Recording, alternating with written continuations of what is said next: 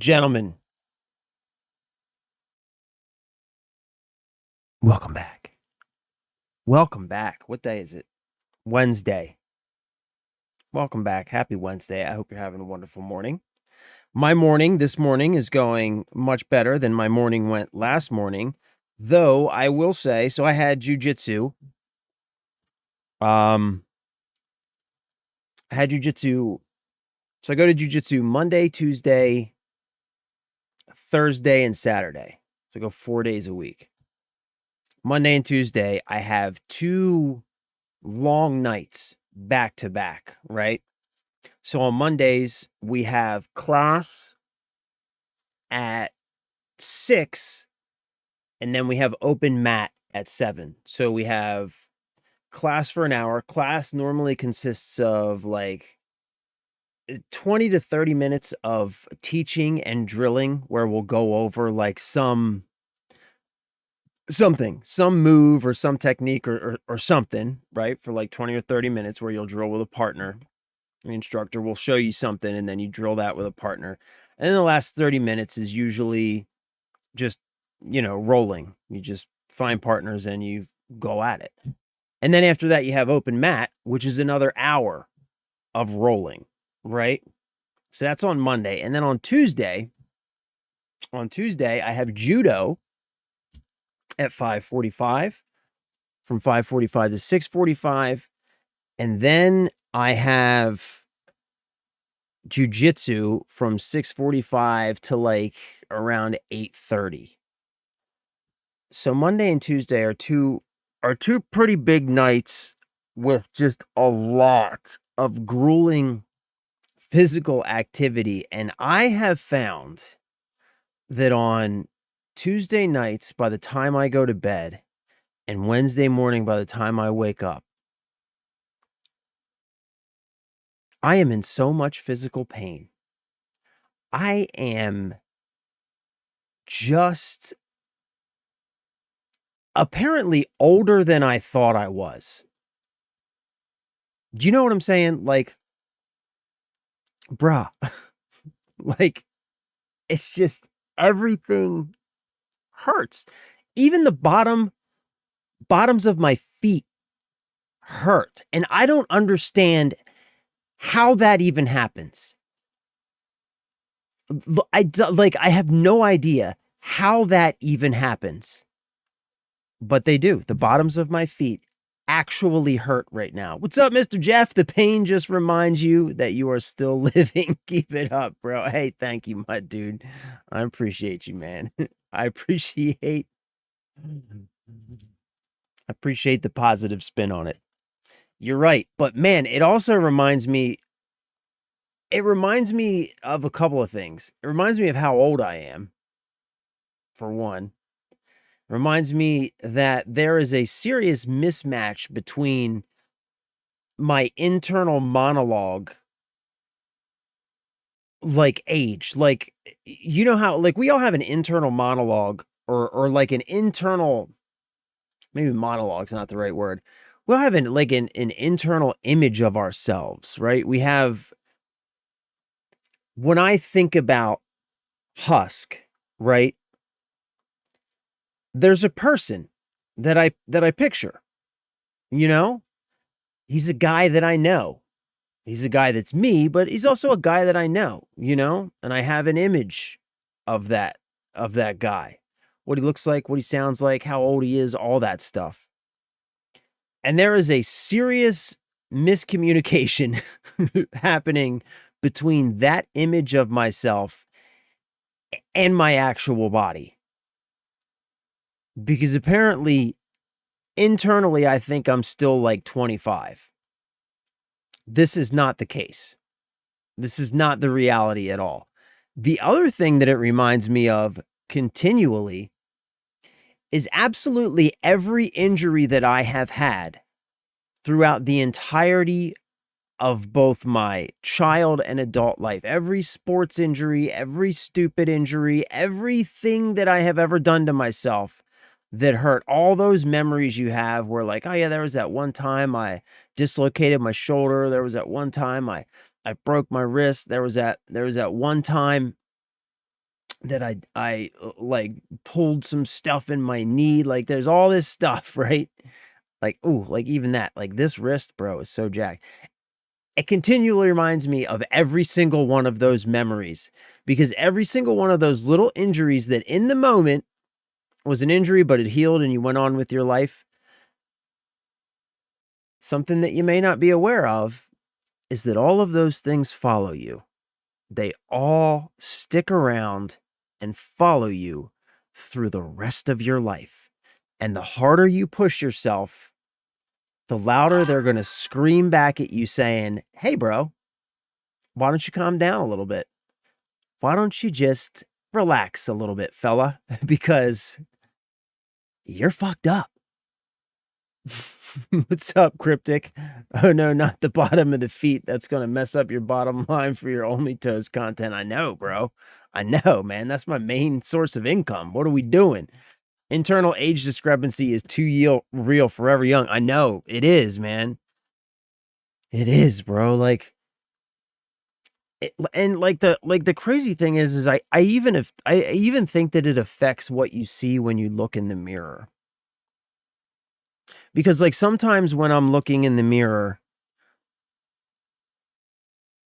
like if I don't know, if I look just the right way or if my defenses drop or whatever, I'll get a glimpse of the person who's actually staring back at me.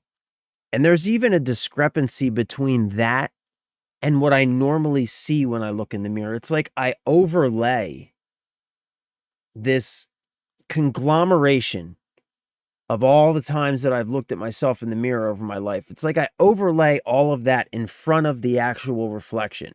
And every once in a while, I'll catch a glimpse of that actual reflection looking back at me, and I'll be like, damn, bro.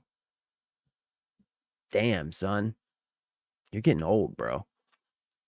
But yeah, it's crazy, man. Did you see Crimson Drip? I posted to Discord. No, but we will look at it right now. Lifelong friends. Yeah, bro. Yeah. They got your back. Literally. My aching back.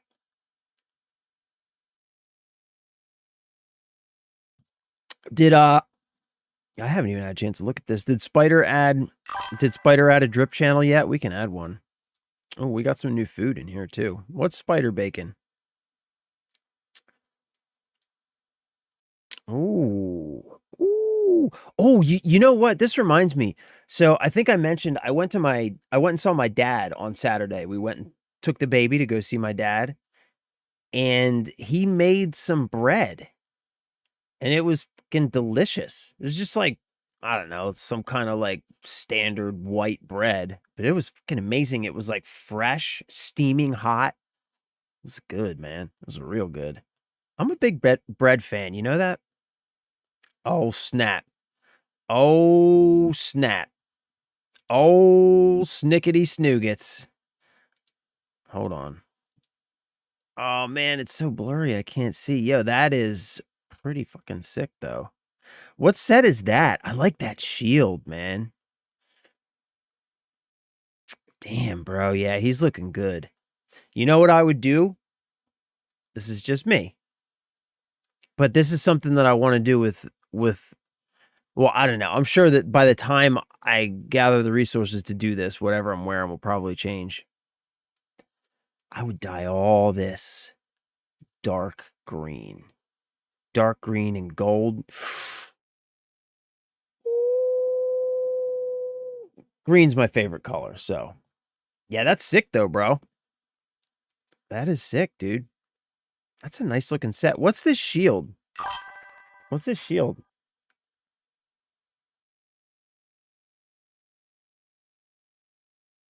The wood cart. All right, word. Oh, it was green before and you dyed it white. Shit.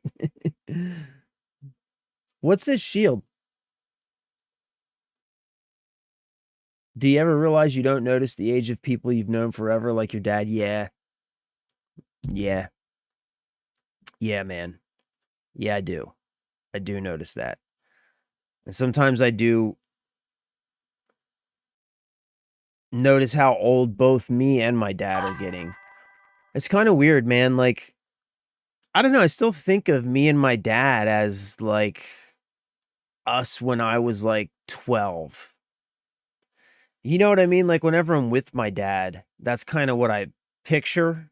Obviously, that's not, that's not the reality, like, I've got a kid now and all this other stuff. But, yeah, it's weird, man. It's weird. It is really weird. Life is kinda weird that way, isn't it? I don't wanna get too deep, but that's kinda strange. The way I sometimes glimpse my own age, I sometimes glimpse his age, and yeah, yeah, man. Yeah. Yeah, like I said, I was just over there on Saturday, and, yeah, like, I think my dad is I think he's in pretty decent shape, but, like, I gave him a hug, and, like, I was like, my dad's a blue collar guy, he worked HVAC, so, he was always doing, like, physical work and stuff, and he's always just a big, strong guy.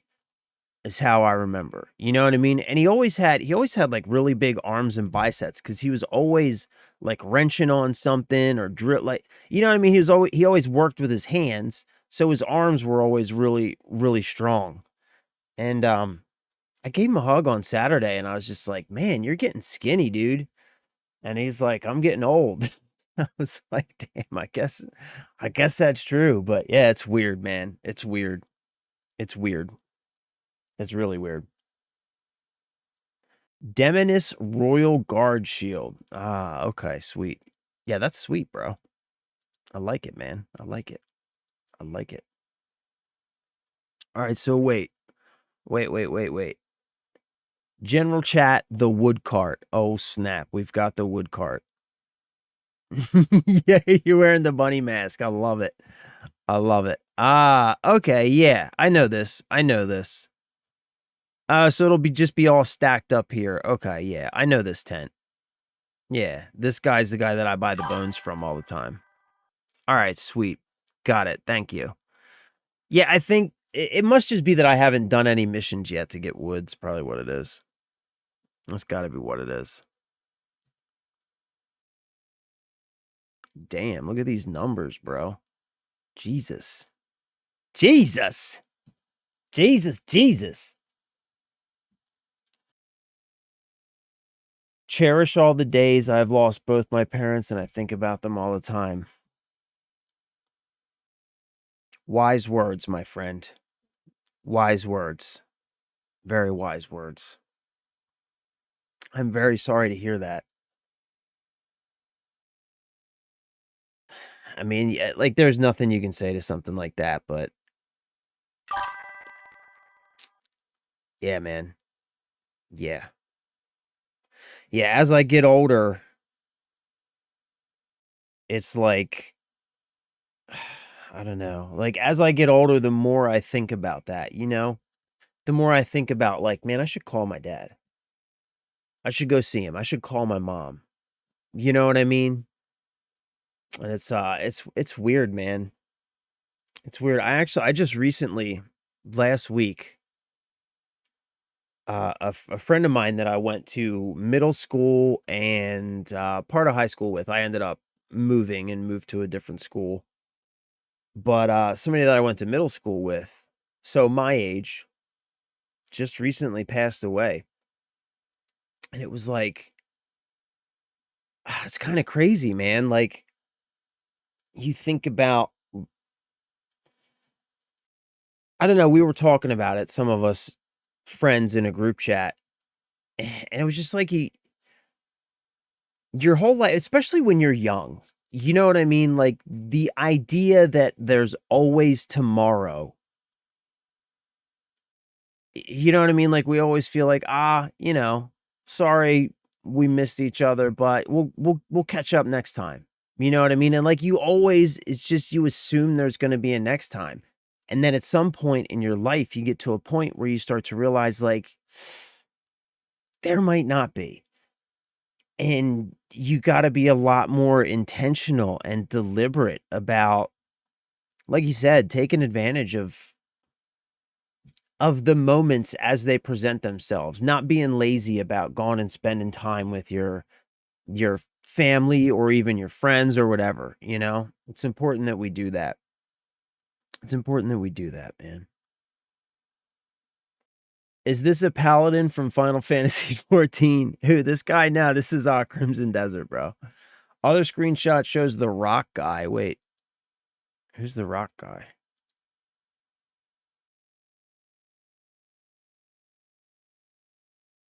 Oh, the rocks are back here, right? Aren't the rocks back here? I think I picked up some rocks back there. Bro, I love the bunny mask. Doesn't that give you extra, doesn't that give you, like, extra, reputation or something?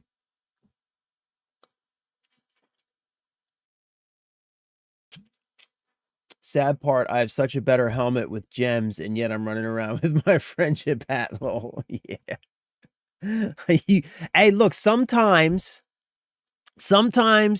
we just have to prioritize the drip over the stats. You know what I'm saying? Like, if we can't prioritize the drip every now and then, what are we doing? What are we doing with ourselves? If every now and then we can't say, you know what? The drip's more important. You know, what are we doing with ourselves? We gotta be having fun, man, in these games. We gotta be looking good, having fun, prioritizing the things that are important. And sometimes drip is the most important thing. Also, here's something I noticed, like just now, right?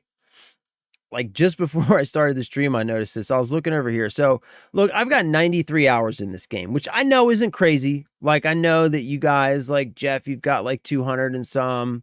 Cryptic, you've probably got multiple hundreds, right? So I know it's not a ton, but it's almost 100 hours. It's not a little bit either, right? It's like over 2 full work weeks. You know, like a work week is average 40 hours. So it's over 2 full work weeks that I have in this game.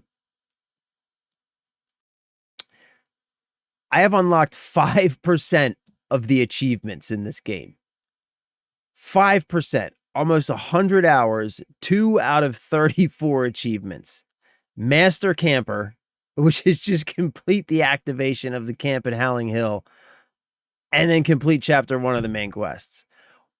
100 hours. 5% of the achievements. Which is crazy. Crazy. Like, we got to get on the ball. We got to get on the ball, man. We got to get moving. Because also, we were talking about or Dying Light. We were talking about Dying Light yesterday. And yeah, I kind of want to check it out. So we got to get moving, man. We got to get rolling. At the very least, look, at the very least, we need to like complete the story. And then we can move on to other stuff and always come back to Crimson Desert because there's so much more. Like the story, I feel like is such a small part of the game. Like the main story is just, it's like a small slice of the game. But we at least have to get through that. We at least got to get through that. I'm still at 2 achievements too. All right. So maybe it's not just me. Maybe it's not just me. Only 140, but I expect this to be a 1K game. Yeah, I'm with you on that, man. The achievement list is 90% challenge related and nothing about the actual story. Oh, yeah, I haven't even looked at it, to be honest with you. Yeah, I expect this to be a 1,000-hour game for me too. Like, I've said it many times on this channel, kind of jokingly, when I'll say like, I expect to be playing this game for the rest of my life. But I actually do expect this to be one of those games that I'm just going to be playing for a long time. You know, like it's the kind of game that like you can go off and you can do other stuff, but you can always come back to it because there's just such a big world to just run around and explore in. And if you're in it for the exploration, if you just enjoy the exploration, there's easily 1,000 hours worth of gameplay in this. You know, there are plenty of people who have 1,000 hours in Skyrim.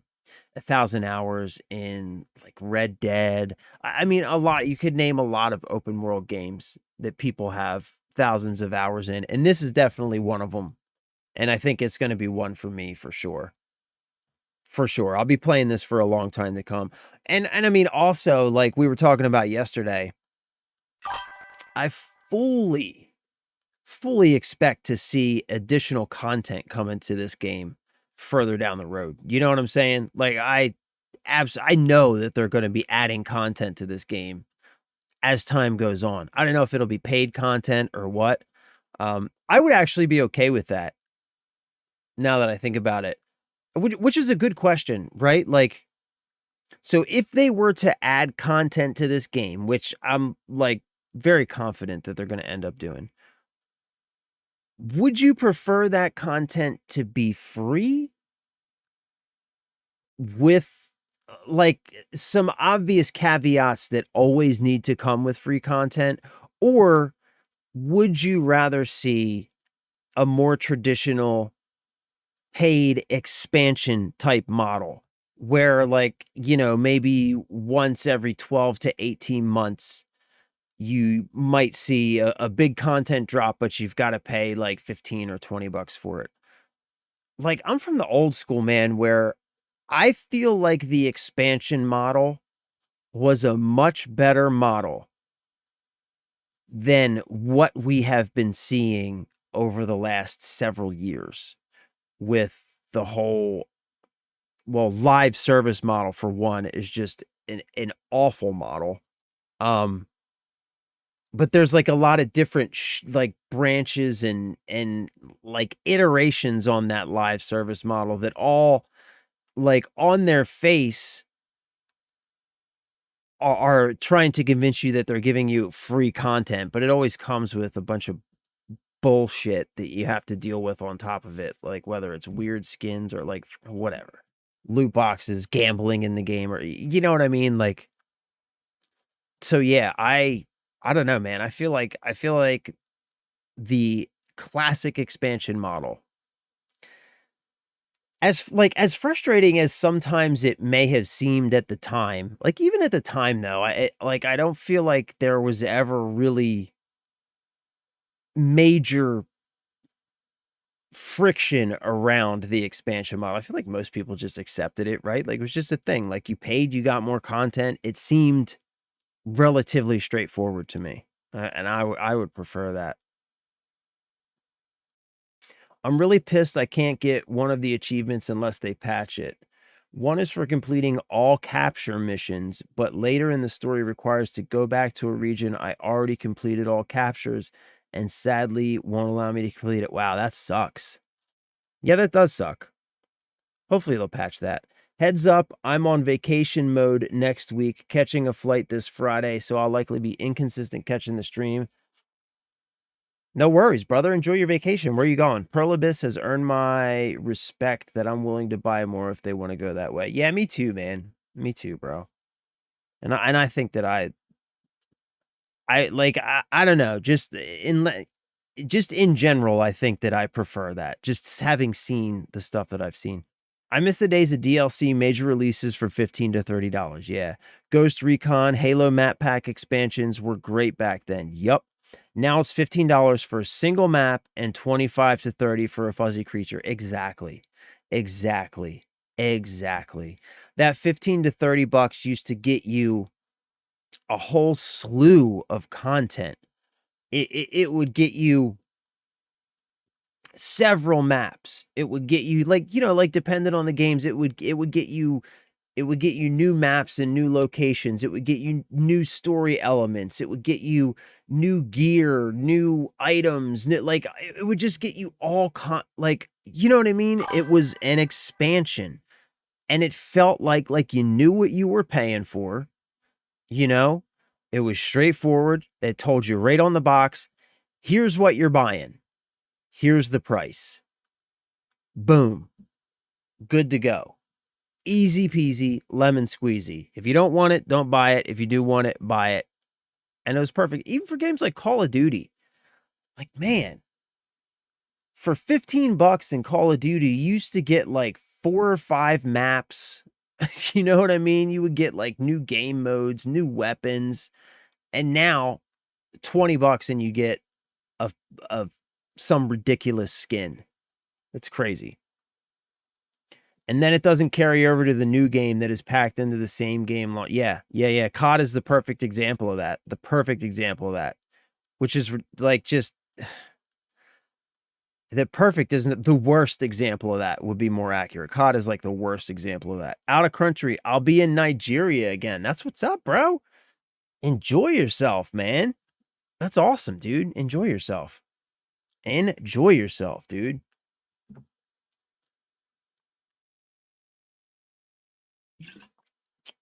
All right, so like I said, we got a lot to get through, but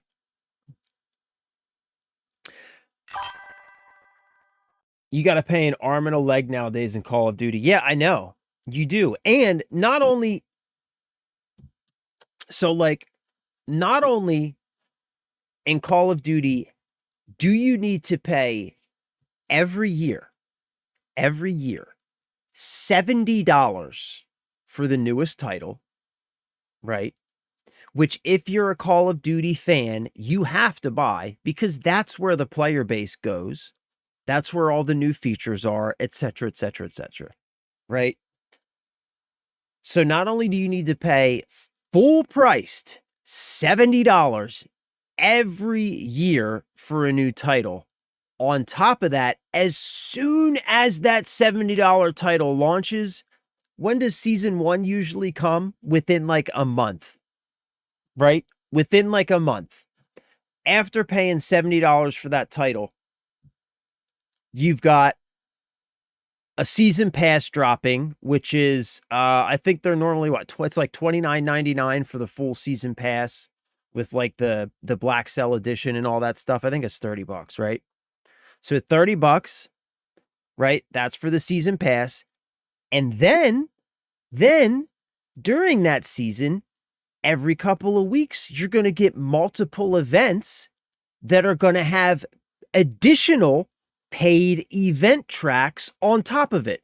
So you're paying $70 for the game, which we didn't mention launches with a fucking store with $20 plus skins. Within the first month, they're asking for another $30 for a battle pass. And then they're asking for like normally the paid event tracks are like $10 or $11, I think, however it works out in COD points. You could easily spend in Call of Duty, if you wanted to participate in everything throughout the life cycle of a single game, I guarantee you could spend close to $1,000. Right? Like, maybe not 1,000, but hundreds at least, you know? You figure what, maybe 6 seasons, say 6 seasons in a game, right? Like every 2 months or so a season. So let's say 6 seasons at $30 a season. That's what? That's another $180.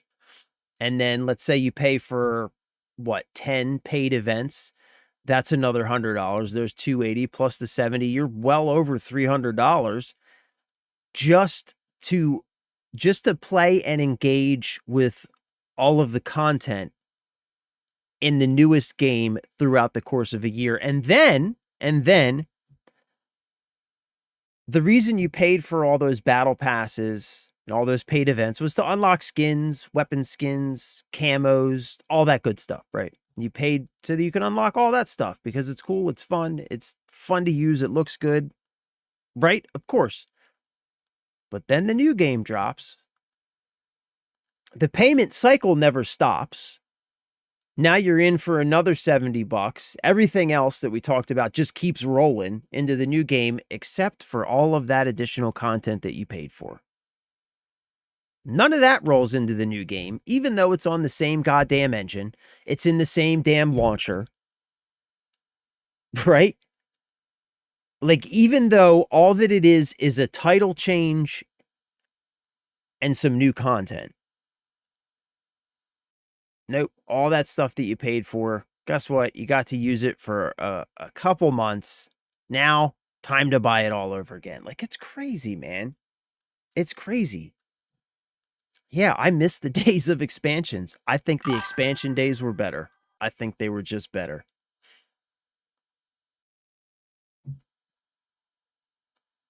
We can't carry over skins from Modern Warfare to Black Ops because it's a different game. Right, right. 2 months in, the replacer skin shows up and nothing else carries over.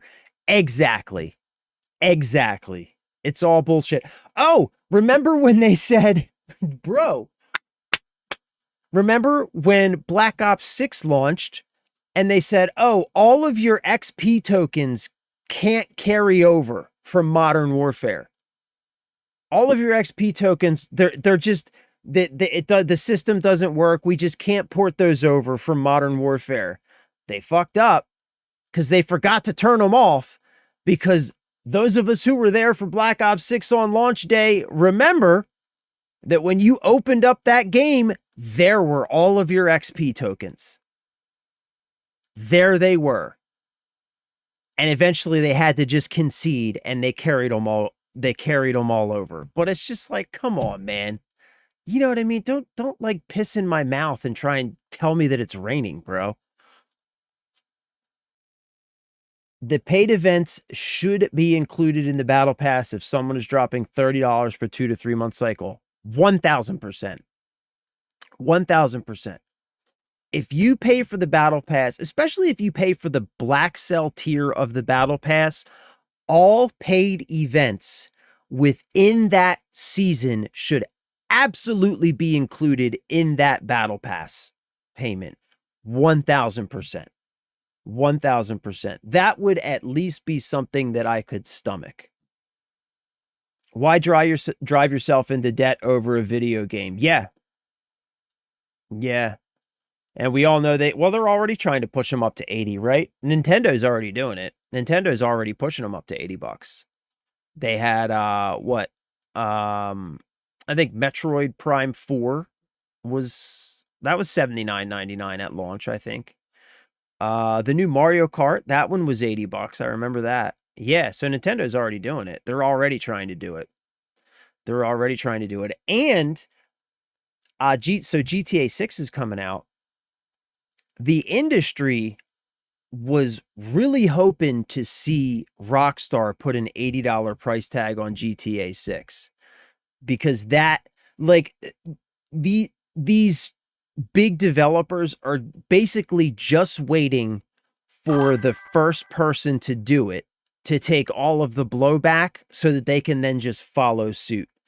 Nintendo already did it, but fortunately for us, Nintendo is like a bit of a standout. Like, regular AAA developers who develop for PC and other consoles, they can't really follow Nintendo's lead. You know what I mean? Because Nintendo they're kind of off in their own world or whatever. Like, Nintendo does what Nintendo does. But that's all they're waiting for $80 games. They're just waiting for the first person to do it, because whoever's the first person to do it is going to take all the blowback, right? But once that's done, that window is now open. But we were talking about this the other day too. RE, like $80 plus games and just the price of games in general. Fortunately for us, we have recently gotten a slew of really great games. Resident Evil 9, Crimson Desert, Pragmata, Expedition 33, what were some of the other, what was the one, what was the one, Black Myth Wukong? Like, we've recently gotten some really good games that have come out that have kind of reset the bar in terms of what kind of quality is expected for a full priced release price tag or whatever. Right? So, like, fortunately for us, games like these games have, because, like, really what the way things were trending, right, is the quality of games like Call of Duty, etc. A lot of the Western developers especially, but not just Western, but a lot of the Western developers especially, The quality of the games was had been consistently going down. Games were releasing in unfinished states. That had kind of become like a norm, right? Like you just expected to pay $70 for a game that was going to release in an unfinished state, was going to require a day one patch, and then was going to require several patches over the first couple months just to iron out all the bugs that the game was going to launch with. And then at the end of all that, you might have a playable game, but still not a great game.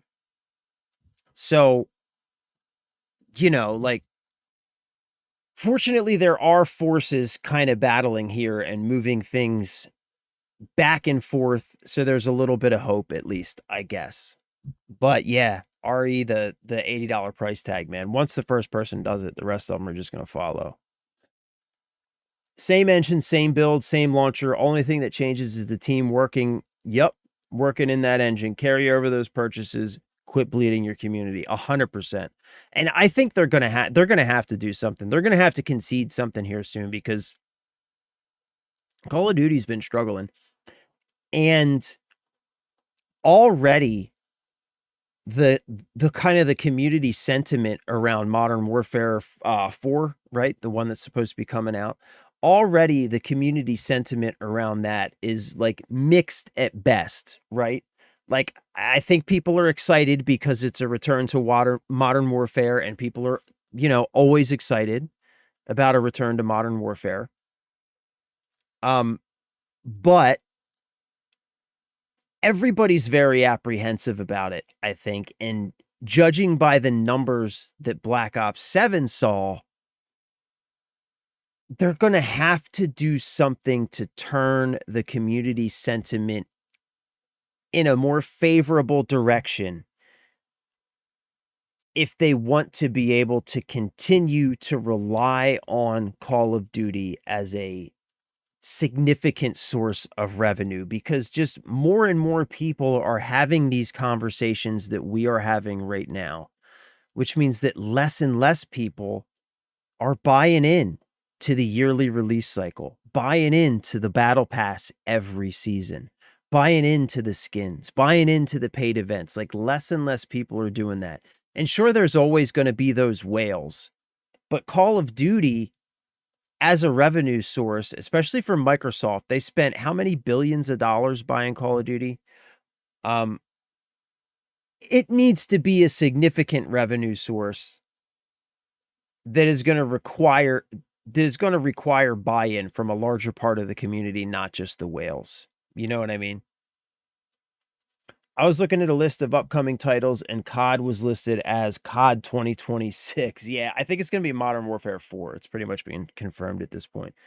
The all XP token skins can import. It works in I know it works in Warzone, and Warzone's on the same engine. Okay, we're updating Warzone. Nothing carries over. New Warzone releases all skins. I know, bro. It's crazy. Whatever happened to cheaper games when it... Yo, don't even get me started. Don't even get me started. Whatever happened to cheaper games when everything went digital? Yeah, because you remember those conversations, right? You remember how upset everybody was when they started talking about digital distribution.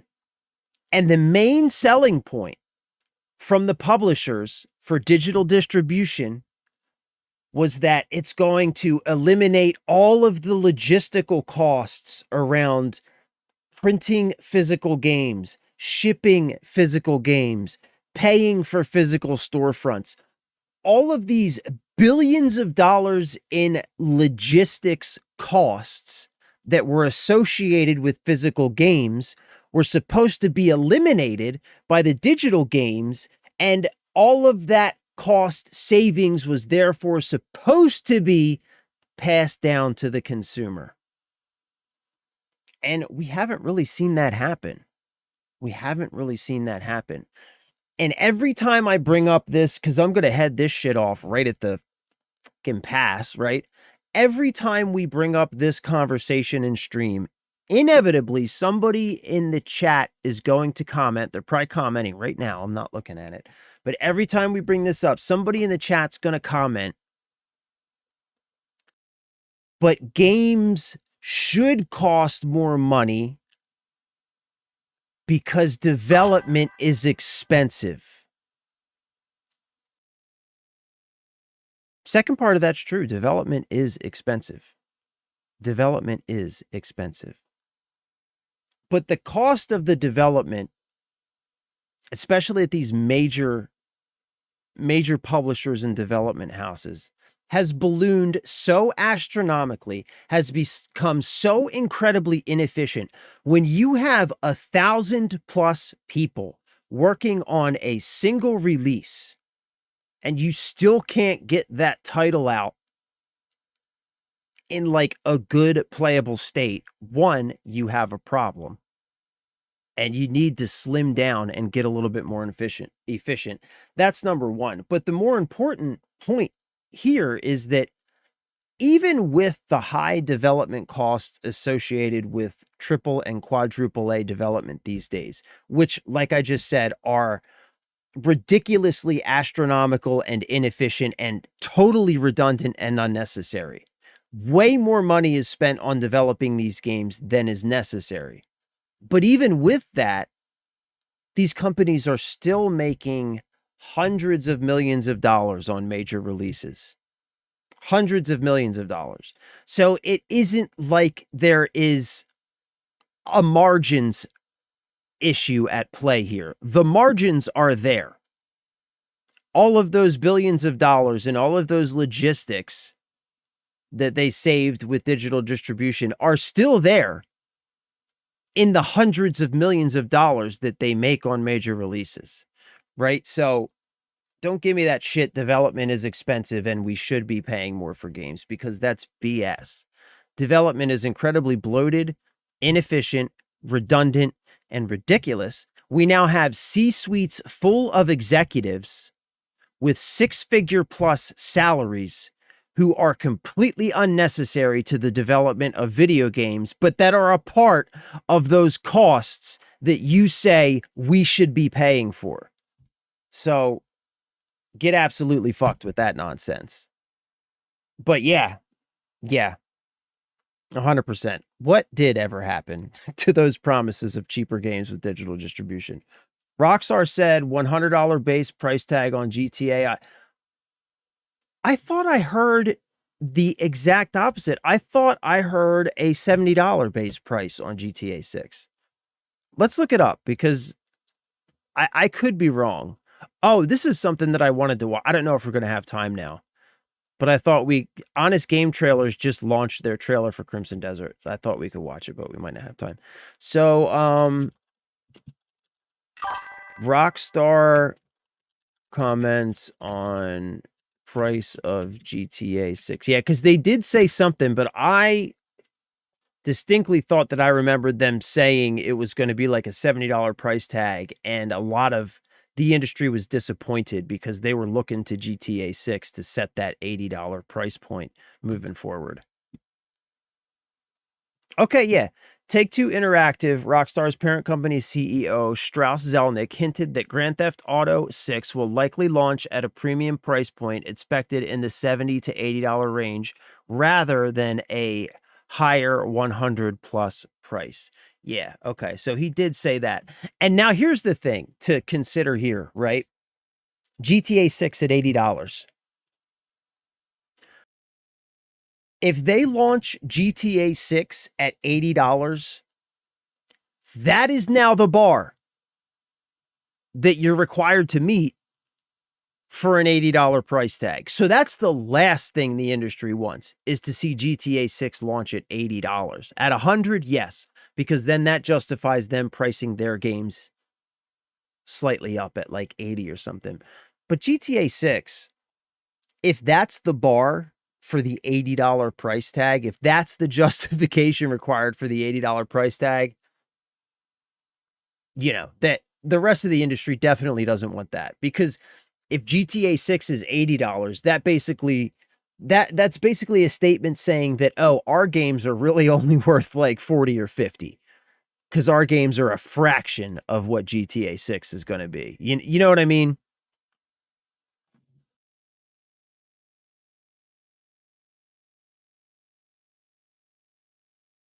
I have over 100 games on Nintendo, and I can say I have most likely easily spent over $1,000.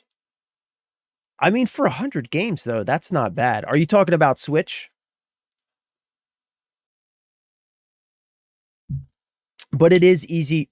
One thing I would like, I love Nintendo, man. I do. I love a lot of their games. I mean, I've been a Nintendo fan for a long time. And so I do love Nintendo, but I will say, man, like their pricing it's like, man, it's kind of tough to swallow sometimes. Like their eShop, um, their pricing on their retro games for the Nintendo online service, and it's a little tough to swallow sometimes. A little tough to swallow. In the past, wasn't N64 games $75 to $80? That'd be roughly $140 current price. Yeah, I don't know. How much were N64 games? My parents were buying N64 games, so I don't really know. What was the average price of an N64 game? Between $50 and $70. Yeah, wow. New Nintendo 64 games typically cost between $50 and $70 at launch, with some highly anticipated titles reaching $80. No shit, I didn't know that. Due to expensive cartridge manufacturing. Yeah, okay. They were often more expensive than their PlayStation counterparts. Today, used N64 games generally range from 20 to 50, though popular titles are often higher. Yeah, that's right. I do remember that. That's why Nintendo ultimately moved away from the cartridge when they went to the GameCube. I remember that. I remember that. Because I remember the GameCube being a disc-based system was like a really big deal for Nintendo fans. Because we were used to cartridges and everything. But yeah, I do remember that. Yeah, you're right, man. You're absolutely right about that, Cryptic. I saw Pearl Abyss gave 5 million won bonuses to all employees. We're hitting 5 million sales. Wow, how much is I know that it doesn't translate into $5 million, but what's the exchange rate on that?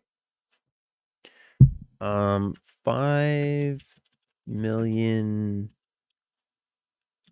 won to USD. Wow. I mean, that's pretty decent, man. That's what's up. That's what's up, man. You know, Pearl Abyss the more I learn about them, the more I like them. You know what I mean? That's good to hear. It's good to hear they're taking care of their developers, because you know they're working damn hard. They're still working hard. If prices jump too much, I have plenty of excellent games backlogged and several worth replaying. Yeah, me too, man. Me too. We've talked about this before too. And retro games. Like, there are so many amazing retro games that we could play on an emulator. You know what I mean? Like we could play every day for the rest of our lives and technically never have to buy a new game and never play the same game twice. What's up, Drizzy? Good to see you. Digital distro still blows my mind to this day when you buy directly from the publisher, i.e. Ubisoft Uplay, and it's listed as out of stock. Yeah, that doesn't make any sense at all. How does that work?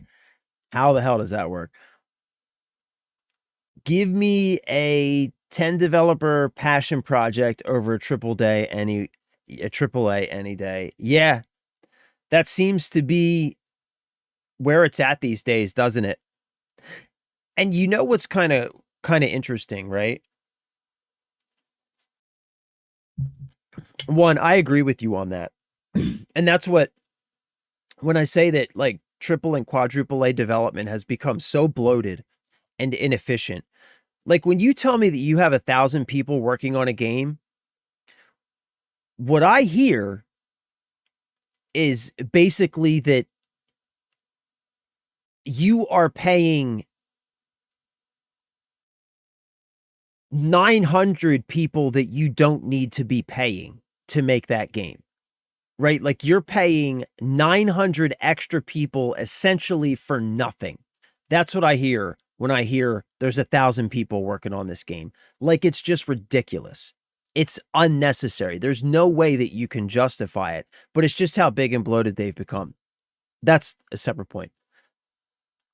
But that 10 developer passion project, like all of the games that we love, the big franchises that we love, that have become like the really huge names now, they all started as 10 developer passion projects. Of course, they've gotten bigger since then, but that's how they all started. That's how they became great, right? Was just as a project that was done by a small team of people who really cared about what they were doing, really loved what they were working on, and really just wanted to create something great, wanted to create something that they wanted to play, you know? And that's how like Call of Duty, like pick a title, right? That's how they all started. That's how they all started. And again, of course, they've gotten bigger since then, and as they've gotten bigger and there are more features and more infrastructure to support, sure, more people are needed. Absolutely.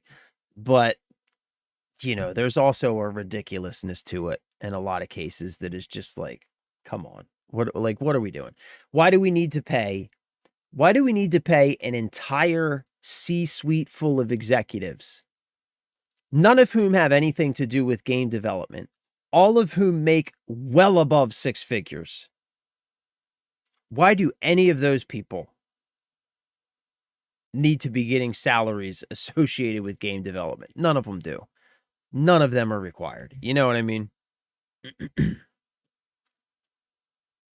They may have started with 100 and went down due to backlash. Yeah, I don't know, man, because I feel like with GTA, like I feel like they could have gotten away with it. People would have paid it. You know what I'm saying? People would have paid it. Games are for sure expensive. I sound like I'm biased because I play Crimson, but that game is worth it. Yeah, I mean that's a solid point though, Drizzy. Like I think the point, so what Cryptic brought up about game prices in the past is a good point. Because game prices, if you really think about it objectively, I do have to admit, they haven't gone up a lot over the last like 2 decades. They've gone up on average and in general, but not by a ton. So $70 for a game in 2026 is certainly a lot of money, but it isn't too much money as long as the experience you're getting is good. You know what I mean? Like a game like Crimson Desert, an experience that big with that much work and development time put into it, $70, I feel completely comfortable. I feel completely confident. I have no regrets in my purchase of a game like that at all. Even a game like Call of Duty, if it was a $70 buy-in for that yearly title, I would feel completely okay with that. It's all the other stuff on top of it that is the real issue here, right? Because the cost of a game, more often than not, isn't just the price tag anymore. It doesn't stop at the register the way that it used to, right? When you would buy a game for PlayStation, like PlayStation 1 games, I think were averaged around like $50 for a PS1 game. What was the average price for a PS1 game when new? Yeah.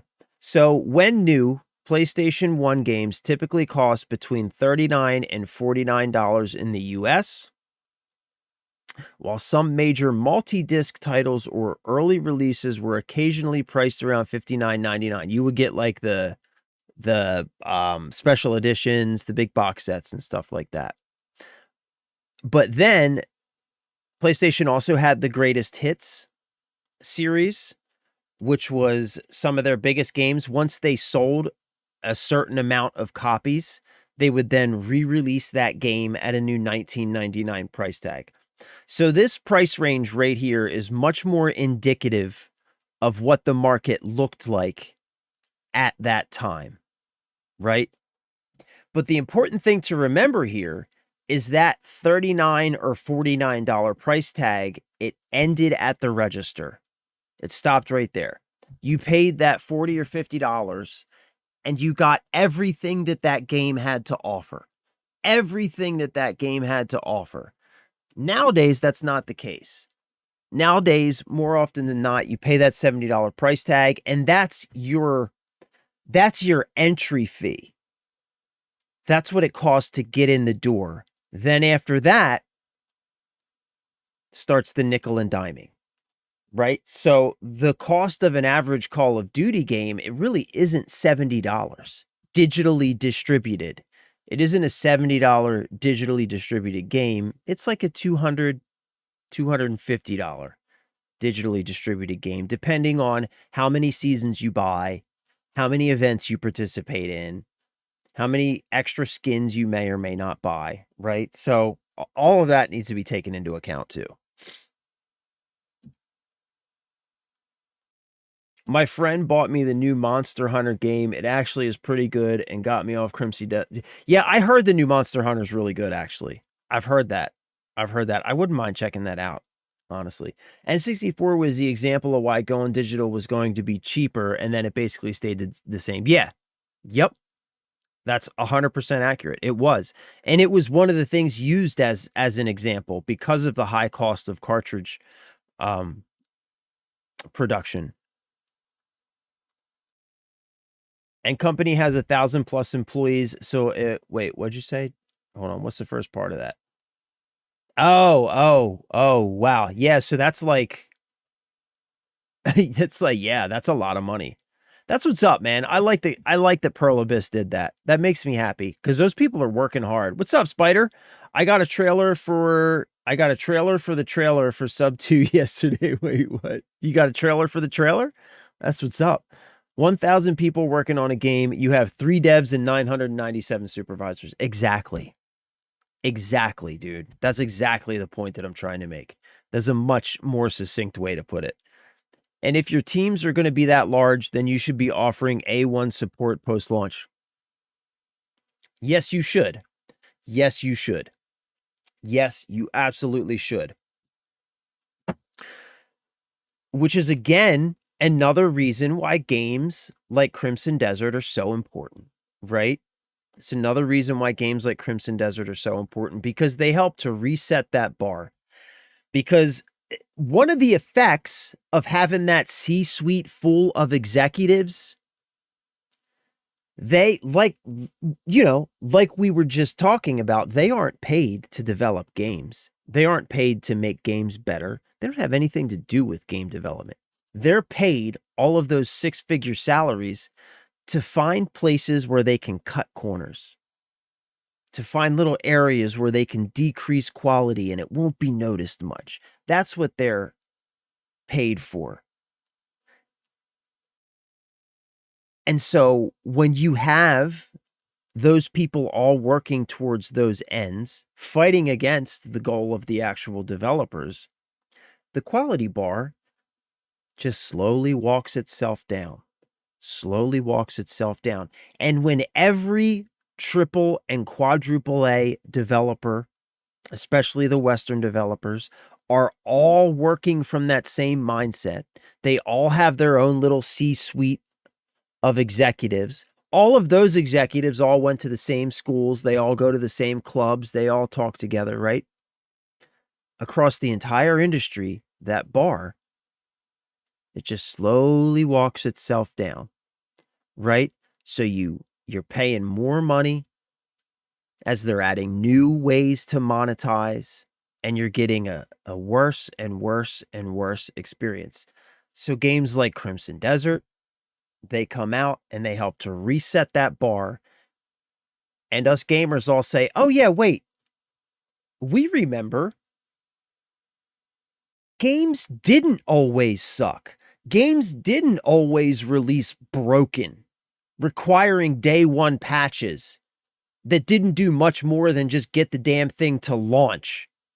God forbid you play the game fast and get far into it, because we know that day one patch only covers the first 5 hours of gameplay. Everything after that is still a completely broken hot mess, right?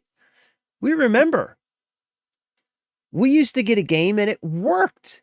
You got the whole thing and it was good and it was fun and it delivered exactly what it said it was going to deliver on the box. So, you know, these games like Crimson Desert and Resident Evil and Pragmata, like all this stuff coming out that's been so good lately, they're so important because not only are they good games, they're important because they're good games and we deserve good games to play, but they're also important because they help to fucking kick that bar back up, to shake the disillusionment and to say, yeah, wait a minute.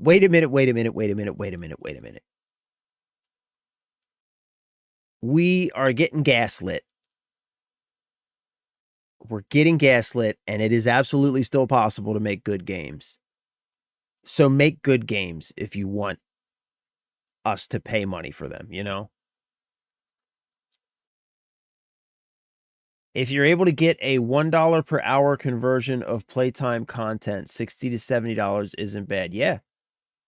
It's when you dump $30 skin when it's identical to the base skin with a color swap to the jacket. Yeah. Yeah. And even skins. I'm not adverse to skins either. Like it's all in the value proposition. You know what I mean? Like there is always a value proposition. There's always a little equation there that can be done. And it's always very easy. Like everybody can see and agree when there is manipulation or price gouging or when the fans are being taken advantage of. Like everybody can see that, right? But it doesn't mean that any of these things are inherently bad just in a vacuum. It doesn't mean that battle passes are bad in a vacuum. It doesn't mean that skins are bad in a vacuum. It doesn't mean that paid events are bad in a vacuum. It just means there's a value proposition that needs to be worked out.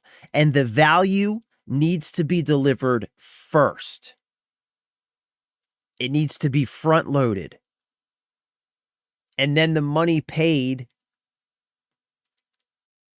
it's just an okay, great. This is what it costs for this value. I'm getting something out of it and I'm exchanging my dollars for that thing that I'm getting out of it. That's the price I remember, $40 for new titles. Yeah. Yeah, me too. Me too. Call of Duty became the game where it depends on how much you want to spend after playing the entry fee. Yep. Yep. They lied to us about the price coming down from companies making digital rather than physical. Yep. Yep. We talked about that. Like BF6 release day when it didn't even work on EA launcher. Yep. Yep. The fucking EA launcher. Yo, I was so pissed, man. That was supposed to be like, so my channel, when I started doing this, started streaming, like Battlefield 6 was the game. Battlefield 6 launch day was such a big day for me. My like everything was moving towards that moment. I went live, had the stream up, tried to launch the game, and it wouldn't even fucking launch. I was so pissed. I ended up refunding it and buying it on Steam, but like what an absolute shit show. You know what I mean? Like it's just unacceptable, man. It's unacceptable. Why does fiduciary responsibility for C-suite execs have to get passed to us customers? That is the question, right? But that is also the problem. Somebody else was saying, I think it was in a comment on a video I posted. Somebody was saying like, this is going to sound like a hot take, but we should just get rid of the stock market. And I was like, I don't think that's a very hot take, because what it comes down to is those people in the C-suite have a fiduciary responsibility to the investors. That's the problem. That is the stock market. It's one of those things where it really exists to make people who are already rich richer. It doesn't produce anything. It doesn't offer any good or service. It doesn't improve society in any way whatsoever. You know what I mean? And it's like it's the root of so much of the issue with the modern, I don't even want to call it capitalism, because it isn't capitalism anymore. We haven't seen capitalism in many, many decades. So I don't want to call it capitalism. I'll just call it the modern financial system. The stock market lies right at the root of so many of the issues in the modern financial system that are draining the middle class of absolutely every ounce of blood that we have left, and is just slowly transferring all of that lifeblood up to the 1%. And the stock market lies at the root of so much of it. That is the question, my friend. That is the question. And the question is, it doesn't. But the reason it does is because of the stock market. It's because of investors. Space Marines 2 was another recent game that wasn't broken and polished when released. I didn't play that one. I'm fine with a skin here or there as long as it's funny, enjoyable to me. Yep, me too. Like COD Modern Warfare when they released the fuzzy monsters. Nothing funnier than running up with a hammer as that skin, but being only able to use it for 9 months before the cycle. Yeah. Yo, I bought one skin. No, I've bought a couple skins. But the Black Ops 6 era, I bought one skin. And the skin that I bought was Mr. Peaks. They released a big fuzzy Mr. Peaks costume in the store. And I was like, oh, this is phenomenal. I have to have this. And it's just your character running around in a big, ridiculous, fuzzy, bright blue Mr. Peaks costume. So yeah, I'm with you on that. My problem is, when Black Ops 7 launched, that was a premium fucking skin. I think I paid like $25 or something for that skin. It's just like, it's the same goddamn game. Like, Black Ops 7 was like it wasn't even a whole coat of paint. It was like half of a coat of paint slapped on top of Black Ops 6. And you're telling me I can't use the $25 skin that I bought like 3 months ago? Get absolutely fucked. I know I broke your heart when I told you it wasn't working. That's the day I followed too. Oh, bro, that's right, man. Yeah, that's right, bro. That was the day you followed, wasn't it? Yeah, you've been around for a while, my dude. Yeah, because you know what? I remember having a conversation with you when I was back. You remember, I was back in the old office in the house. I was in the basement. Remember? And I had all the books and stuff behind me. Yep. Yep. You're right, bro. Hey, man, thank you for sticking around, dude. I appreciate you. I love you, bro. Thank you for that. I keep playing Starship Troopers Extermination, not AAA, but 16-person PvE. Very nice. Yeah, I've never played that one either. I've seen that one, though. That actually, it looks a lot of fun. Yeah, same engine, same launcher. That's exactly it. That's why I stand by Helldivers with their war bonds. You can get all of them completely free, fast. Yeah, I have not played Helldivers, but I have heard about the war bond system, and it sounds like a good system to me. I haven't spent any money in that game, and I almost have all of them. Yeah. Yeah. Yeah, that's a great way to do it. And Arc Raiders does a similar thing where you can earn premium currency in the game that you can then go spend in the store. And when you have systems like that, like for me personally, like I'm just much more inclined to spend money in the store if you have a system in the game like that, where I can either grind out and I can get a skin every now and then, or I can grind up some premium currency and I can throw a few dollars on top to supplement it. And like, I am way more inclined to buy more frequently if you have a system like that in place. You know what I mean? Just way more inclined to buy frequently. All right, so like I said, I was gonna watch this. We could watch this and talk about it, but meh. Let's just jump in, man, because we got a lot to get through. We got a lot to get through. Oh, by the way, hold up real quick while that's launching.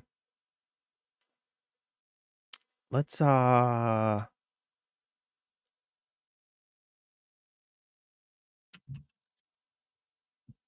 Dying Light. Ah, shit. Dying Light. All right, this is the first one, right? This is the one that we should start with. This, like, just went on sale not too long ago. And I'm so upset that I didn't buy it at that time.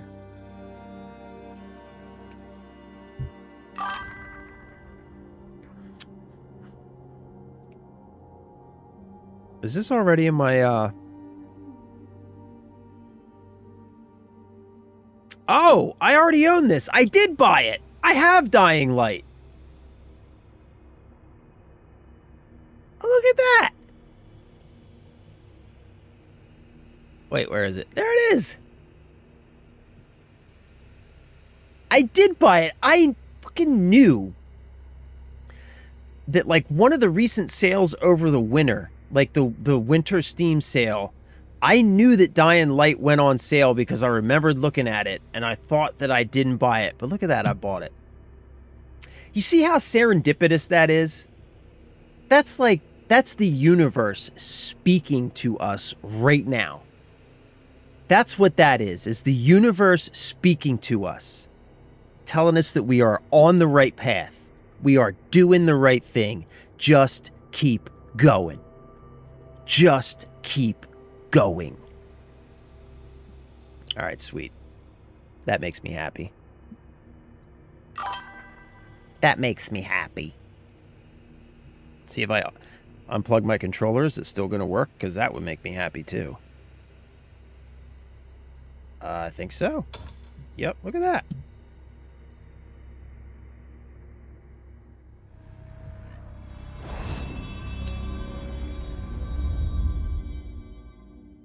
Base price was $40 also. Yeah. Yeah, Helldivers is doing it right, man. And it's a live service game, so for that $40, you've gotten what? What's it been? Well over a year worth of gameplay at this point, right? For Dying Light, you don't need to play 1 to understand 2, but they're both pretty good. Okay. I can't do Dying Light, all parkour, and very few pew-pews. I haven't played it yet. But we were talking yesterday. We were looking at a bunch of games. And so, like, right now, clearly we're playing Crimson Desert, right? So I want to get through Crimson Desert. And then in July, the beginning of July, we have Assassin's Creed, the Black Flag remake coming out in July. So I want to play that on launch day. So in between now, whenever we kind of finish up with Crimson Desert, in between then and the launch day for Assassin's Creed, we were like looking at different games that we could play. We looked at a whole bunch of stuff.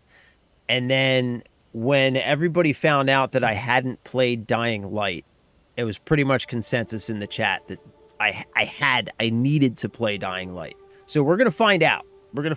I've never played it myself. I will tell you that I do enjoy me some pew-pews, so we will see. I can't vouch for Dying Light 1, but I really enjoyed the second one. Okay. For Dying Light 2, they really upped their game with the parkour system. Yeah, over a year, and they just released the road. Yeah, man. Yeah, Helldivers, I think, is doing it right. And again, right? Games like that are setting the bar and the example for live service games. So hopefully, I feel like, just to kind of like put a bow on that whole train of thought, is I feel like the industry is shifting. I feel like we've gotten to a point where the C-suite, the executives, the investors, have drained the community so much that they've gotten to a point where finally, it's at a bit of a breaking point. And you're seeing more live service games from major developers launch and fail. You're seeing more crap just get left on the table as players are saying, I'm not going to pay premium price for that when this other excellent game over here is available. So I feel like, and then you add to all of that the fact that GTA 6 is slated to launch at some point this year.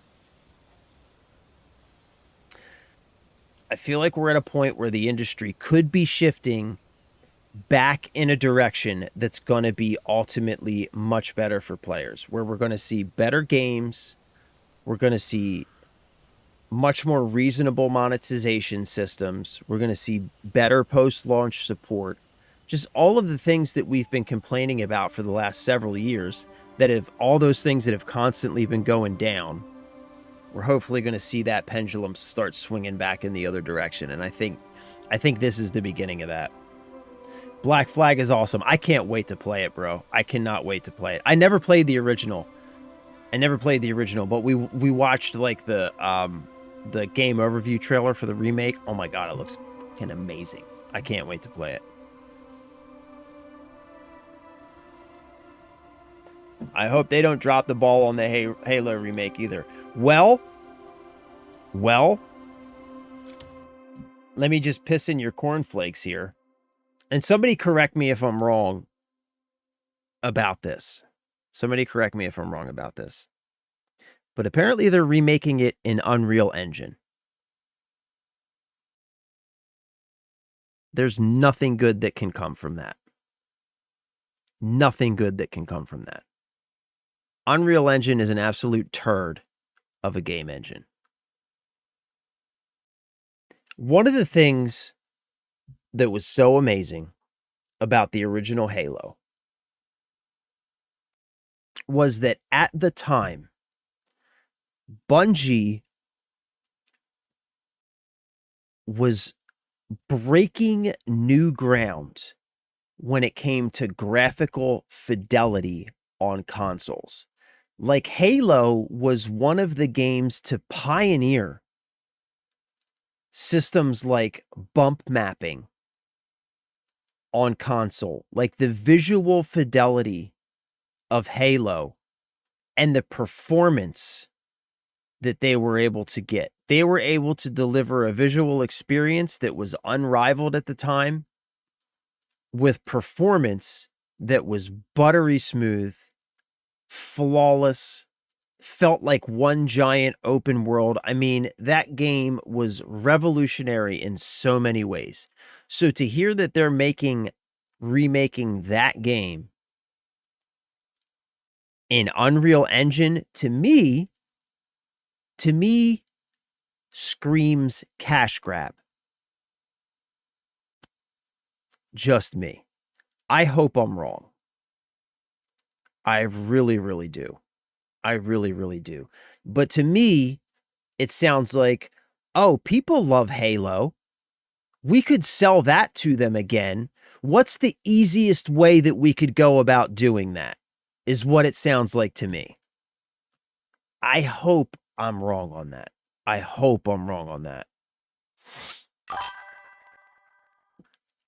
Yeah, there's a trailer, bro. It's fantastic. It's like the game overview trailer. It's like 8 minutes long. Unreal for single player, I think is pretty, but multiplayer needs work, but not smooth. I agree. Yeah. Yeah, and again, like I could be wrong. And now that all of that said, Arc Raiders was also developed in Unreal Engine and they did a ton of customization to it. So it's a very custom version of Unreal. But they have showed that great things can be done with Unreal. So you know what I mean? Like I said, I really hope I'm wrong. But this is, you know, what is it? It's not Bungie anymore. It's Halo Studios or whatever. I mean, they did just give us Marathon, which was a bit of a stinker. So, you know, I don't know, man. I hope I'm wrong, though. I mean, I'll certainly be picking it up and playing it day one. Of course, right?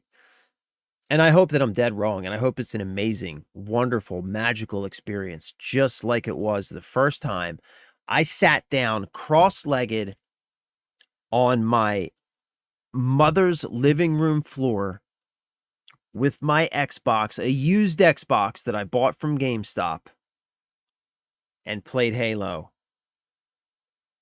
Man, that's a core memory. That's a core memory for me, is the first time that menu music loaded up. Oh my God. Yeah, so I hope I'm wrong, bro. I hope I'm wrong. I really do. The Combat Evolved campaign remake is UE5. Okay. Was Marathon really that bad? Haven't played it. You know,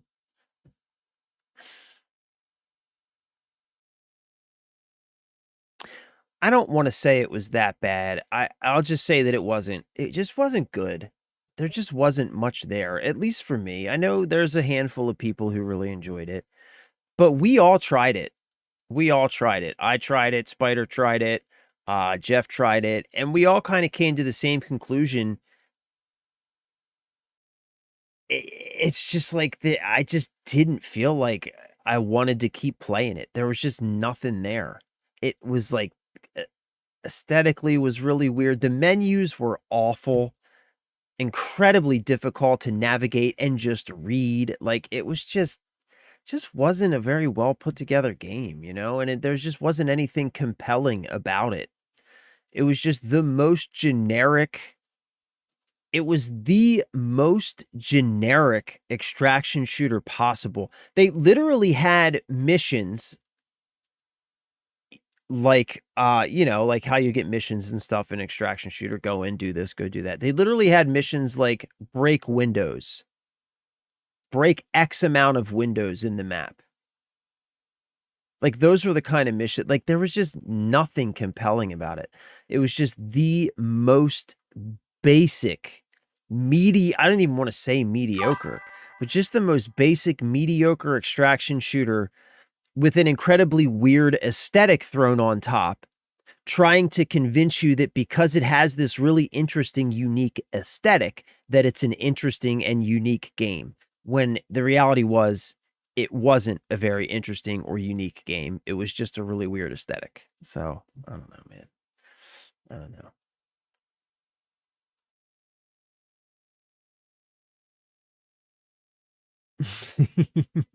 Yeah, not great. Yeah.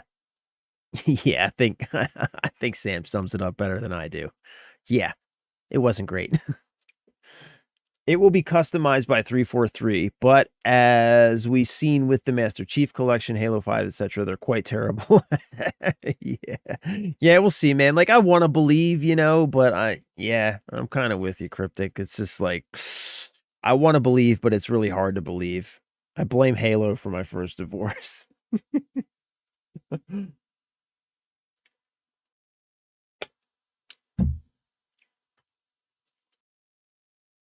Yeah, I mean, that's accurate, though, Drizzy. Like I said, I don't want to say it was a bad game, but it just wasn't a good game. It just, you know what I mean?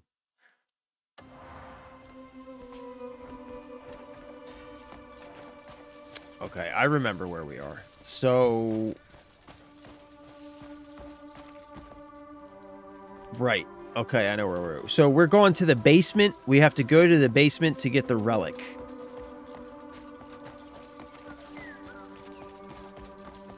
We have to go to the church basement and get the relic.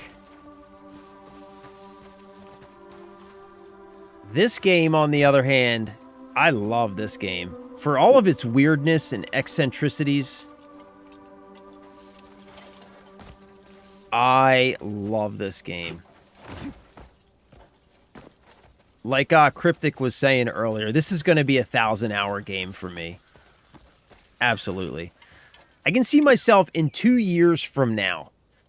In 2 years from now, there will be times on stream where we're like in between games and there's nothing else really going on. We'll be playing Crimson Desert. You know what I'm saying? Like, this is that kind of game for me.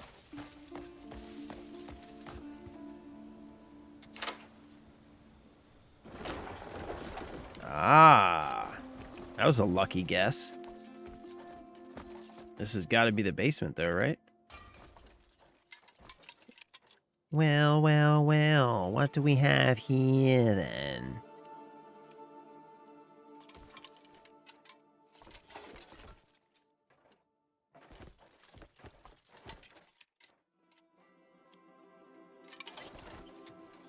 Take that Palmer pill. Anything else interesting in here?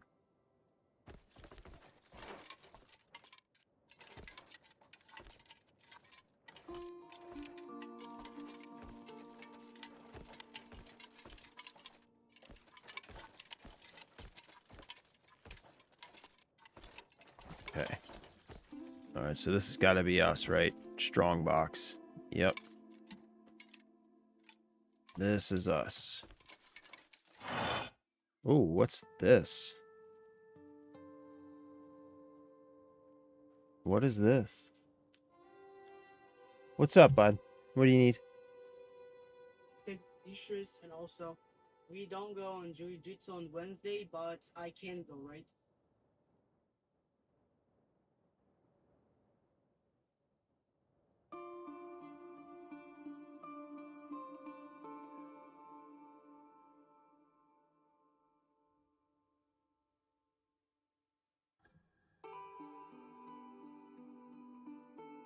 All right, so what is this?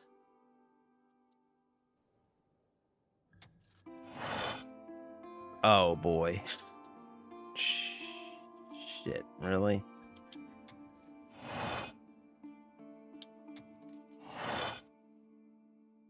Okay, I have no idea. Oh. It's sweet. Got it.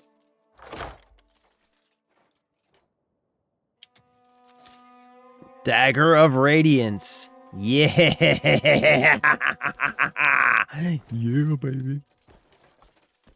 Is this dagger any good? Or is it just for the quest? I gotta be honest with you, I am still getting used to this new inventory system. I cannot find anything.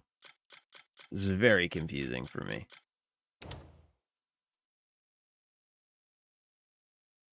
Oh, check out these helmets. Condemner's plate helmet. That's cool. I should swap out my helmet.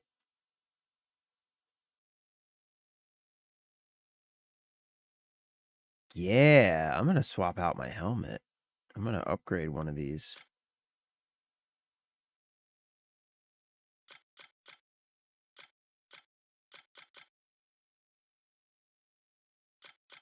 Wait, where's his dagger?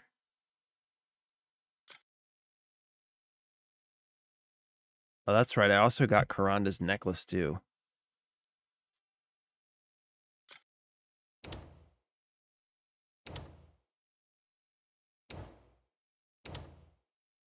There it is. It's a key, not an actual dagger.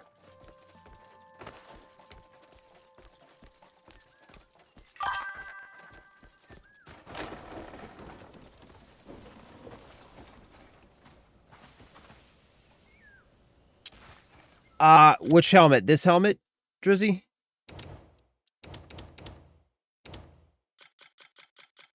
This one I picked up, same place I picked up all this stuff. Fighting some Demonician soldiers. Some Inquisitors, I guess. They dropped these helmets. Or Condemners, I guess. And they dropped these helmets. I was, I'll tell you exactly where I was. I was right over here. Yep, I was right here. House Thorell, the Western Court. I went and cleared this out, picked up a bunch of stuff, and those helmets were there. Yeah, that's where I got it.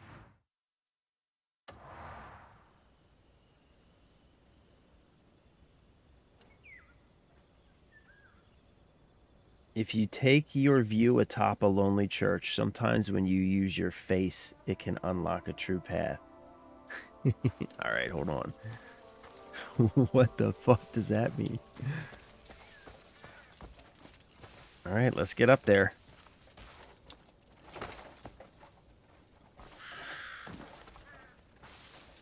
Oh, this is a safe zone. I can't use my thing, huh? Well, ain't that some shit?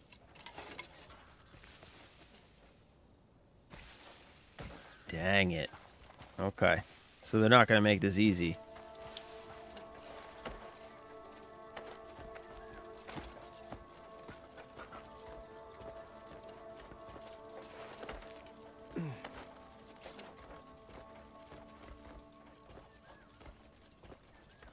Oh, what's this?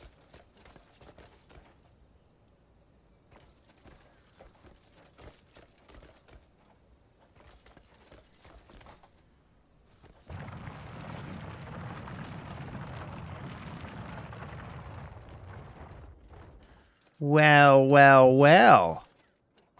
Well, well, well. What do we have here now?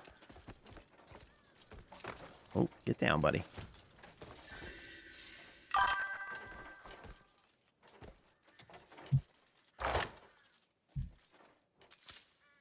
Ooh, what's this? Autumn banquet cloak. What's this? Ooh, that's fancy. Unequipable. Get fucked. What? A formal cloak that captures the quiet elegance of an autumn forest. Deep-toned fabric falls in long lines to form a neat silhouette, while a subtle sheen adds the autumn mood like falling leaves. What? Unequipable. Damien, maybe? Ah, Damien specific. All right, sweet. Sweet. Sweet. What's up, Keegan? I did not make a Brawl Stars account, buddy. I have not even thought about it, dude. I'm sorry, bud.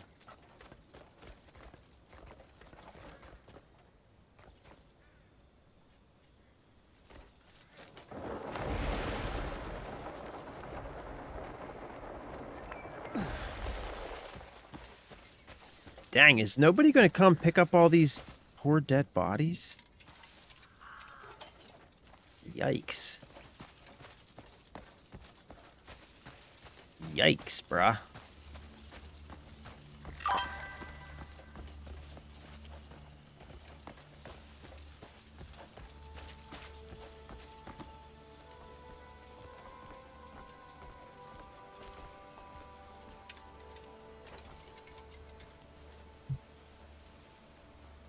Here we go.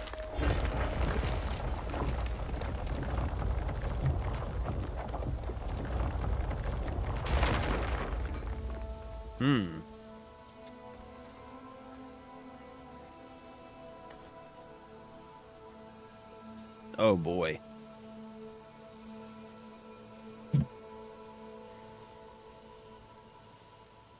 Oh, boy. Okay.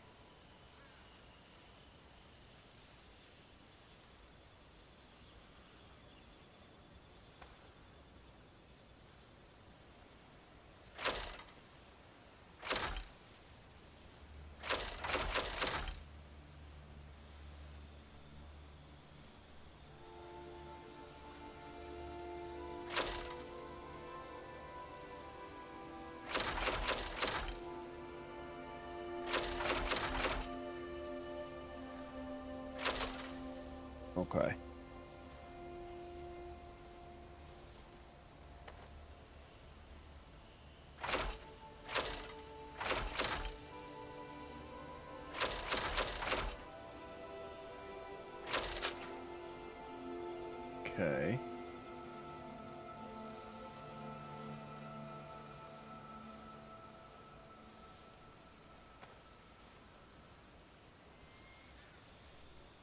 Huh?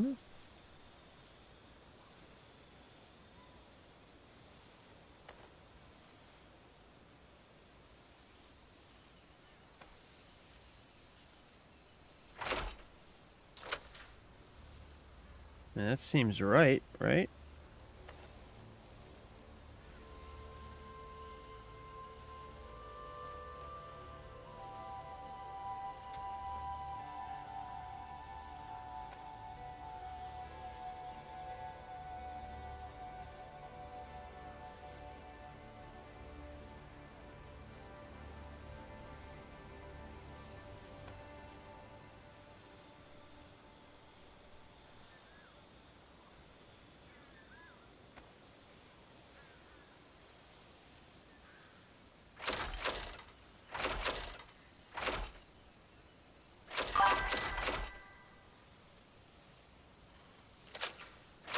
Ah, okay. I had it slightly off. Slightly off.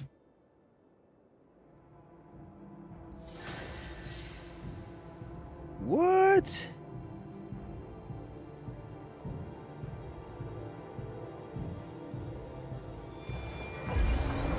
Oh, no. Adventure! Adventure calls, gentlemen! Adventure calls!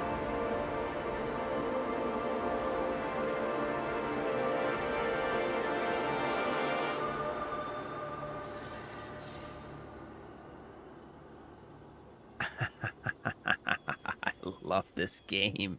I love this game. I'm sorry, buddy. Hey, look, man. I haven't even thought about it, dude. I know I said I was going to do it, but I haven't even thought about it, man. Like when I'm not streaming, I'm always doing family stuff and I'm always doing something, buddy. I'm sorry. I missed that cloak. I need to go back there now. Yes, you do. He'll be around. Bring out your dead. Bring out your dead. I'm not dead yet. Well, you will be soon. I got so lucky guessing this one. All right. Hi, honey, silver. Hi, host. Hi, honey, silver. Hey, honey. Hey, hon. Oh, you know what I haven't tried yet? Hold up. Let's do something. Let's do something real quick. Because we haven't...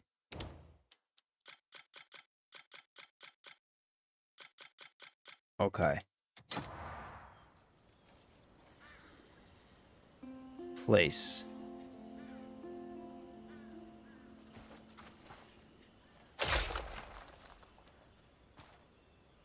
Fill bird feeder. Hmm.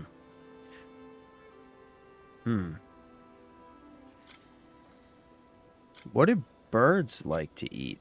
Barley, beans, lentils, seeds, right? Don't birds like seeds?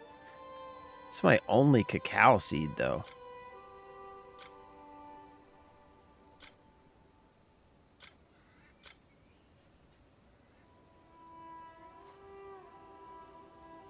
I don't know. I guess let's just try... Let's try an apple.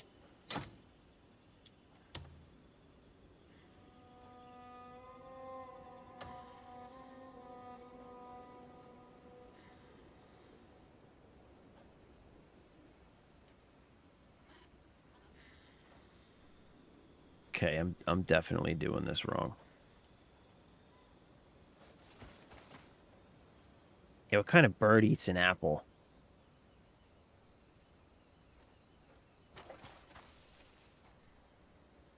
No bird. That's the answer. That was a rhetorical question. No bird eats an apple.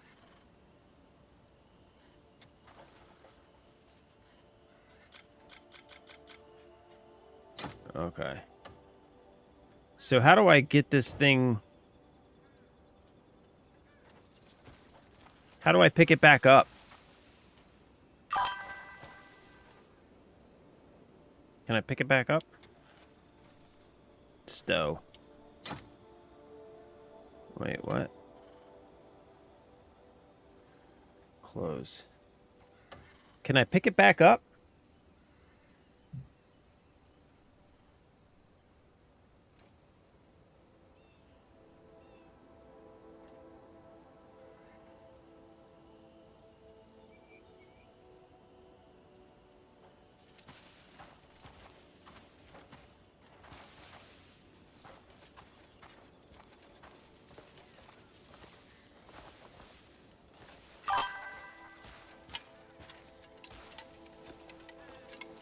Oh, there we go.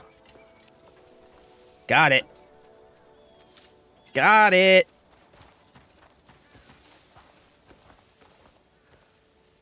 Hear ye, hear ye. Welcome, Prince. Yeah, it is kind of wonky. All right, when you see a bird or a group is when you set it up. All right. Small birds, corn, raptors like meat. Oh, I bet eagles like meat too, right? Don't eagles eat meat? If you go to Marnus Bird Field, you can get a hawk. Okay. Hawks eat meat too, right? Okay, so we just gotta wait till we see some birds. I thought there might be some crows around here. There's some birds. All right, whatever. We're heading over to this. We're heading over to this giant thing over here anyway, so we're good. We're all good. Oh, look, there's some bluebirds. Hey, little bluebird. What do you like to eat, little bluebird? I need to get more seeds, I think.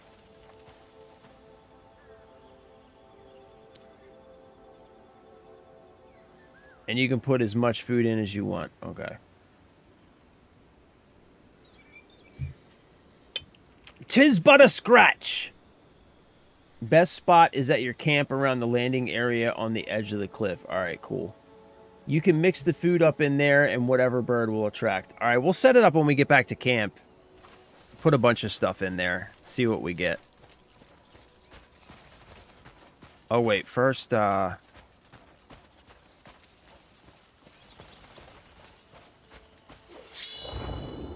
know there was some other stuff around here that I didn't get yet.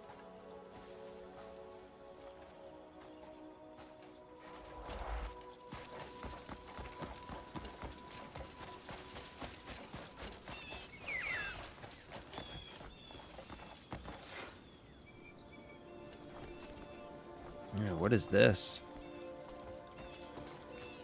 These guys gonna try and fight me? I'm sure. Man, what is with all the walls around this place? What's up, buddy? You friendly, or... We good? Oh, we're good. We're good. You're just a worker.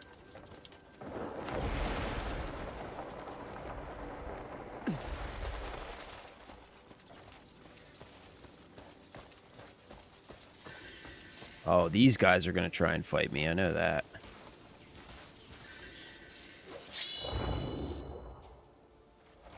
House Byron. All right, come on, horsey. Actually, you know what? F that. Let's go fight these guys.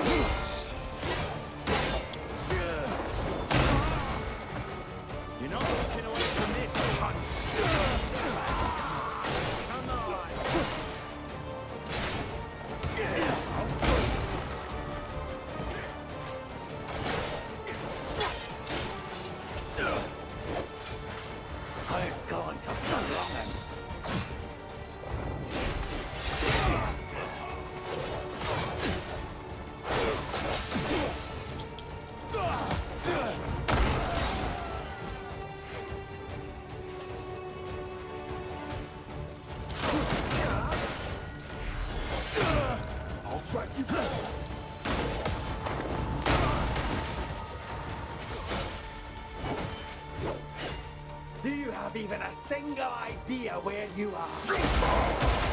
Come here, you slippery shit!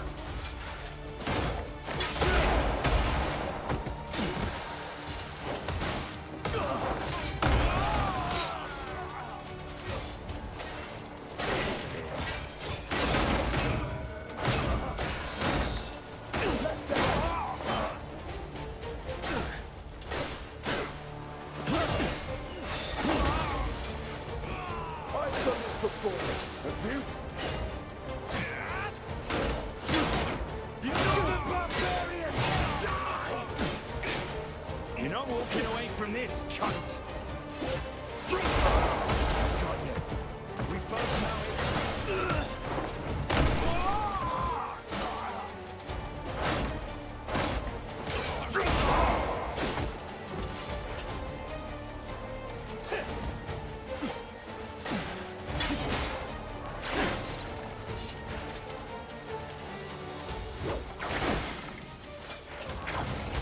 Oh, shit.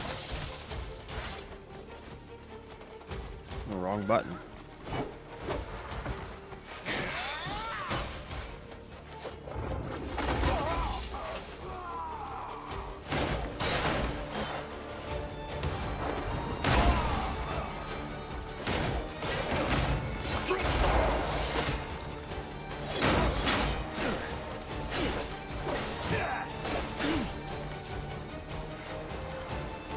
Yo, these dudes are a massive pain in the ass.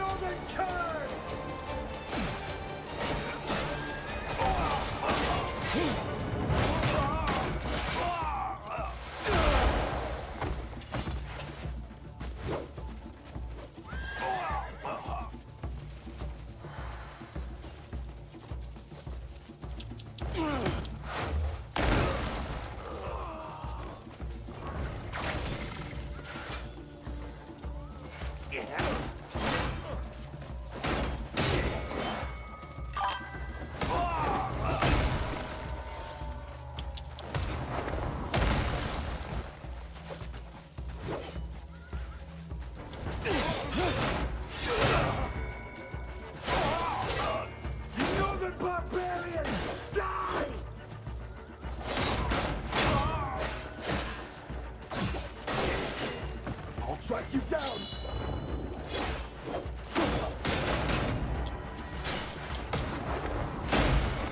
Get back!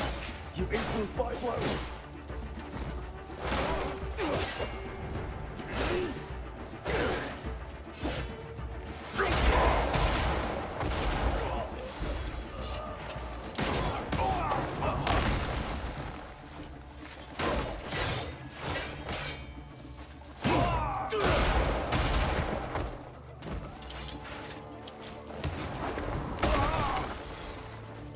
Jesus! Oh, they killed the wandering free sword. Hey, where's my dog? Where's Daryl? Daryl?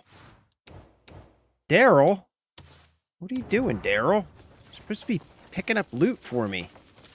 Yeah, here's one of those helms, Drizzy. Condemner's plate helm.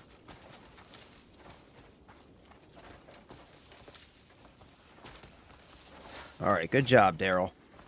Thanks, buddy. You got it all? Okay, good job, Daryl.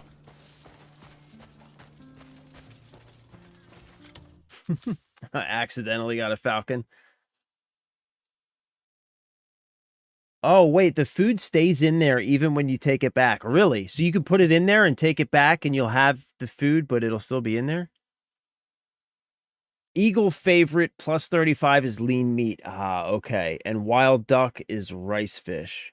Yeah, I want an eagle, man.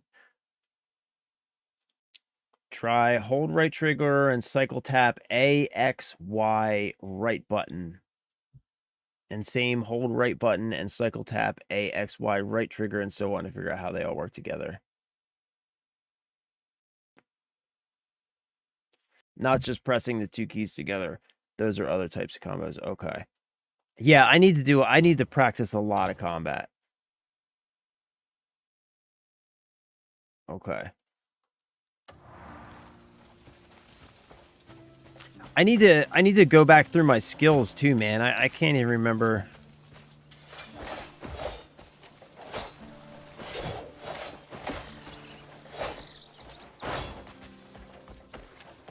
Oh, where's my horse? Come here, horsey.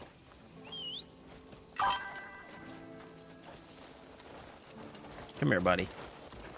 Come on, fella.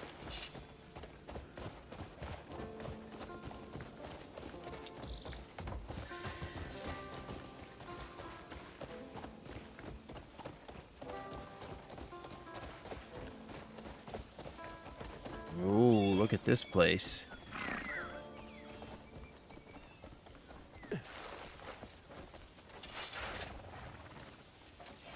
You guys gonna let me in here? No. Halt. No, you're not gonna let me in here. That's okay. It tastes so different. That's okay. Go on, ask your question. Oh, I don't have any questions. I'm just gonna break into your house here if you don't mind. Man, there's a lot of freaking guards.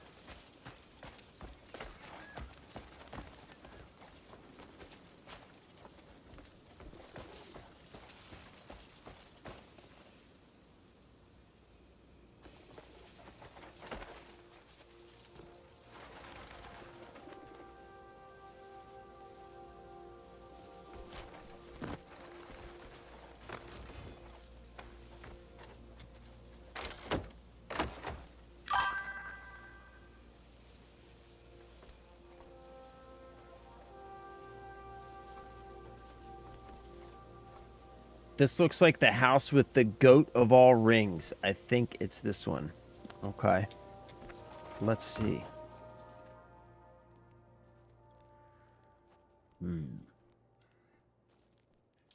All right, I am not going to waste my time going through all the cabinets this time, because that just takes forever.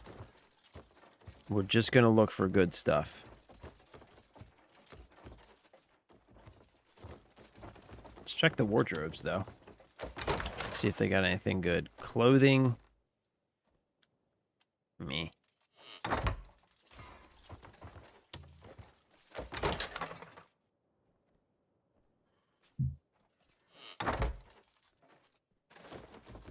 Let's do this systematically.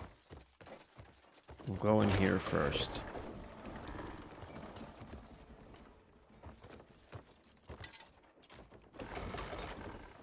Oh. Ooh, wait a minute.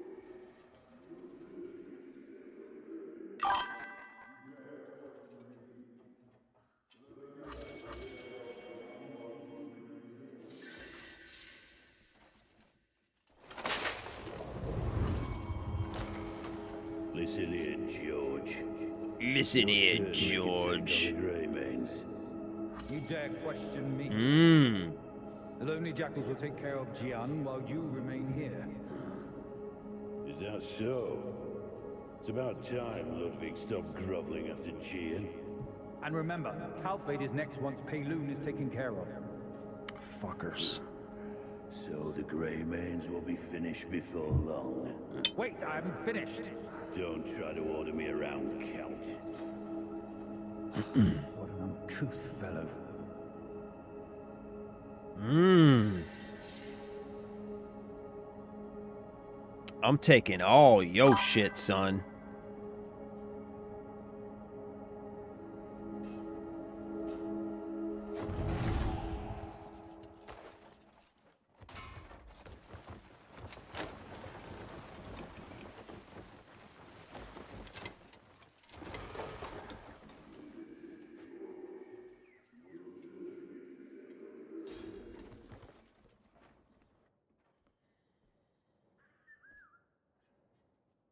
There's collectibles you can only pick up during this memory. 2 papers in this. Oh, no, and I missed it. Hold up, man. Hold up.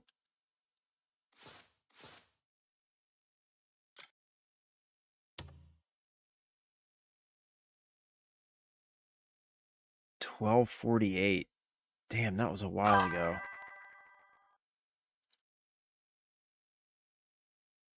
That's why it didn't I was wondering why the memory didn't go away. So wait, can I do this though?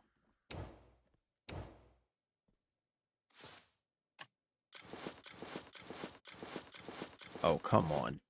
Come on, man. Don't keep making me cycle through every friggin'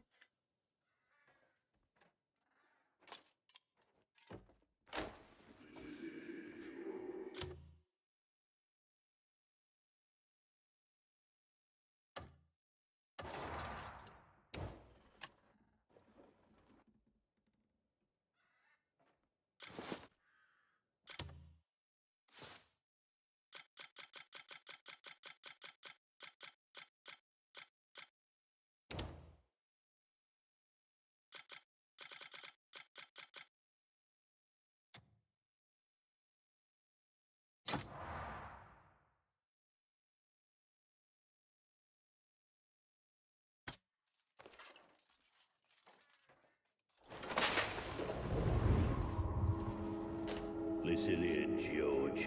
George. You're certain we can take on the Greymanes? You dare question me? The lonely jackals will take care of Jian while you remain here. Is that so? It's about time Ludwig stopped groveling after Jian. And remember, Calfade is next once Payloon is taken care of. So the Greymanes will be finished before long. Wait, I haven't finished. Don't try to order me around, Count. What an uncouth fellow. What an uncouth fellow. Alliance Progress Report.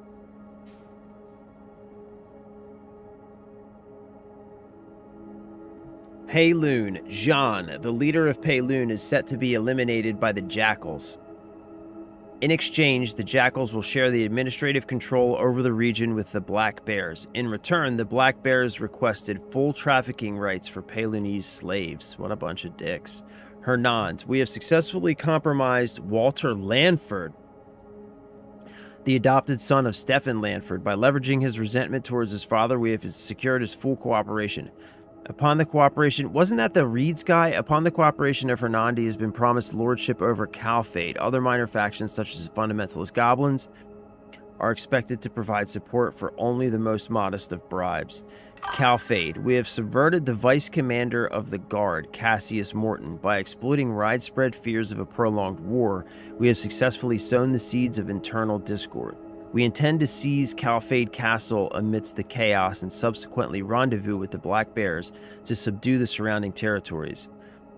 Once Calfade falls and we advance towards Hernand, we expect all local resistance to be effectively neutralized. Delesia, contact with the Alliance has been established without issue. We have agreed to finalize the specifics of our agreement at a later date. End of report. Damn, son.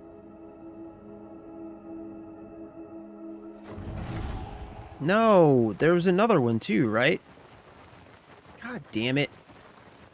Why did it just kick me out of the fucking memory?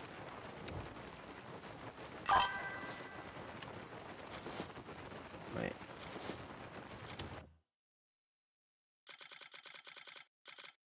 There was a second one you said too, right?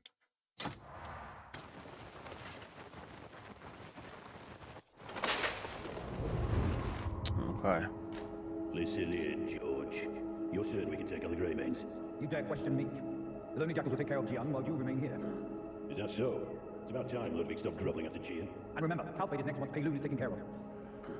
So the Greymanes will be finished before long. Wait, I haven't finished. Don't try to order me around, Count. What an uncouth fellow. Okay, so there's that one we already got. And here's this one. Letter from abroad.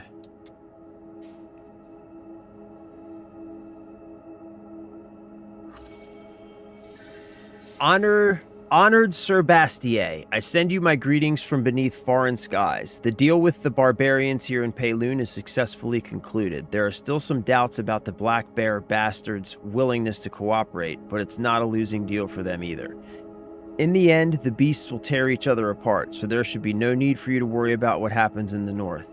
I'll hurry to finish the preparations in the remaining regions as well. I hope that day comes soon. Byron, you son of a bitch. Byron, you son of a whore. You son of a motherless whore.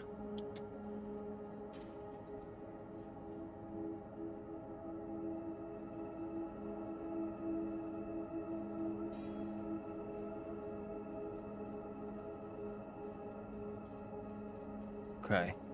That looks to be everything.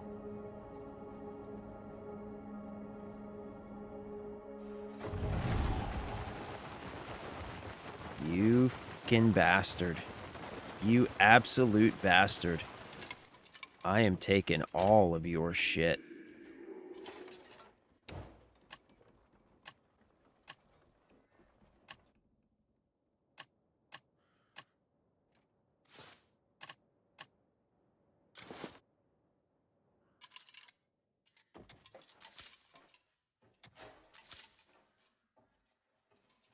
Okay, I do not need more horse tonic.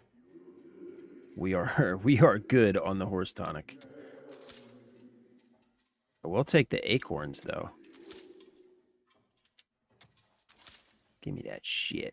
Ornate magnifying glass. Nah, we don't need that. I'll take the apples.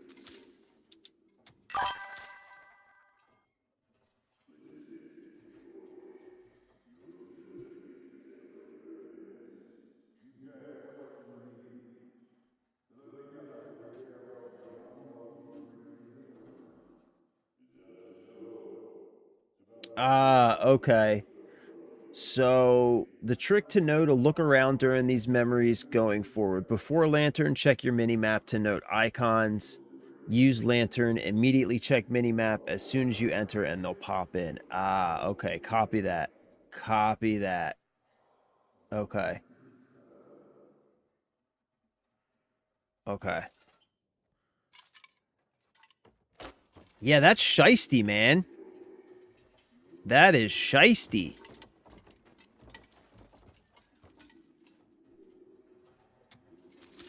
I totally would have missed that.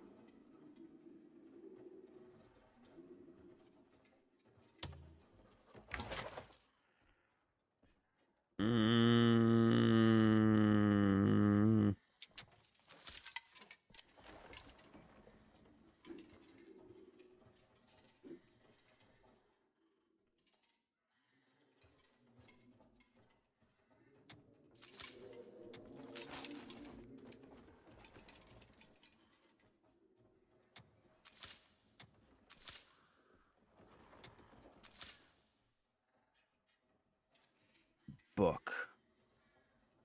Ooh, there's another book in here somewhere, too. Gotta remember to get...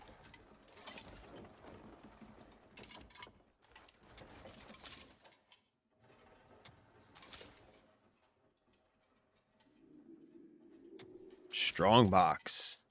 Nice. Gotta be something decent in there, right? Like some jewelry or something?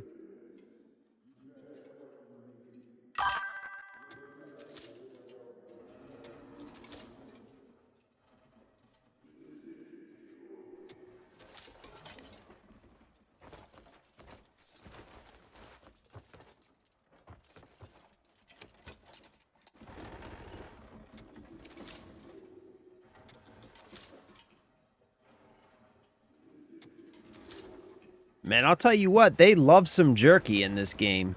Everybody's got jerky.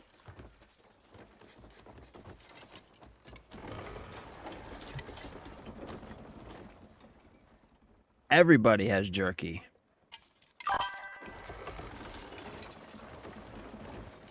Everybody was kung fu fighting. Boop-a-doop-boop-a-doop-a-doop. Yes, they were fast as lightning. Boop-a-doop-boop-a-doop-a-doop.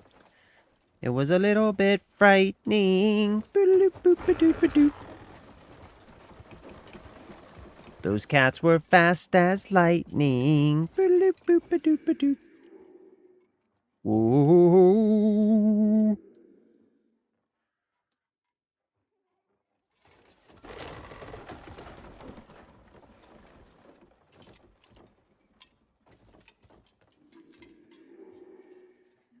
Doop, boop, ba, doop, ba, doop.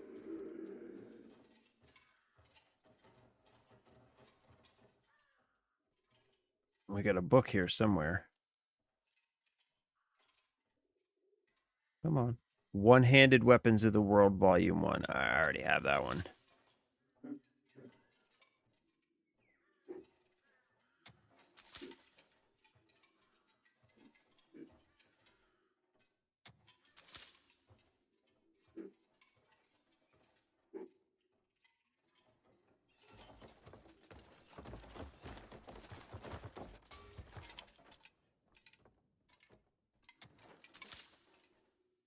Whoa. What was that?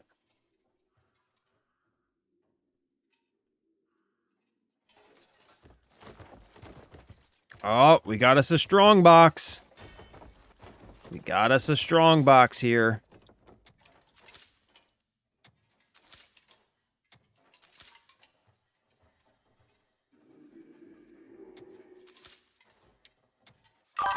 This is what we got to be looking for right here. Hold on, let's grab these. Man, they got a ton of money laying around this place. Dude's loaded.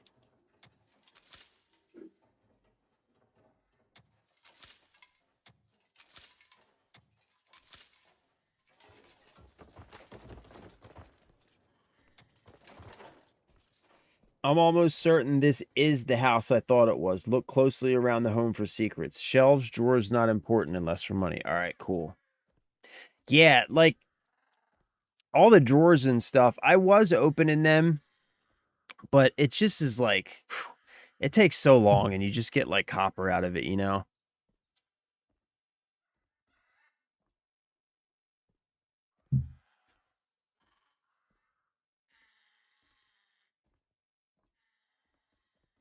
Oh, this is going to be a giant pain in the ass. Okay.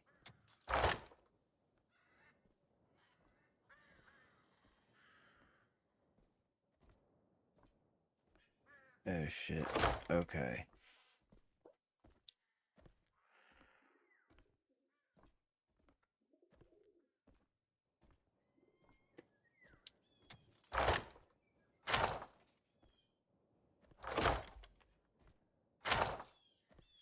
Okay. Okay.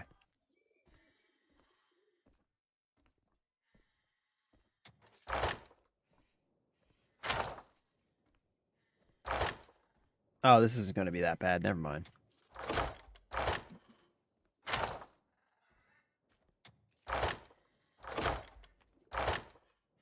Oh, yeah, this one's easy.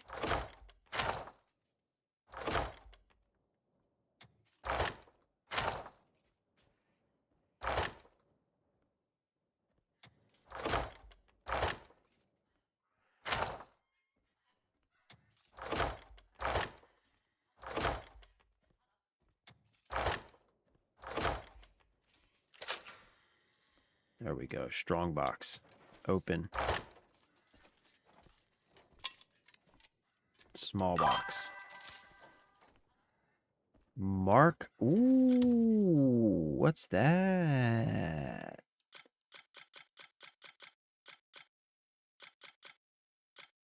Mark of Darkness. Stamina regen 2%. A ring providing the status of a deacon with Antumbra's followers. It symbolizes the qualification to pioneer the path of darkness and lead others to follow.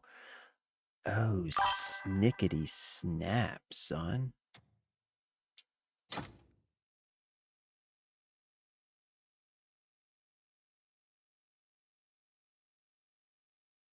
Level that up to the max. Highest attack ring. Fucking nice, dude.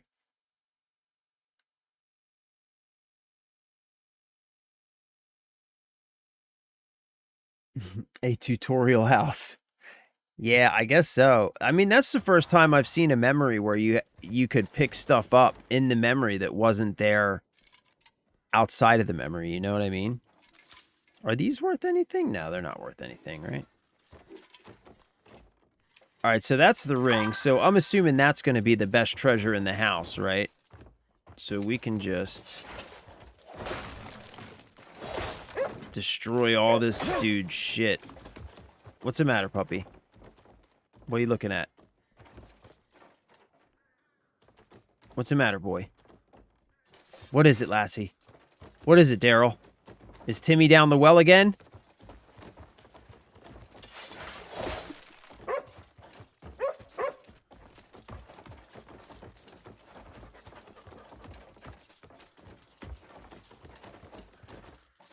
Oh, what is this? Does this thing move or something?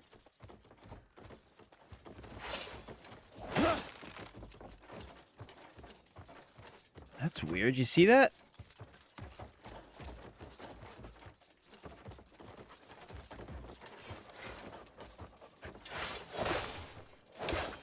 Huh. Interesting. Alright, I'm destroying this guy's stuff because he's a dick. And I don't like him. Yeah. Vandalism. Poop on the floor, Daryl. Poop directly on the floor, Daryl.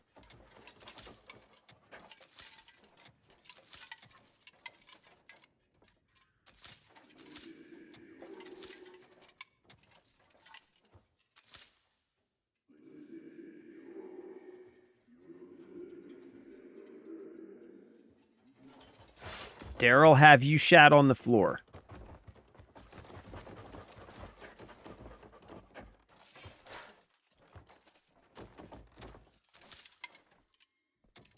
Stealing Bros spider webs. Okay. Where did we come in?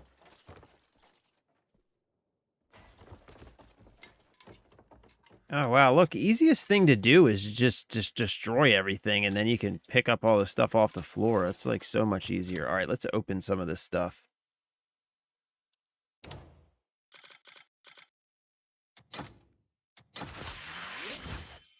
Magnifying glass. That's a waste of time.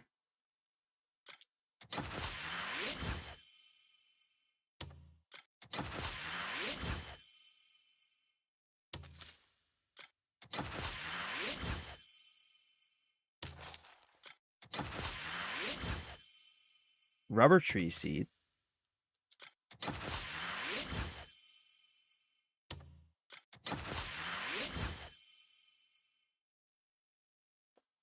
Downstairs holds a secret also. All right, sweet. Okay, I'm not going to pick up any more boxes. Only good stuff. I don't know. I might pick up a couple more boxes. But not a lot more boxes. Ooh, got a diamond out of that box. That's not bad. That's not bad.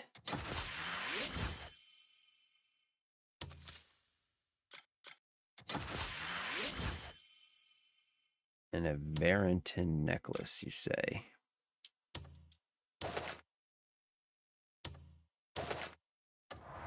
Okay, where did I come in? No, I don't want to go out there.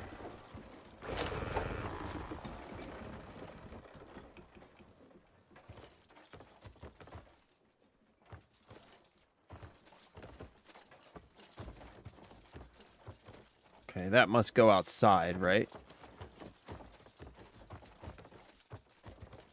Right. Well, well, well. What do we have here? Hmm?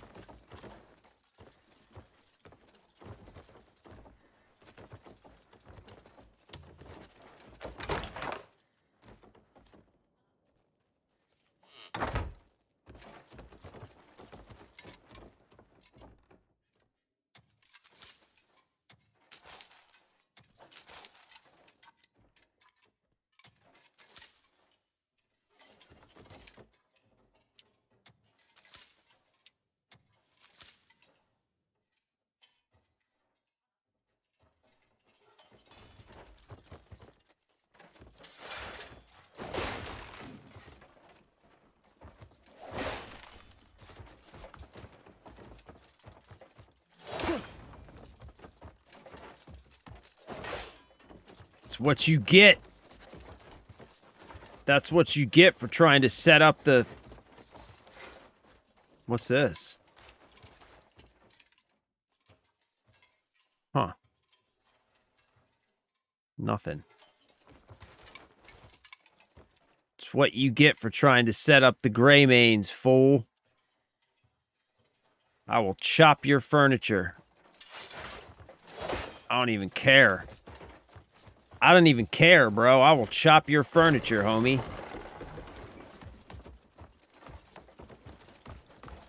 Okay, that's got to go outside, right?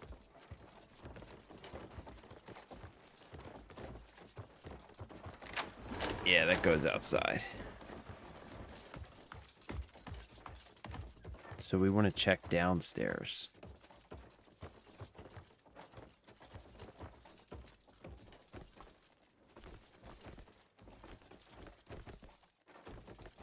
Ooh, wait a minute. Fireplace.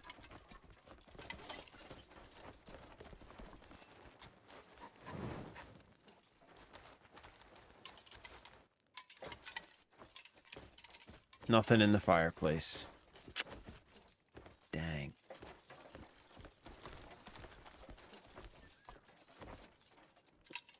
Oh. Deep violet dye. What? That's actually really good.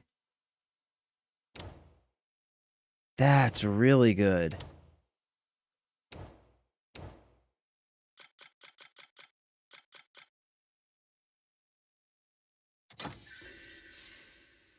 Nice.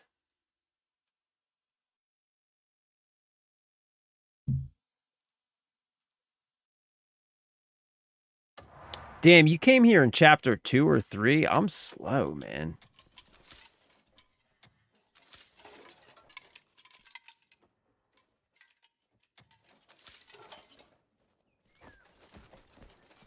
It's all right. We'll take a quick look around. See if there's anything interesting.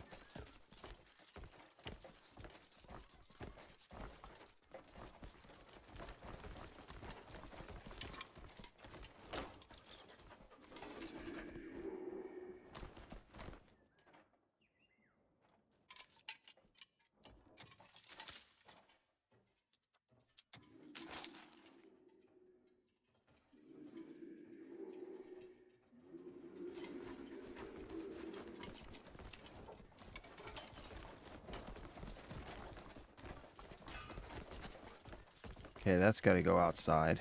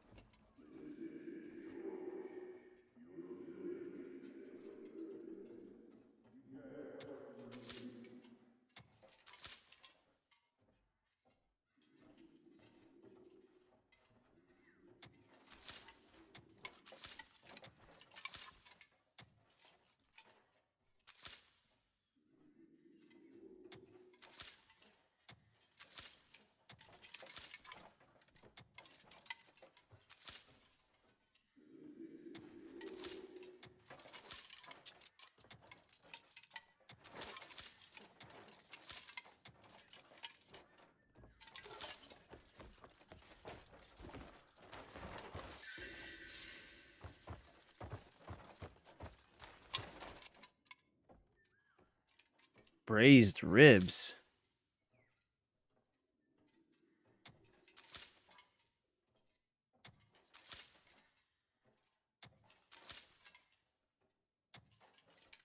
I love how, like, all the stuff, like, there's very few, or there's like very little just set dressing in this game. You know what I mean? Like, most of the stuff in this game you can actually pick up, which is very cool. It's just nice attention to detail, you know what I mean?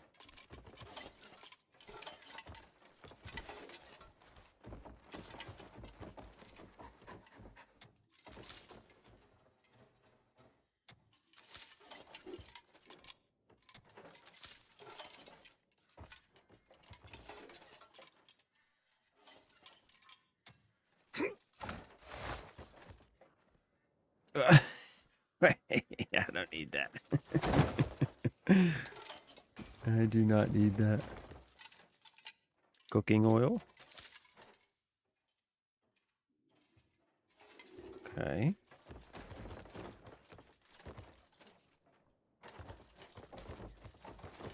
Let's let our theft bar go down.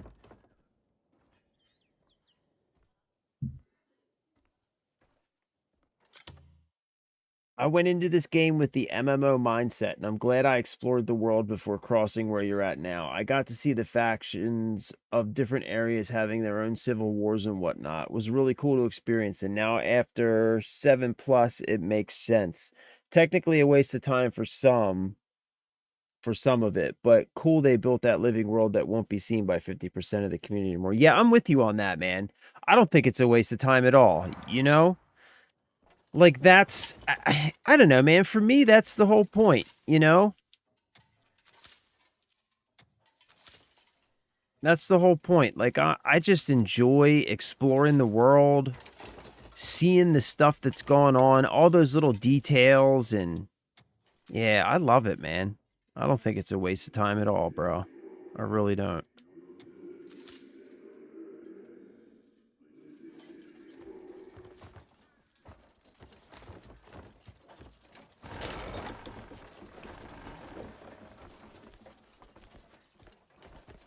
Okay, I think that's probably it.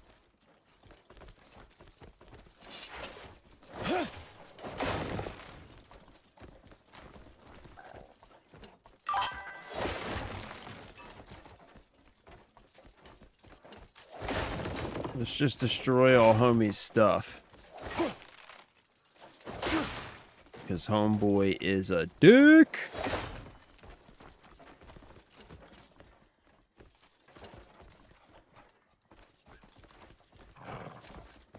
What do you got, puppy? Get it. What do you got, puppy? Get it. What's he doing? Silly dog. You silly dog. All right, I think that's everything. Yeah. We're good to go.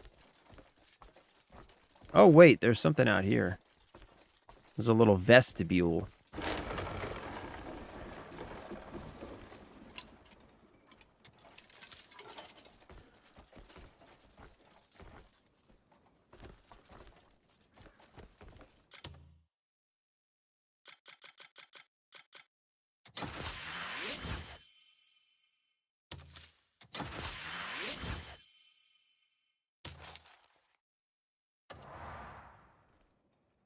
Okay, I want to wait for my theft bar to go down before I walk out.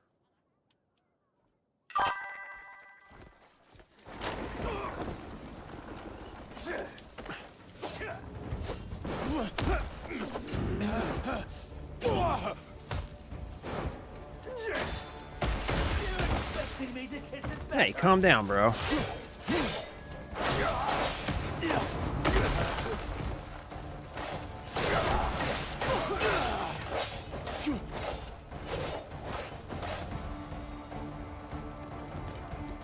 You alright, buddy? You alright, fella? Alright, let's get out of here.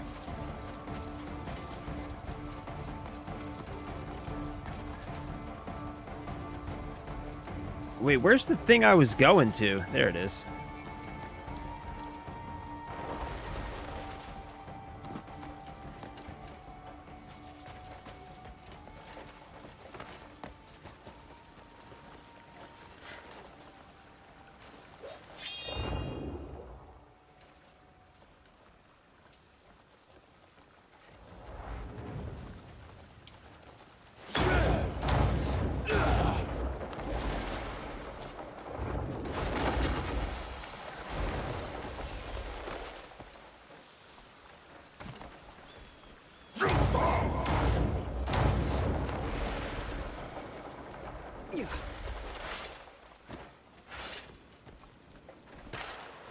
Yeah, they definitely spotted me when I walked out. That was... I should have thought about that. It's all good, though. I don't think, I don't have a bounty or anything on me, I don't think. Yeah, I'm good. I'm good.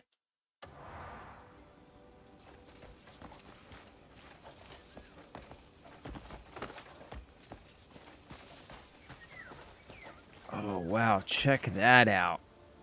God, there's still so much more to explore, man.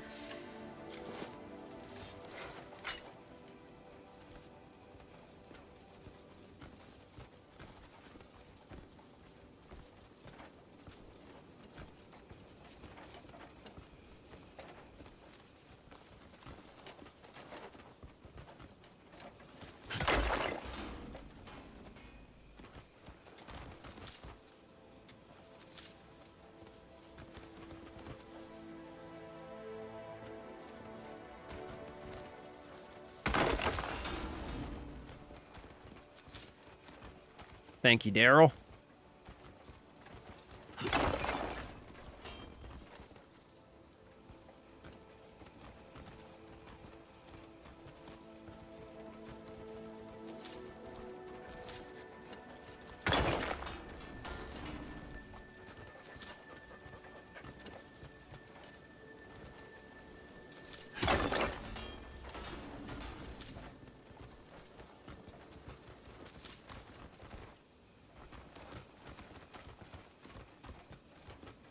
Alright, I think we got it, Daryl. Okay, I think we're good, buddy.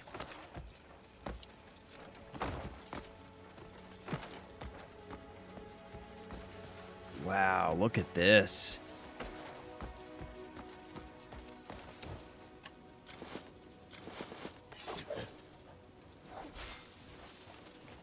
Look at this.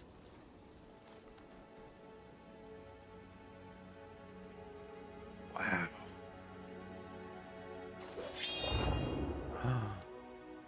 Look at all that stuff out there I still gotta get. There's stuff everywhere. Something right over there. But first we're going right here. Go to the Spire of Soaring. That's an eagle. That's an eagle. That's an eagle. That is an eagle. God damn it. Don't you go anywhere. Don't you even think about it.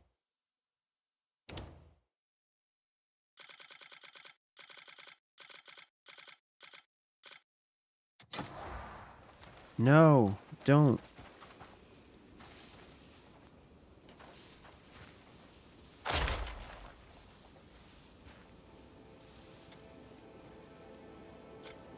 Lean meat.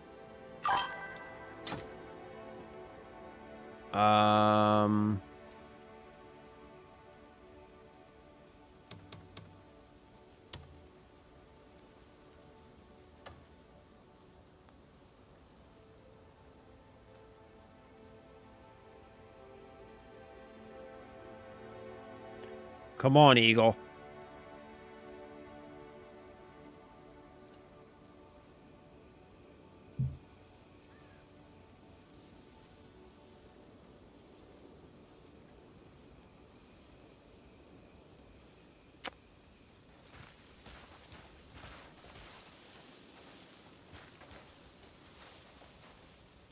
Look at those things over there.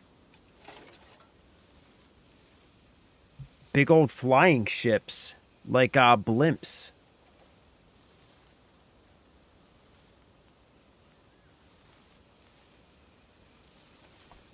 Okay, we got the lean meat out.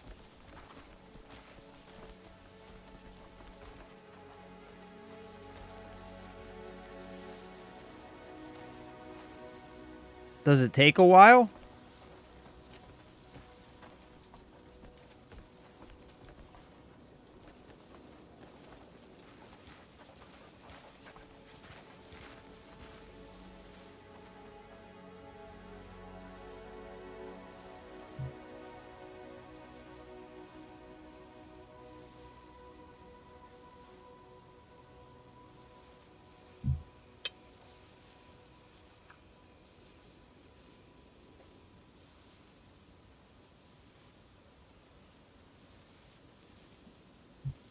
I think he took off.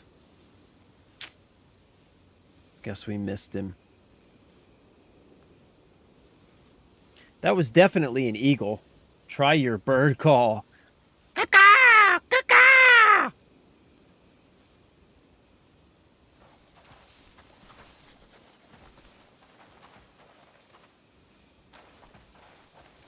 Oh, well. Oh, well.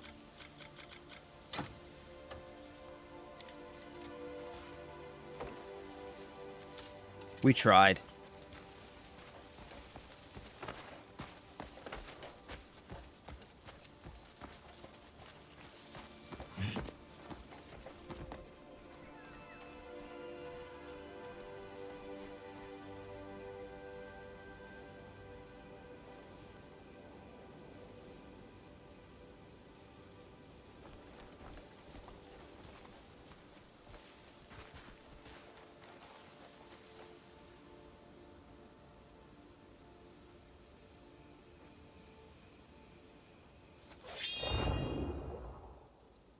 Man, there's a lot of places to go. Oh, there's something right over here.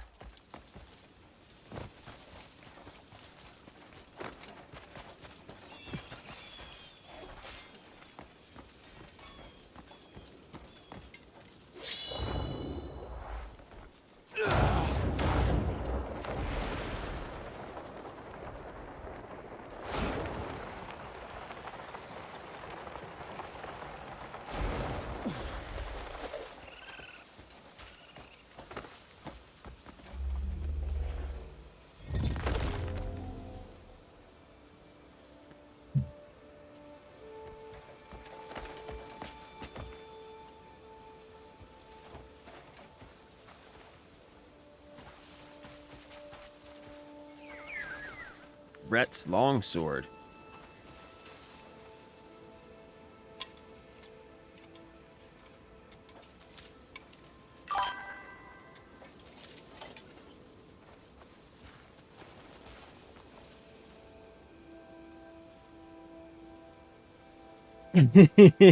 Yeah, bro, I know, man.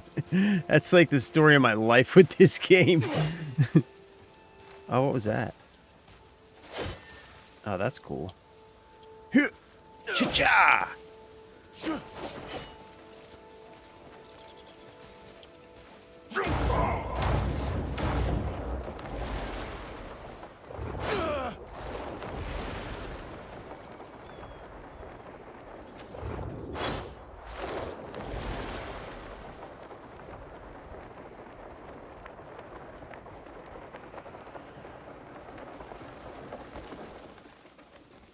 Hey, birdie.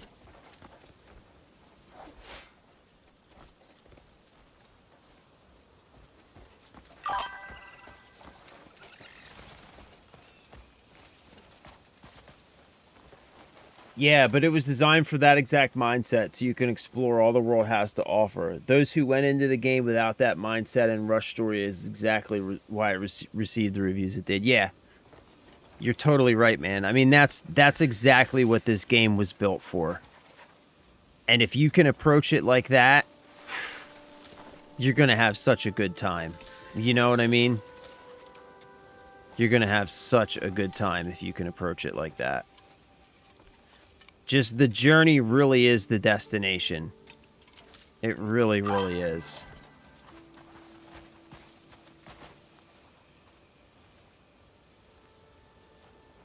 Yeah. Yeah, there was a lot of confusion around, like, what kind of game it was even going to be.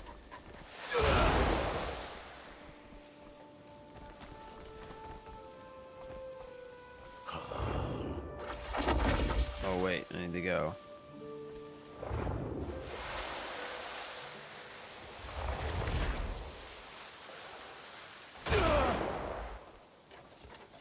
Okay.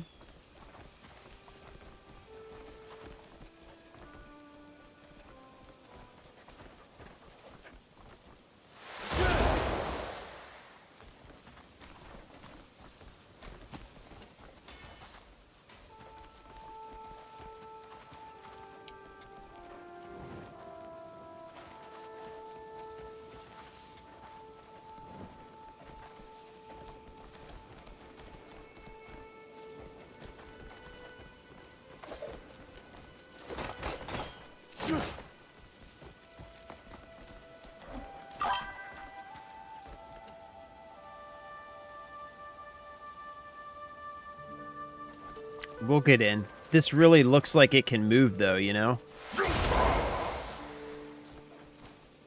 Really looks like it can move. Oh, thank you, bud. Here, I'll take it. Thanks, dude. What are you planning on going to jiu-jitsu tonight? Are you planning on going to jiu-jitsu tonight? Okay. Yeah, I'm not gonna go. I need a day off, man. I'm not young like you, bro.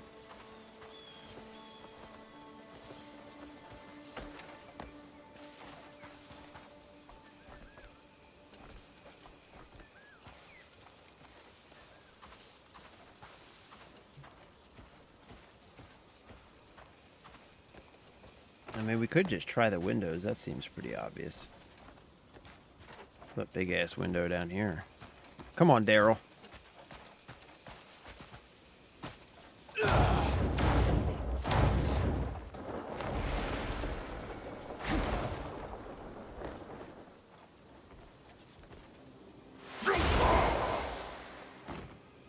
Okay. It didn't work.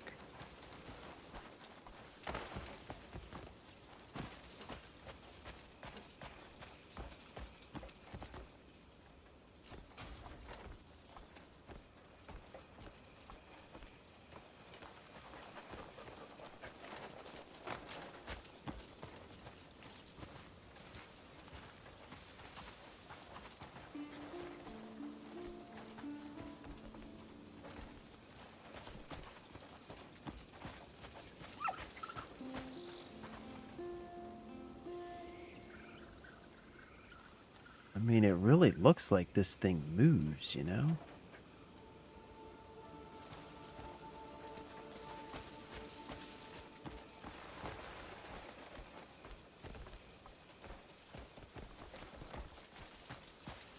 Hold on, Daryl.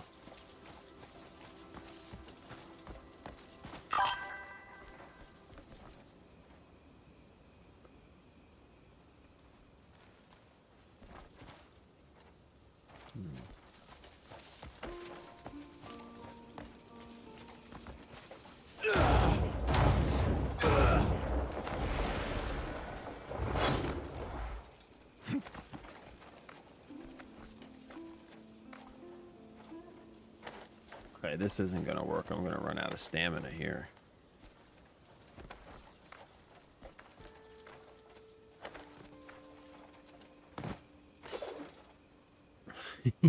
That is a lucky land.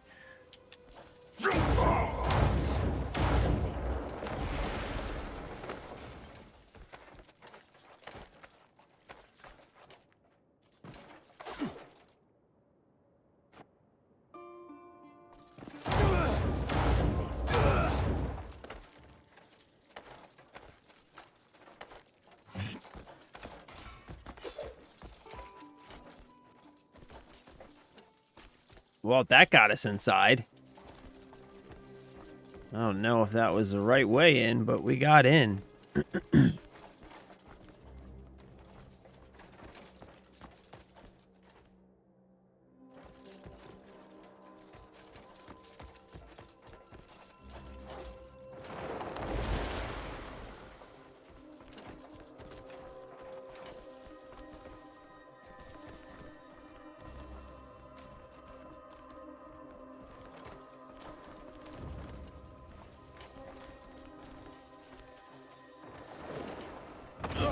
Oh, come on. I hit the fucking button.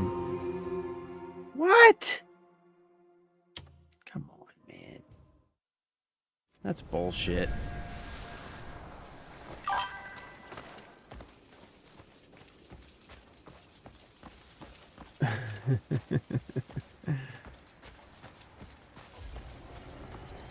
I totally hit the button, god damn it.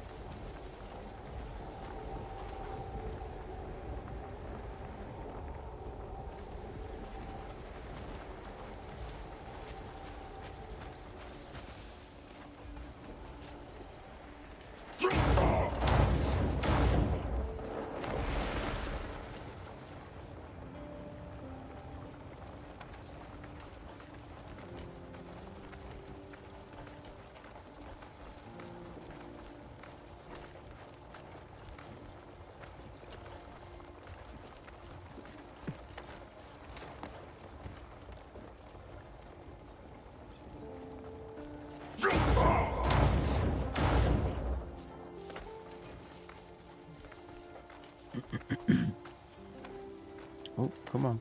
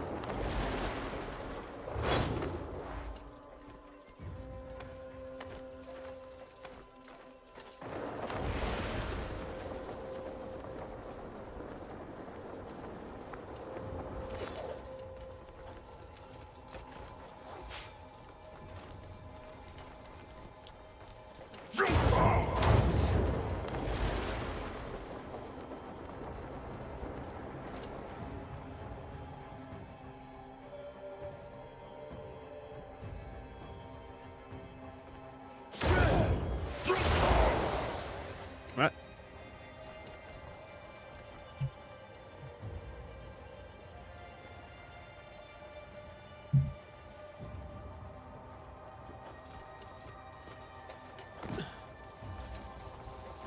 Okay, maybe let's start at the bottom and see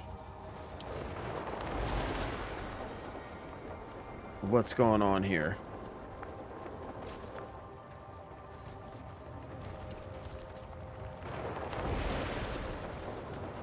Oh, wait.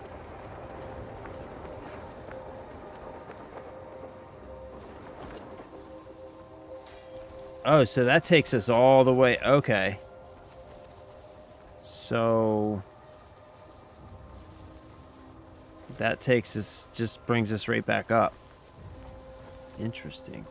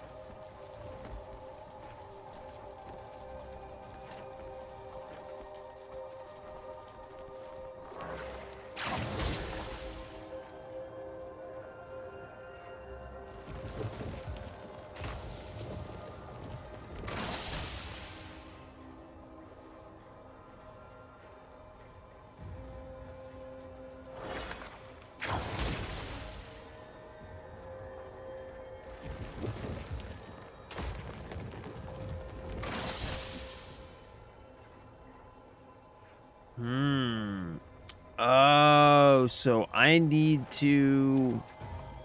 Okay. Okay.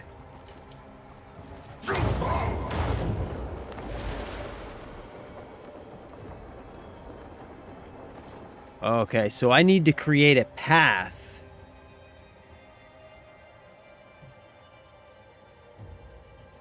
I need to create a path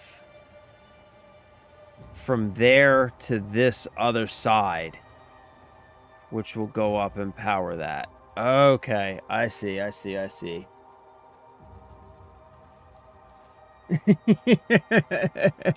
Elevators can't function on hopes and dreams. Yes, they can, goddammit!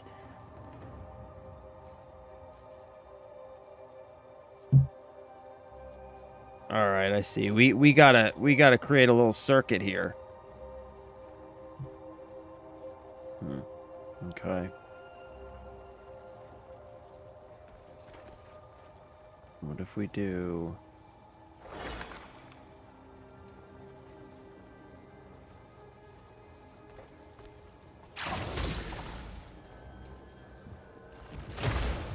Right, okay. Okay. This one. Boom.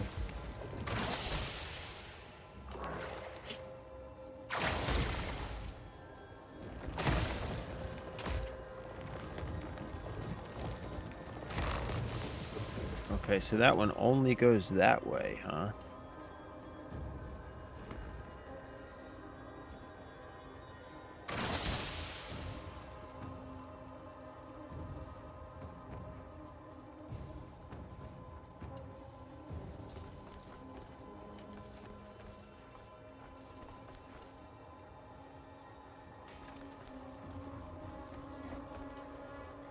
Okay, so that's got to go across there.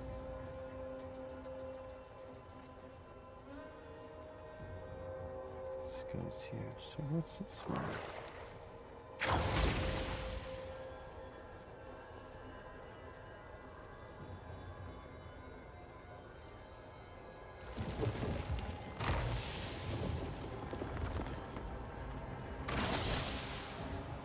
Okay, so that's no bueno.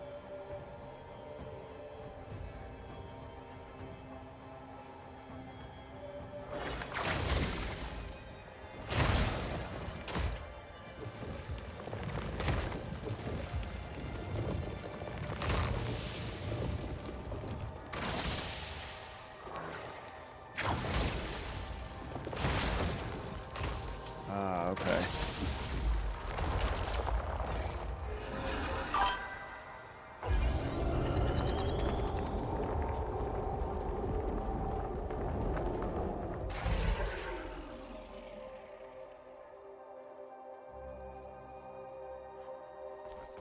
Okay. Oh, and this is one of the punchy things, right?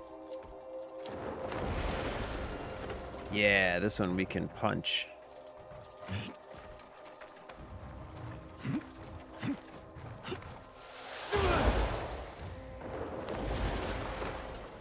Or not.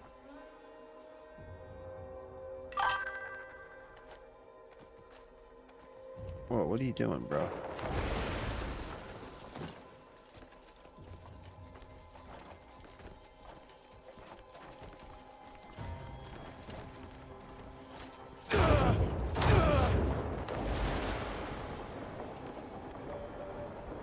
Is this not one of the punchy things? Oh, it's not a punchy thing.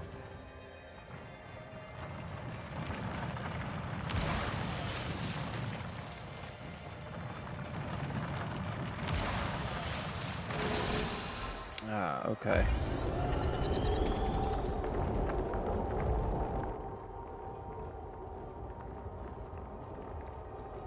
Whoa, this place is crazy.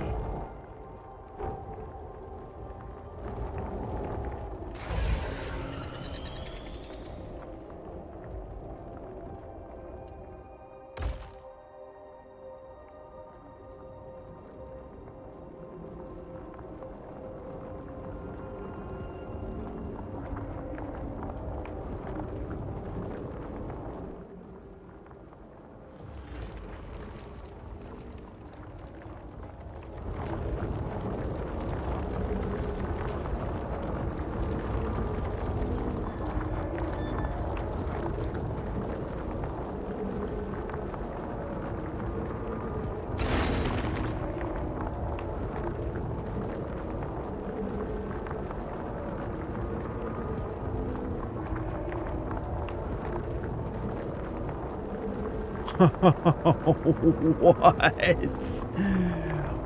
What?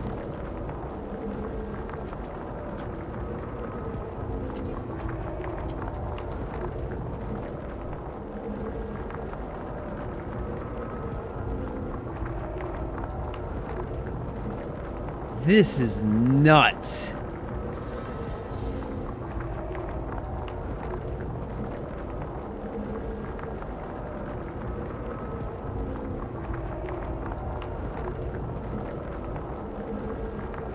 Oh, look, there's the desert.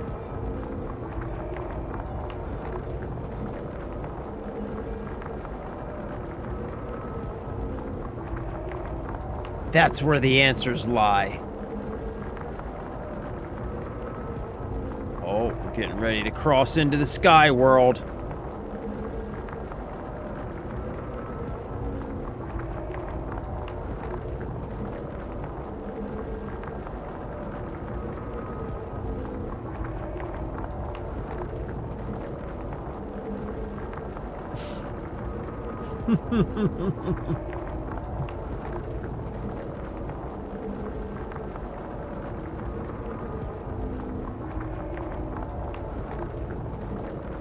Bro. This is bananas. Okay, so the sky world is the one part of this game that stresses me out.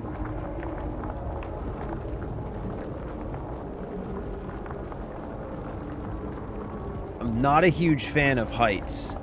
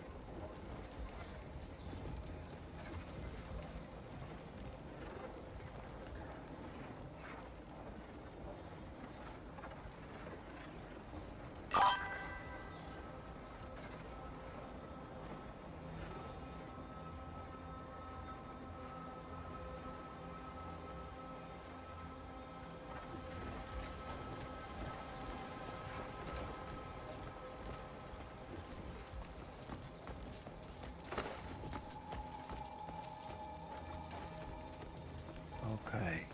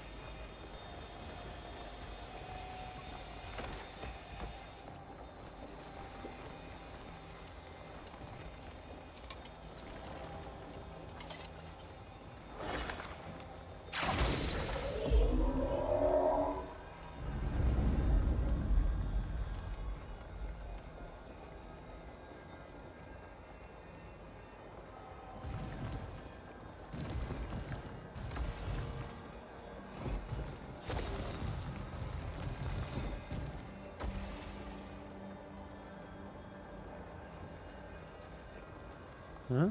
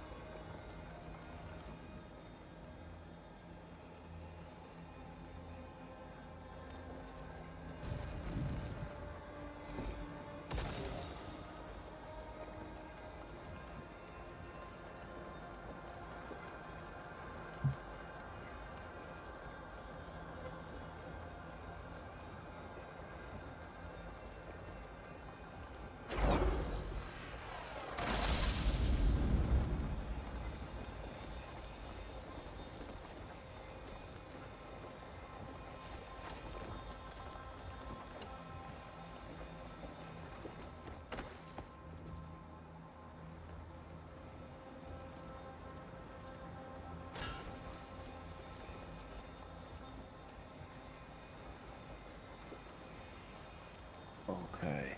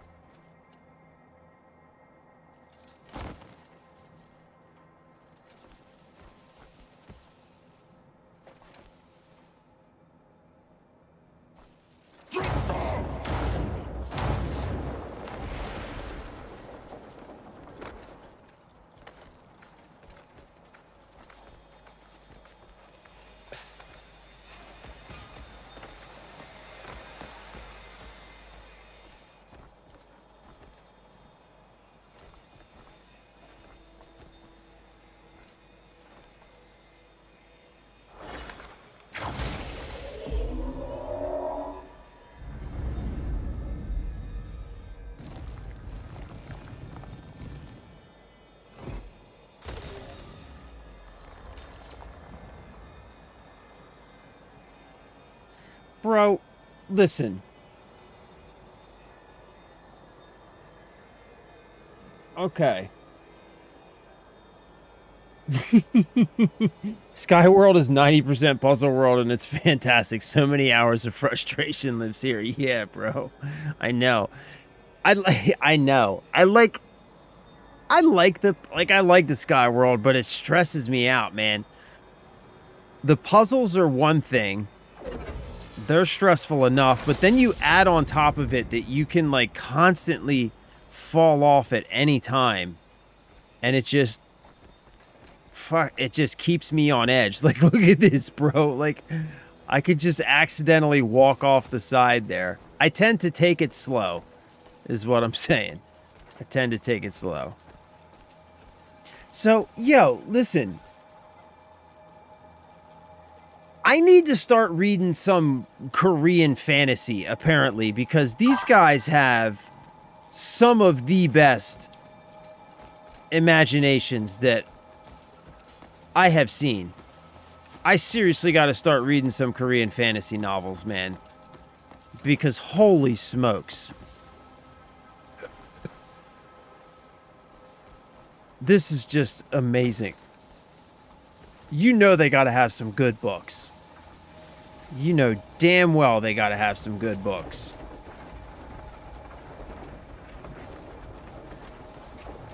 What's over here?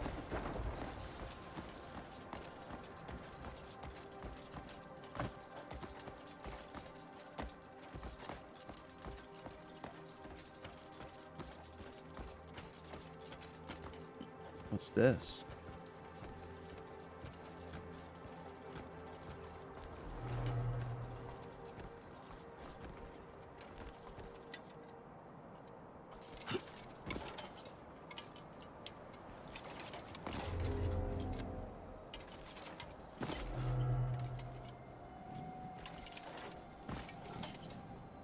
What's this?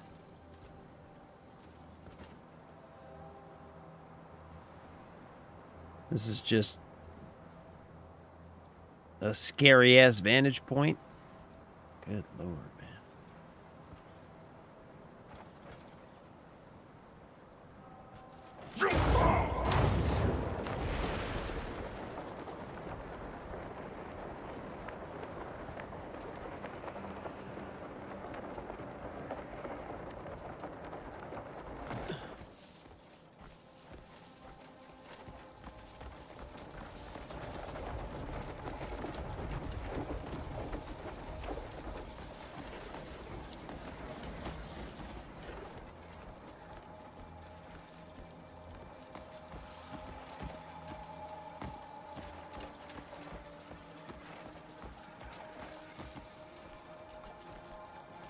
I hate those plants.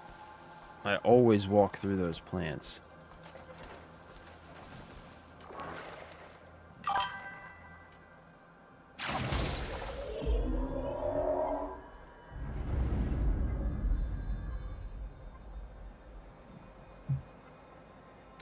Oh, wait a minute. Wait a minute. If you fall, don't press anything and you will get a return prompt. Oh, I didn't know that. Yeah, I normally panic and start. That's exactly what I do. I just hit the glide and then you just go down to the earth. Ah, I didn't know there was a return prompt.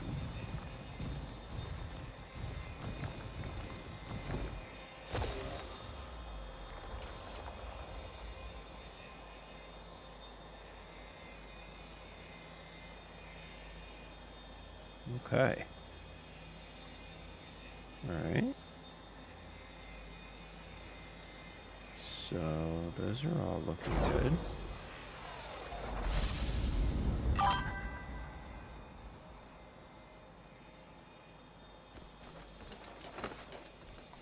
Okay. Okay. So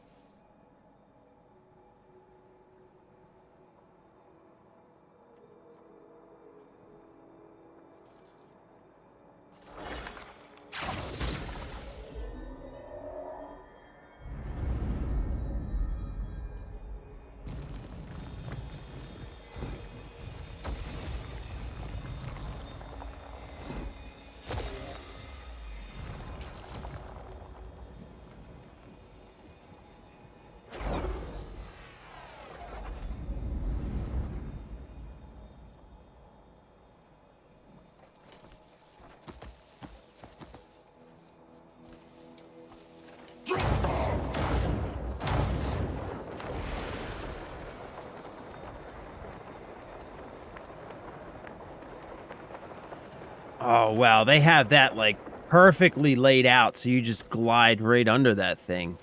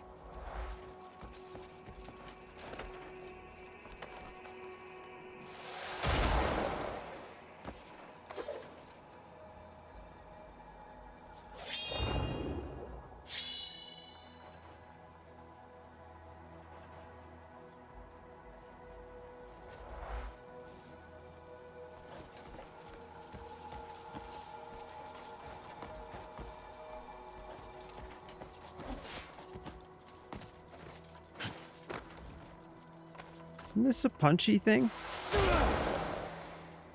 Guess not.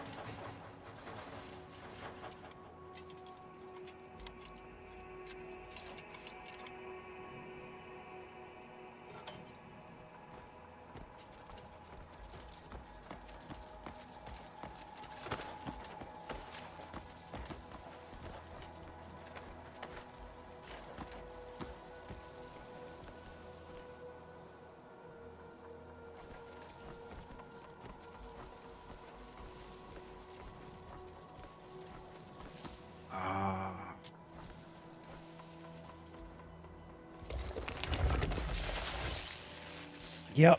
Yep. Yep.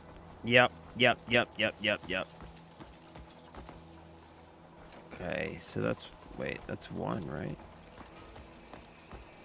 So that's good. We got that one.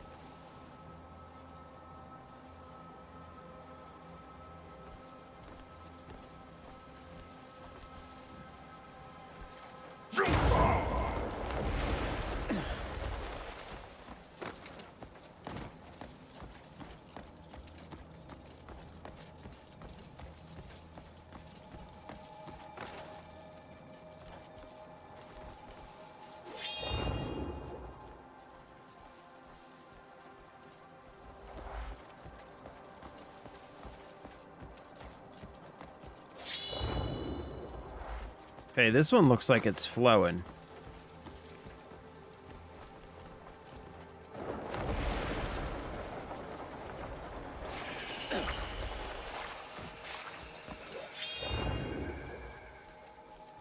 Okay, so it looks like power's flowing, right?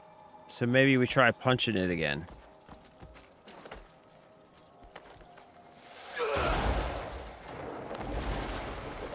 No.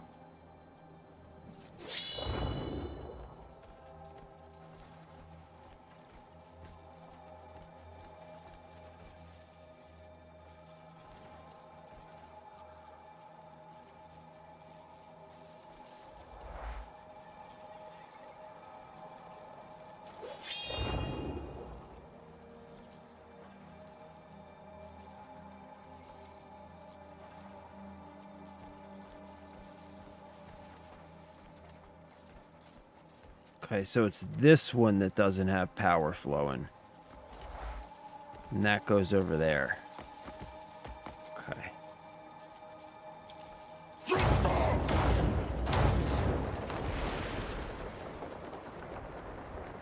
Ah, I see it. I see it. I see it. I see it. I see it. I see it. We missed it. I walked right past it. Okay. Oh, put your damn thing away, Daryl. Or Cliff. Whoever you are. There we go. There we go. Okay. Now we can go hit the punchy thing.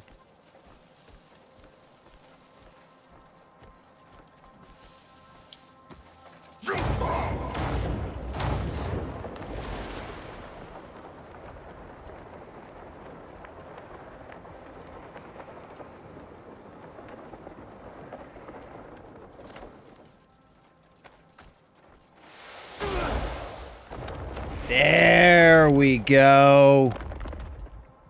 There we go. Gotta pay attention to those cables. Gotta pay attention to those cables.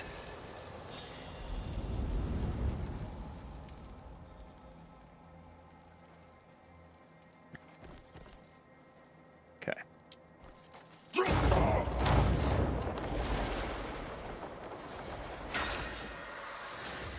All right, sweet. Crescent Sky Bridge completed. Artifact obtained. Oh, we are rocking, gentlemen. We are rocking.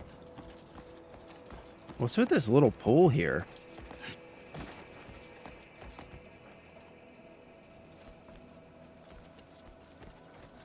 Now we can go through the sky bridge. Oh, look, there's another one here, too. I wonder what this one is. Restore monolith crown. Huh.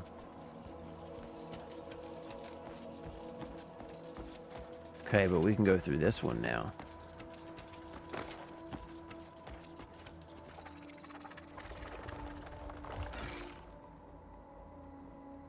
Yeah, boy. Yeah, boy. Let me do this, right?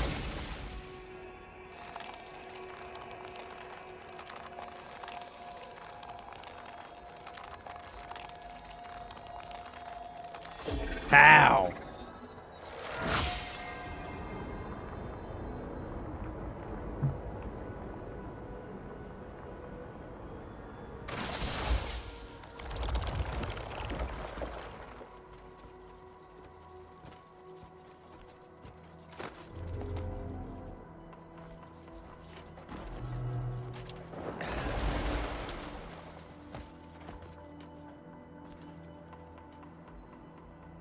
Oh, snap, son.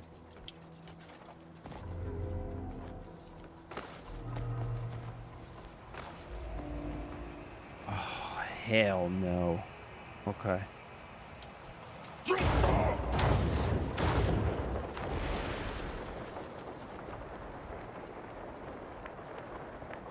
Okay.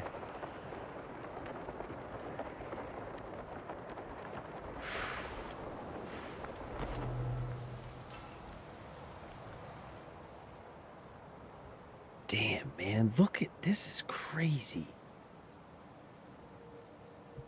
I'm telling you, man. Just hold. Stand by. Stand by. We got to look up. I need I need a breather from the heights for a second. Let's look up Korean fantasy novels, because I know these motherfuckers got some freaking sweet ass Korean fantasy books. Popular Korean fantasy books feature a mix of traditional mythology, folklore, and modern heartwarming or cozy tale. Top recommendations include The Girl Who Fell Beneath the Sea by Axie O, Wicked Fox by Cat Cho, and The Dallergut Dream Department Store by Mi Lee.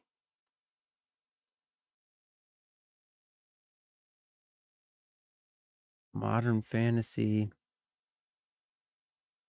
young adult fantasy, Dragon Pearl. That's what we want. Space opera meets Korean mythology. That's what we're looking for. I bet that's fucking awesome. A demon hunting warrior story set in an ancient fictionalized Korea. I bet that's cool too. Classic and literary, The Nine Cloud Dream, 17th century Korean novel about a Buddhist monk's dream journey. This is what I'm talking about right here. Dragon Pearl and Prophecy. That's what we need. Use the fans to your advantage. Gives a bunch of lift and full stamina. Copy that. Let's... Oh, I wonder if they have it on... What's it called? What's the thing? The book reader I have?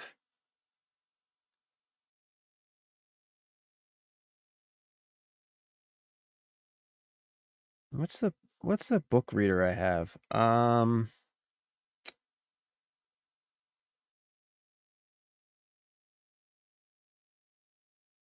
What's it called? Audible. Audible. Okay, let's look. Dragon Pearl. Dragon Pearl. No, not Park. Pearl. Ah, look, Dragon Pearl by Yoon Ha Lee. That's it, right? Yeah. Oh, I'm getting this. I'm getting this. Buy for 1 credit. I'm getting it. Dragon Pearl by Yuhan Lee. I'm getting the audiobook. Gentlemen, I'm getting the audiobook. I'm on Audible. Audible, so I can listen to it while I'm like driving and stuff. But I bet they have it on Kindle too. Actually, let me see. Let's check Amazon. Actually, here, we can check Amazon right here. Amazon.com. Dragon Pearl. There it is. Oh, Kindle free. Free with Kindle Unlimited. Wait, I don't have a Kindle Unlimited membership. Look at how shisty that is. See how they make you feel like it's free, but it's really not? That's crazy. That's nasty. That's grimy. Pet grooming. 1 second, guys. Hello?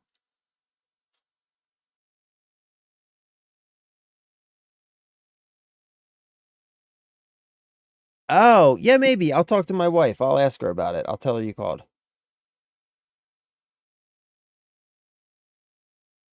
All right, cool. Thanks, Ryan. Bye, you too.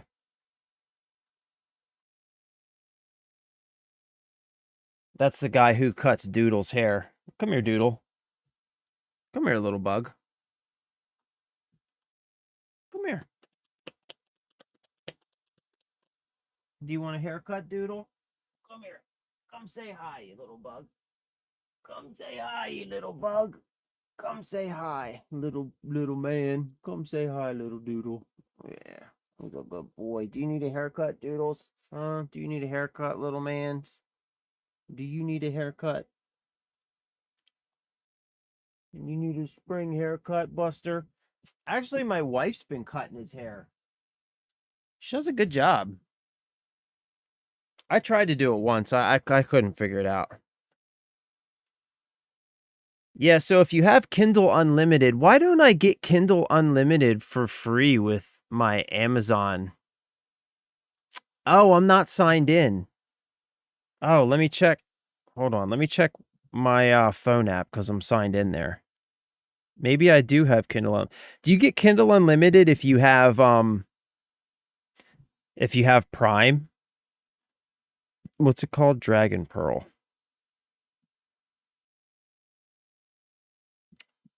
Dragon Pearl.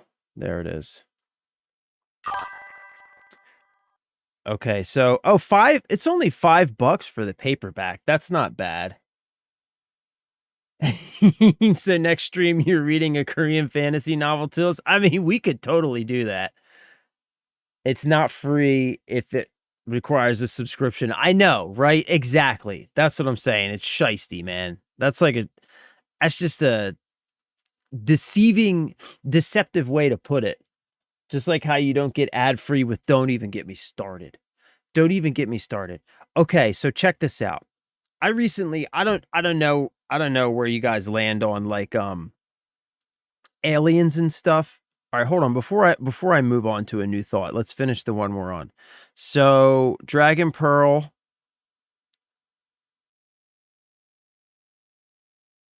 What is this? Rick Riordan presents.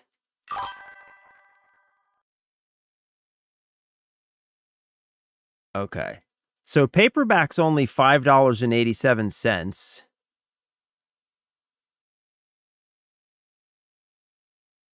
It's a young adult thing. It's a young adult novel, it looks like. So it's more like a kid's novel, but still, I bet it's pretty cool. I'm just saying, like, just based on this game,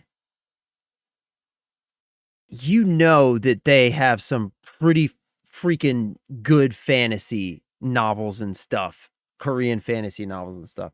So I was watching so I'm a big aliens guy. I love like Ancient Aliens. I know it's ridiculous. I know that those guys are out of their minds. I get it. I totally get it. But I love it. And so I'm like a huge fan of Bob Lazar. I love Bob Lazar. So Bob Lazar, there's a new movie out called S4, the Bob Lazar story. And it's like they basically did like it was this guy and Bob Lazar, Sky Luigi something. They worked together to basically recreate Bob Lazar's entire story of S4 and when he allegedly worked on alien craft and stuff like that. And they recreated the whole thing with like 3D animations and stuff. Like, it's really, really cool. So they basically recreated a documentary where they actually, you know, tried to reimagine and actually show the stuff. And Bob Lazar was there, like saying, no, it was like this and like this, right? So it's supposed to show you like this is as best as he can remember exactly what he saw and experienced. And it's really cool. It's called S4 The Bob Lazar Story. And I bought it. I bought it on Amazon, which was my first mistake. I should have bought it on Apple TV or I don't know, something. But I bought it on Amazon, paid $20 for the movie to buy it, the digital movie, paid $20 for it. They rolled ads before and as soon as the movie ended, they rolled ads. They bookended it with ads, even though I paid full price for the fucking movie. Ridiculous. Also, what did Saijin do with my hot sauce? I had hot sauce in here. He brought me chicken, and I had hot sauce in here. He better not have taken my hot sauce. Oh, son of a bitch. He took my hot sauce. God damn it. Not you, Doodle. I'm not yelling at you. I never yell at you, Doodle. You know that. Little fucker took my hot sauce, man.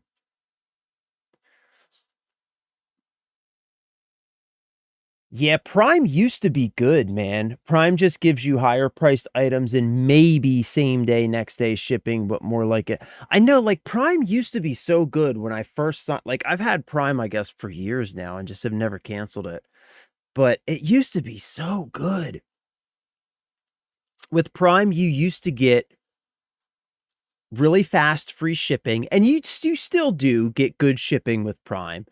It's like, it's always free. And a lot of the time, depending on what you order, like what's available in the warehouses that are near you, you can often get next day for free. So the shipping's still decent that you get with Prime. But you used to get like a whole bunch of, you got like free movies, free TV shows, you got free books for Kindle. You used to get free books for Kindle with Prime. You used to get all kinds of different perks, and they took all that stuff away. All of it. And now, even with Prime, if you want to get the free movies, you have to pay a separate Prime Video fee. If you want Kindle books, you got to pay the Kindle premium fee. It's crazy, man. It's crazy. I stopped receiving my promised same-day delivery. I started getting, we're sorry. Oh my God, I know. We're sorry it's running late. They know damn well when you order that it's not going to be there that day. I mean, they have their logistics locked up tight, so they know it's not going to be there that day, but they pull that crap all the time. Canceled my Prime 2 years ago. I get 2-day shipping. Oh, still free as long as my car. Yeah. Yeah, I'm thinking about doing the same thing, man, because it doesn't seem like the Prime is worth it anymore. Let me take a bite of this chicken. What time is it? Oh yeah, we got time.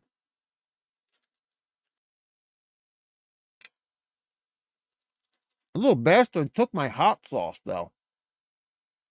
You know what I got? You know what I got the other day? I didn't even know they had this. I went to the grocery store and I was looking at hot sauces.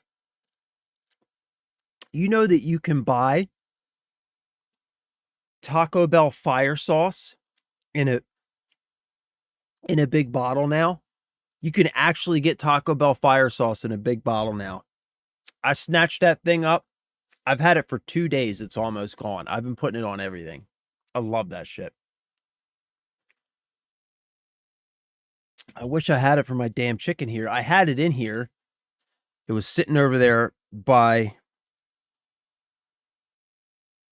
some stuff, and he came in and he grabbed it when he gave me my plate, the little fucker. Little son of a bitch. He knew what he was doing.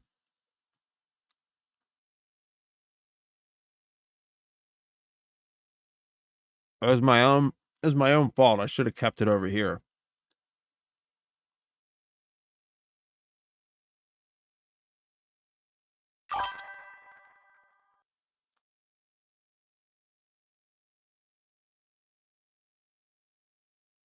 Yeah. Yeah, the linked Prime Video is like, it's awful. It's like watching a movie. Remember when you used to watch a movie on TV back in the day and it would be an ad break like every few minutes? Like you would get 20 minutes of movie and then you would get like a 15-minute long ad break. That's what Prime is like now. Yep, the free movies have ad breaks. Dead center of action, suspense scenes. Yup. Yup. They did. They did. They backtracked on everything they told us it was going to be. Yup.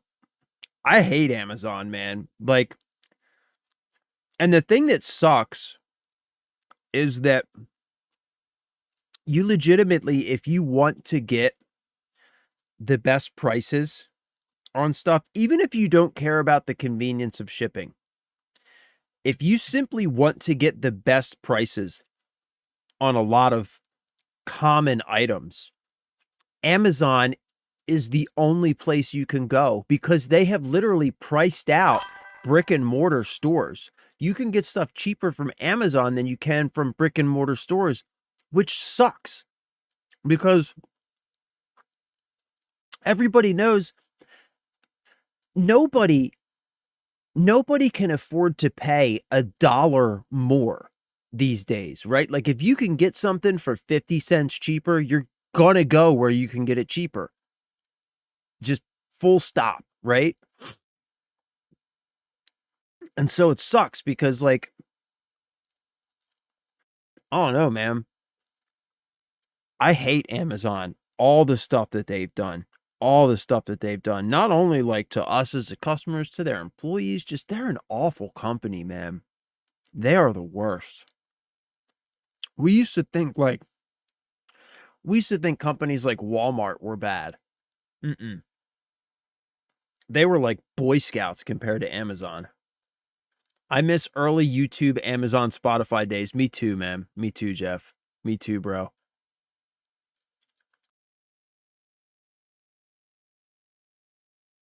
Yeah. Yeah, ads before and at the end. I can tolerate that. I can tolerate that too, especially if it's part of like, all right, I'm paying a Prime membership and I get access to a bunch of movies and stuff as a part of that. And you want to roll ads like before and after the movie. Okay, I can swallow that. I can stomach that, you know? But no, they roll ads constantly during the movie. Yeah, it's worse than watching them on TV the way that it used to be. Worse. Somehow. Somehow what was supposed to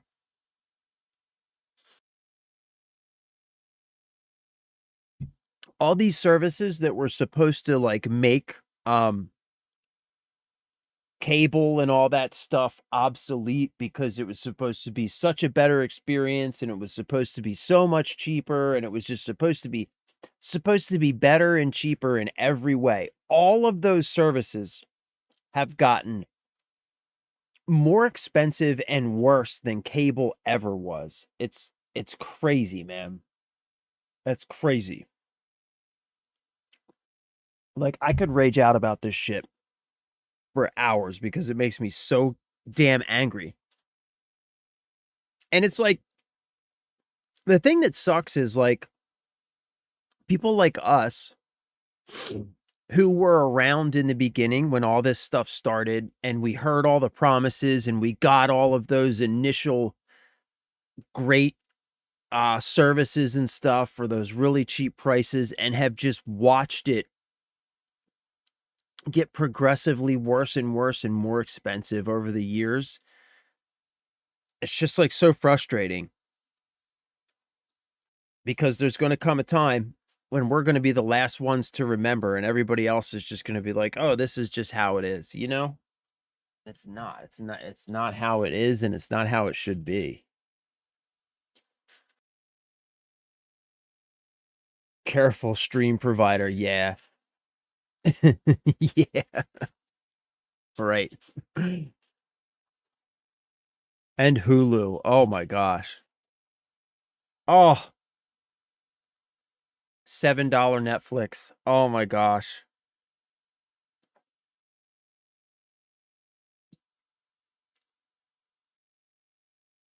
Do you remember?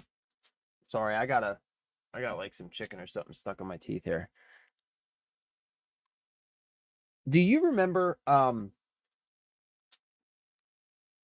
back in the day when Netflix was like actually discs, you would get DVDs in the mail, and like the website, it was just there to manage your queue, and you would just manage what DVDs were coming next. And you remember people used to do really cool stuff, like they would put messages and stuff in the DVDs, and they would like write down all the different places where it had been. Do you remember those days, man? It was so cool back then. It was $7 because I think that's it. Back then it was $7, and $7 got you like unlimited rentals, right? Like as fast as you could watch them and return them, they would send them back as many as you wanted. Remember that? Like it was so cool back then. It was like there was like a whole community aspect to it. Like this real life community aspect to it where you would draw little pictures and somebody somewhere else would see it and they would put something on it and you would see it and you would like write down where you were and like the next person would be like, "Oh, this went to here and here and here." Like there was this it was so much more human back then, man. Now it's just like everything is so much more accessible, yet it is all used to exploit us. That's 100% true, man. And it's all of that exploitation has been foisted on us under the guise of ease and accessibility. Like any any accessibility or ease of use aspect has proven to be nothing more than a side effect of the greater ability to exploit and capitalize us as customers for our data, just in every conceivable way that they can come up with. And it's like any benefit that we get out of it is just merely a side effect of that. And it's like in retrospect, you can look back and see and understand that now. You know what I mean? And it's just fucking depressing. I missed the game. Oh my god. Oh, games and flicks. I thought you were gonna say game. Wasn't there another one called Gamefly? 10 games out at a time, unlimited use for $9. Yeah, Gamefly. Gamefly. I remember Gamefly. Gamefly wrecked it. Oh, okay, shit. Mail service just like early Netflix. I remember the name Gamefly. Yup. Those were the days, man. Oh. I mean, you can't even do that anymore because there are no physical discs. There are no physical anything anymore.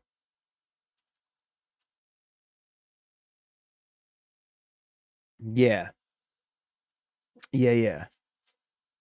Yep, and Blockbuster just started to die, man. Oh. Make it a Blockbuster night. Rest in peace, Blockbuster. Rest in peace, Blockbuster. We didn't know how good we had it. God, walking into Blockbuster on like a Friday, early evening, it was just packed full of people. It smelled like popcorn.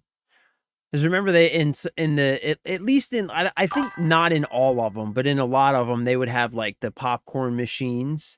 You could get like a little bag of popcorn while you walked around. Oh my gosh, man! All the movies, the games, everything, just every wall lined with them, movie posters, and oh my gosh, it would get you excited. It got you primed for like you were going to rent some movies, man, and you walked into Blockbuster and you got into that mode. You were like, "Oh, hell yeah, let's pick out some movies. We're going to go home, we're going to make some popcorn." And it was a whole thing. It was special. Now it's just like, let me infinitely scroll through like a just meaningless wall of icons and ultimately not decide on anything and go to bed. And even if you do decide on something, you know, you just put it on and then everybody goes around and does their own thing in the background. It used to be you came home with a couple of movies. When that movie went in, lights went out, popcorn went into the microwave. Everybody sat down because that was your opportunity to watch it. So you either sat down and watched it or you missed it. So everybody sat down and you watched a movie together. Yeah, man. God damn. It's just like Michael Scott said, I wish somebody would tell us that we were in the good old days. Or I wish somebody would tell us it was the good old days when we were in them. Yeah. Yep. Words of wisdom right there.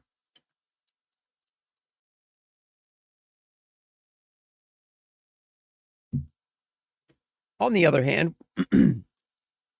we're making our own good old days right now, right? You know what I mean? Good people spending time together. Wait, which way did I come from? Yeah, I came from that way. I'm going this way. What am I doing? Yeah, I'm using my precision jump here.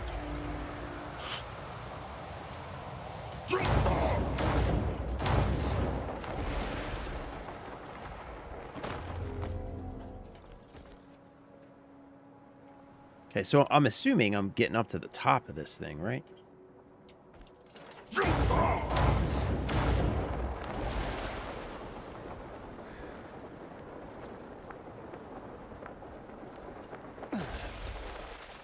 Right. Right. And I get on that thing and it's going to teleport me somewhere.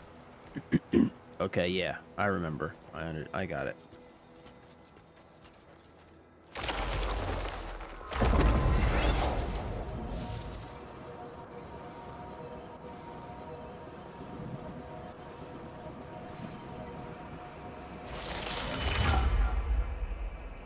What?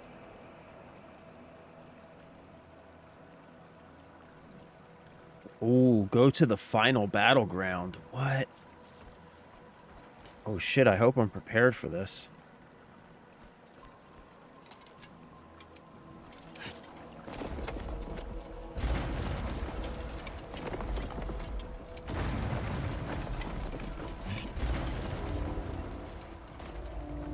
Ooh, you've tried to get me. Tried to get me.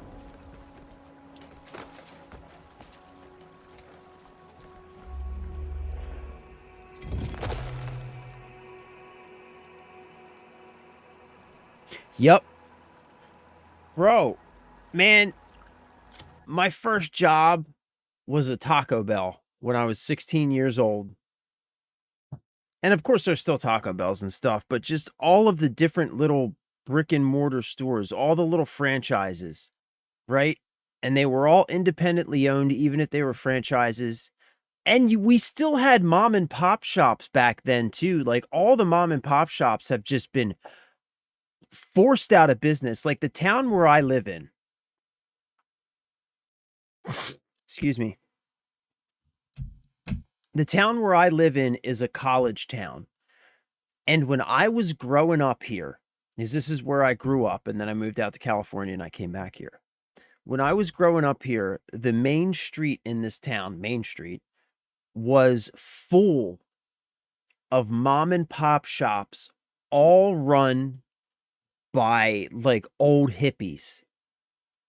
There was like a record store. There was a store that sold like all kinds of weird stuff like hair dyes and just like all kinds of weird shit. There was a store that sold like crystals and it just a whole the whole street was just lined with all these mom and pop shops.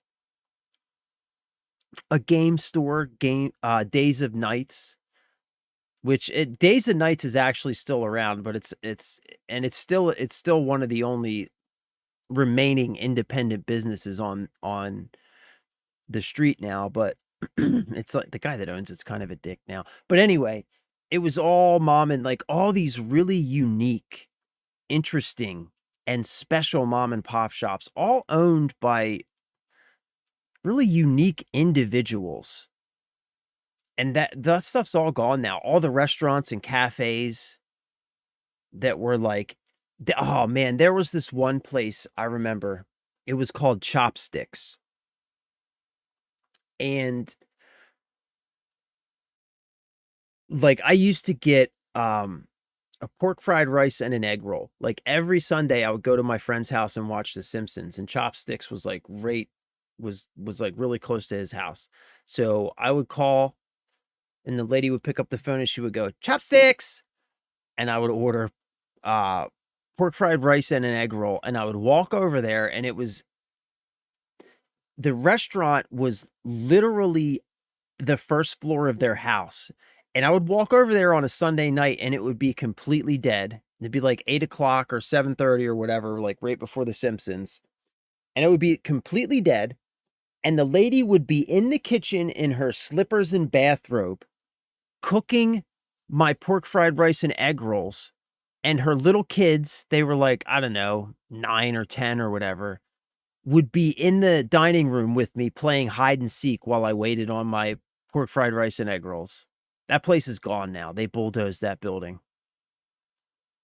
But it's just like, man, what a special world we got to live in. And like, it's all kind of been taken over by these soulless multinational corporations that just have, there's no life in them, you know? There's no life in them, man. Anywho, let's whoop this dude's ass. Check this out, by the way. This is freaking awesome.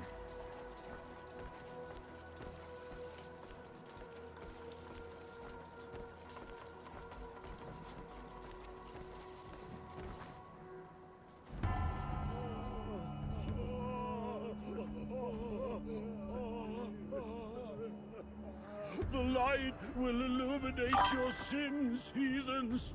Oh, Sullivan, hear us. What is this? They'll be fine offerings to Mother. As will you. Yo, who are these fuckers?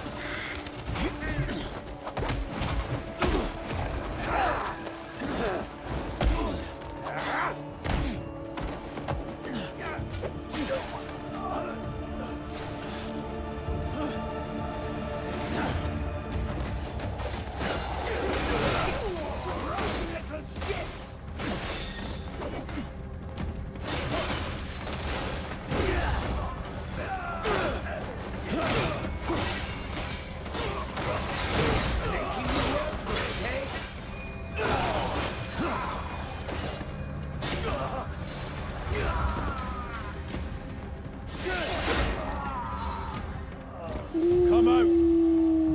Let's end this.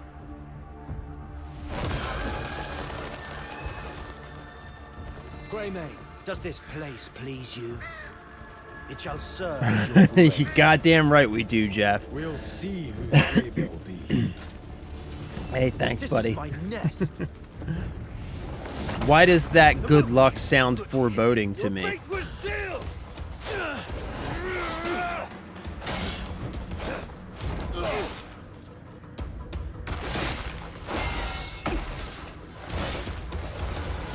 Of you not to please Greymane. I'll grant you that much.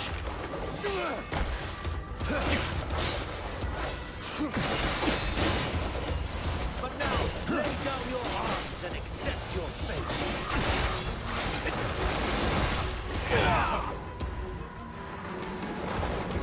Resist!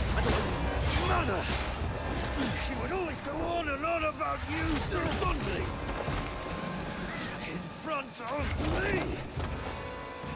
your very own son! I've no interest in your story. I should be all that she sees. In her eyes, I must prevail above all! Greymane! Greymane! Always the bloody Greymane!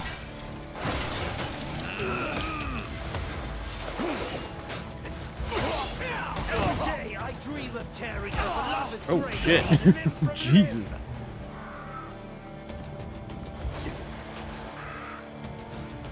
Why would such a weakling even turn Mother's head?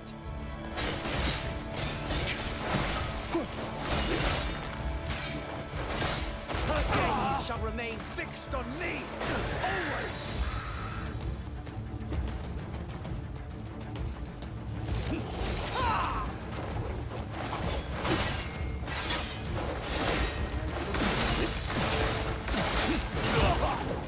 Damn.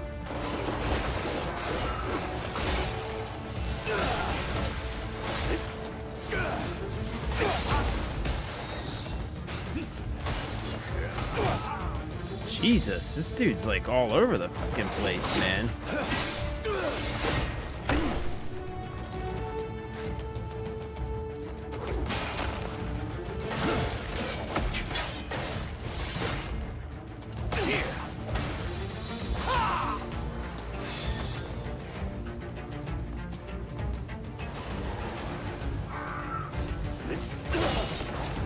Oh, come on, I blocked that. That's bullshit.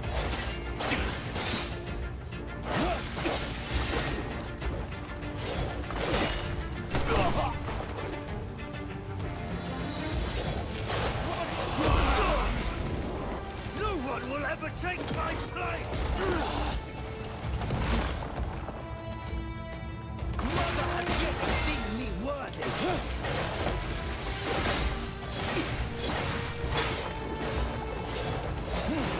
I'll kill you so the world may know I exist.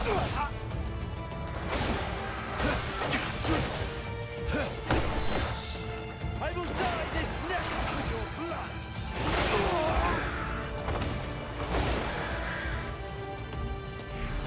There's nowhere to go but to your grave.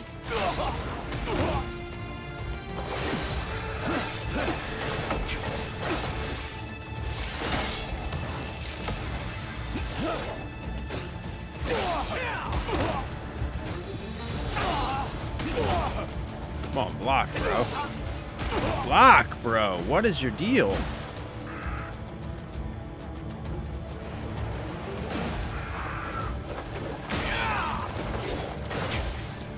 The grave is yours.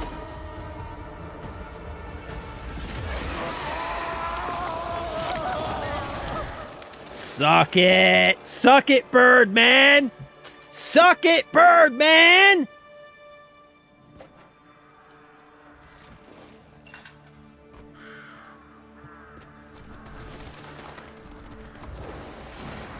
Are you all right? You rescued me from my own twisted shade. Hey, Thank lady. you. It's what I do. Truly. It's what I do. But I fear this is not the end. Obviously not. It's only chapter 5.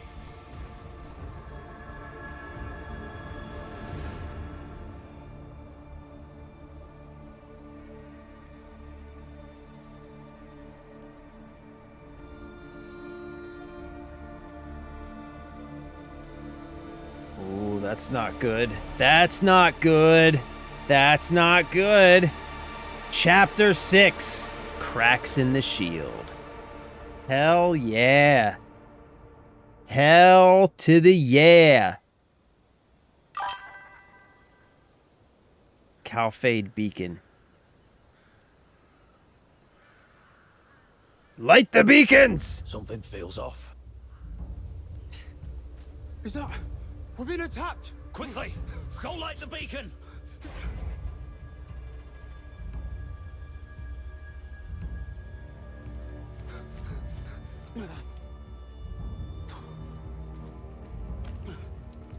Better hurry, bro.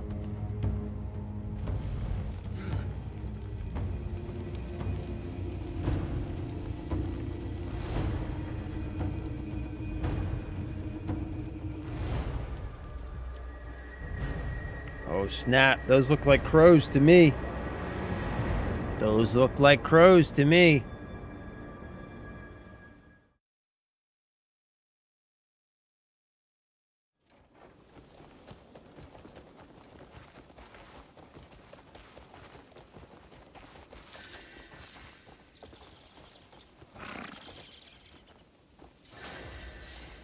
Oh, we're back at camp.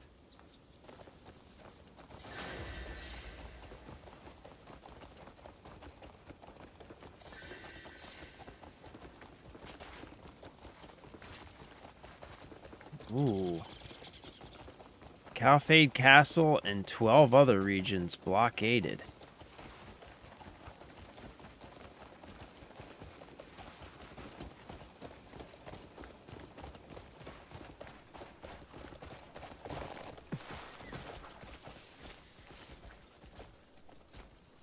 Do whatever it takes to aim for the cock. That's a man's weak spot. Fucking yawn, bro. It looks like we've settled in well. Aye, the gold leaves have us well supplied. Our comrades are slowly returning. And the townsfolk are warming up to us. Huh? Hey, Marius, you're looking well. Ah, there you are. Can we talk? If you don't mind. What's happened? There's news that a comrade of yours is in Calfade. But with war raging, it's far from safe. The Marquis requests you head straight to Hernan Castle. The matters he wishes to discuss are most urgent. Understood. Very well. what's happened? Don't move. Anything good? They found a grey mane.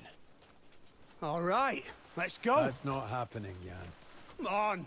Why not? We have to meet Marquis Circus first. What? He's more important than one of our own. Oh my god, Jan. I'm gonna All right. slap the shit out of you, Jan. Well, hey, don't even think about going alone. God, definitely Hey, not you taking think your this is funny? troubled ass. You're just gonna be drunk the whole time, starting shit, and get me into trouble. Sidetracking and derailing the whole operation is what you do.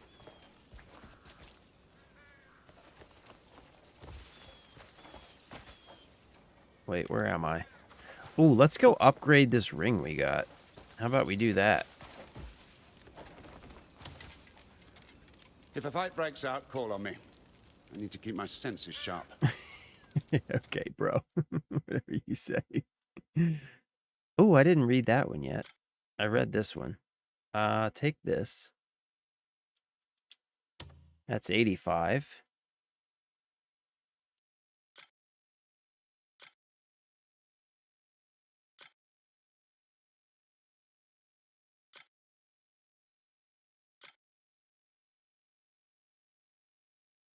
There's 90. Here you go. And now let's do this. Let's read this. And then we can give him that too.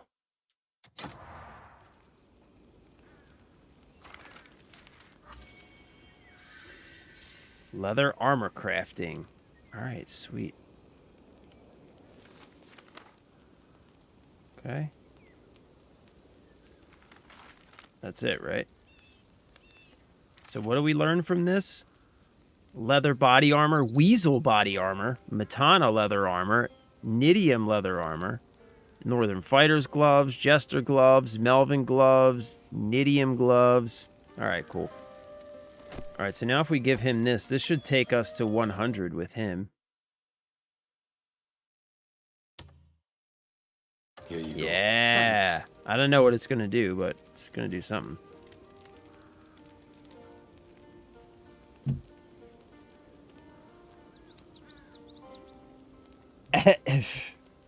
Yeah, well, I think it was the staff mostly.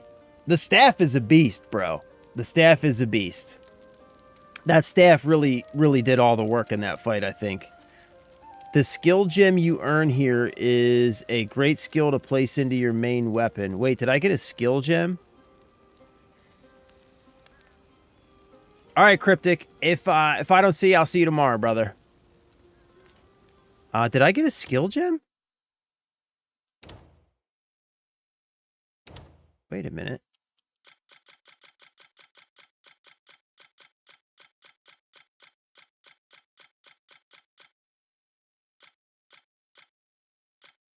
No, I didn't.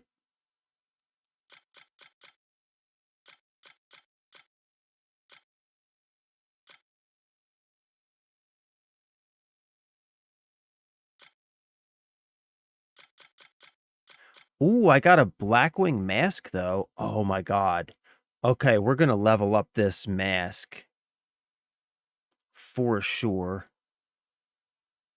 Because it's super cool.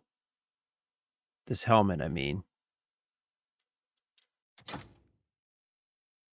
Okay.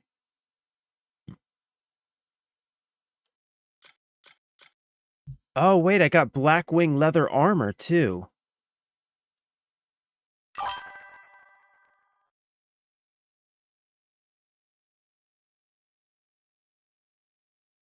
Okay. The Blackwing leather armor has stamina regen, 2 movement speed, and ice resistance. Let's just put the helmet on. What did the helmet have? I think the helmet had movement speed as well, right? Yeah, the helmet's got movement speed. Ancient shell ring. Ugman's notes. Ugman's poster.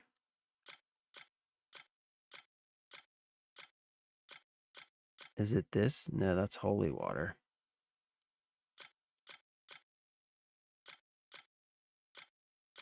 Yeah, I don't think I got anything else from him.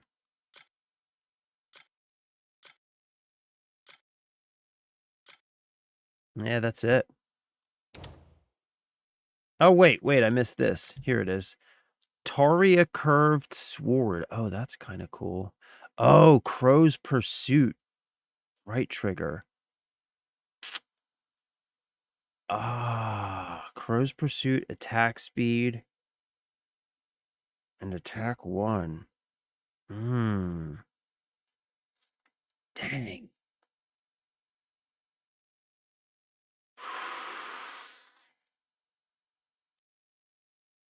Ooh, let's...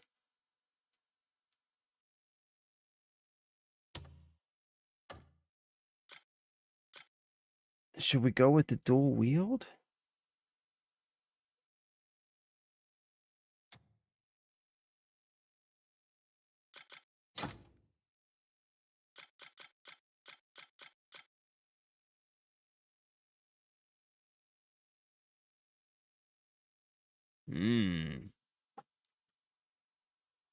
We could go with the dual sword wield.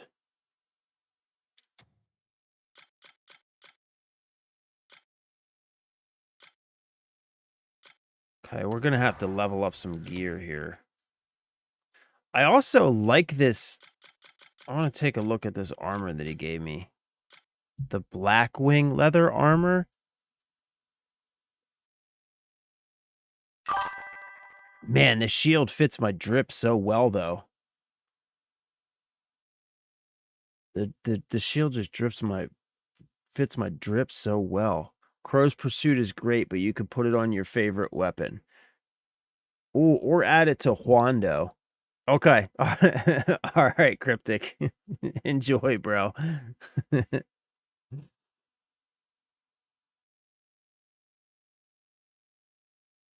Oh, armor mannequins. Yo, that would be cool as hell. If we could get armor mannequins to put in the house. Ever since beating Crow Dude, I've been running dual swords. Yeah, I'm thinking I might go dual swords.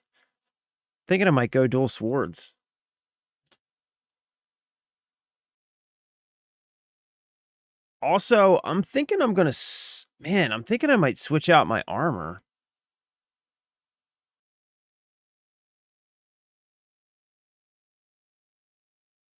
Oh, man. Yeah, we're going to have to do some... Dagnabbit. Yeah, we're going to have to do some drip rearrangement here. Gonna have to rearrange the drip.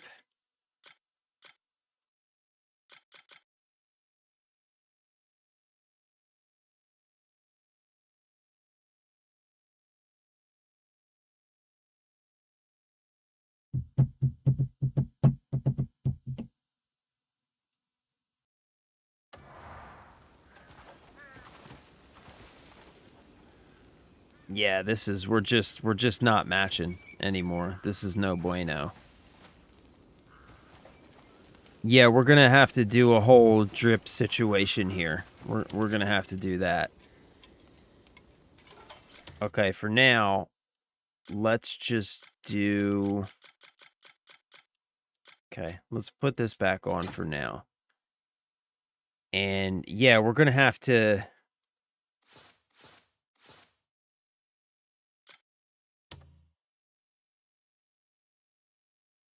We're gonna have to do some armor swapping for sure.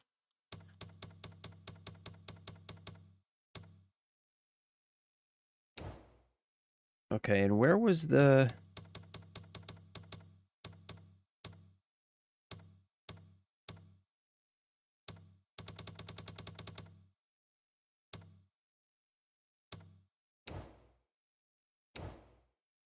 Was it in accessibility? Ah, here it is. Display headgear. All right, I gotta check out this. Yo, bro, that crow mask is sick. That crow mask is crazy. That is sick, dude. That's so cool. Okay.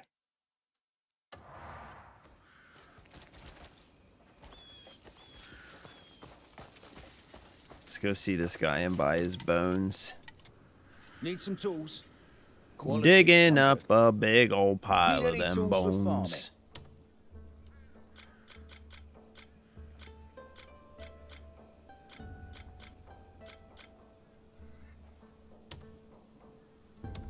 Fine craftsmanship, wouldn't you agree?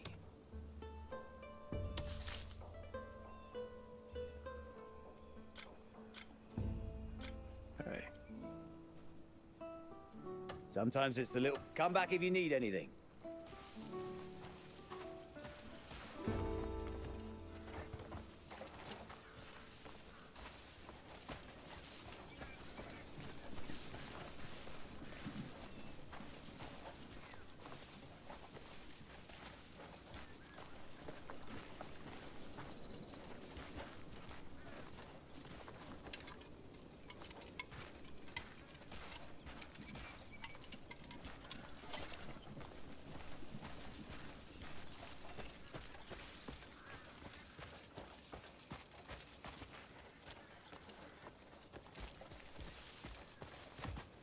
Ah, good boy. Good boy.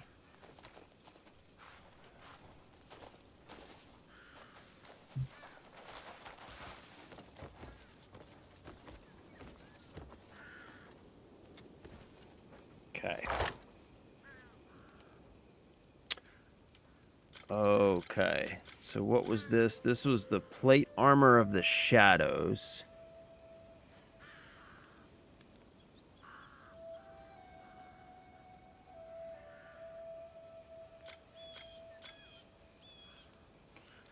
I think these boots are like the best boots that I have.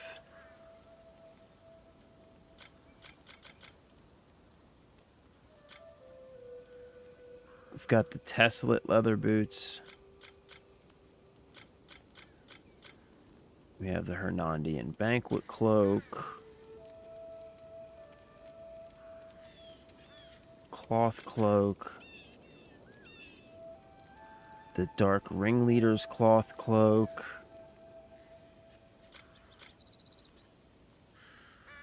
Hernandian Honor Guard cloak.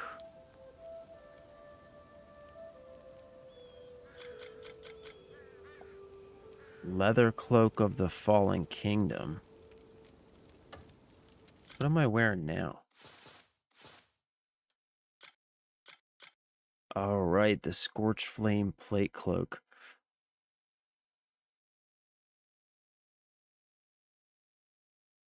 Dang.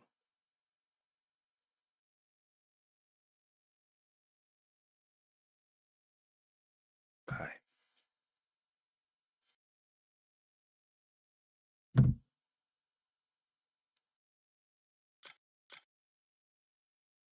And the scorched flame plate gloves.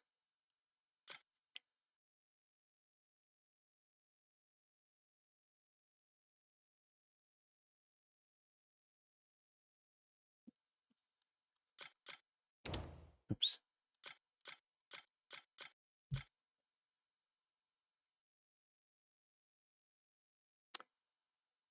Oh boy.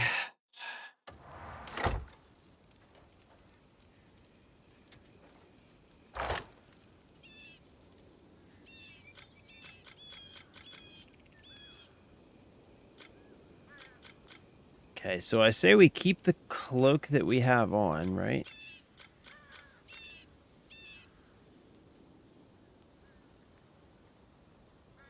Yeah. Okay.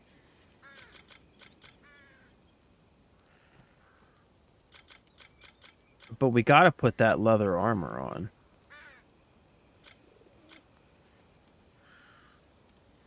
All right, let's go sell all these swords and stuff to homeboy over here.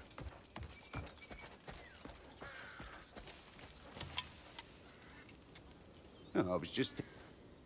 You want the finest work? You've come to the right place. 33. Actually...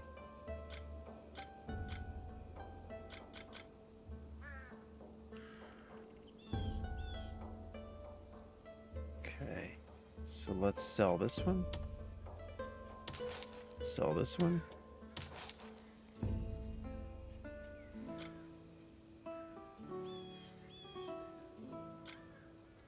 Sell this.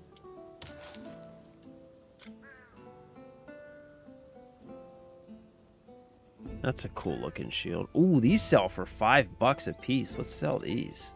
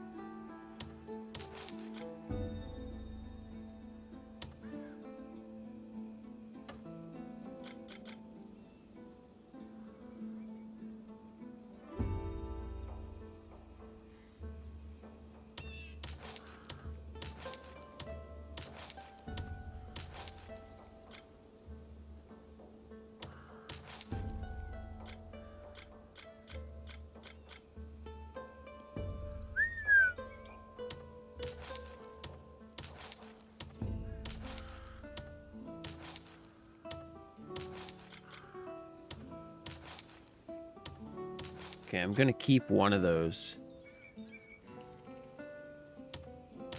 Keep one of these.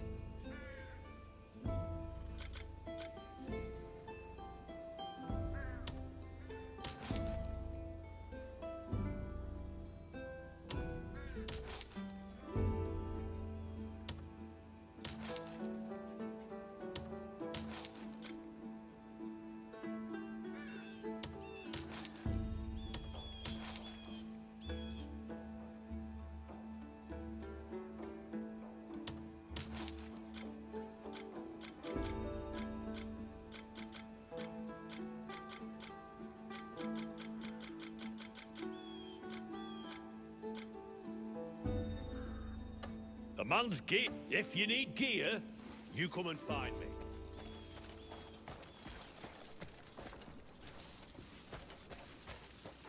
We'll donate some of this other stuff to the camp.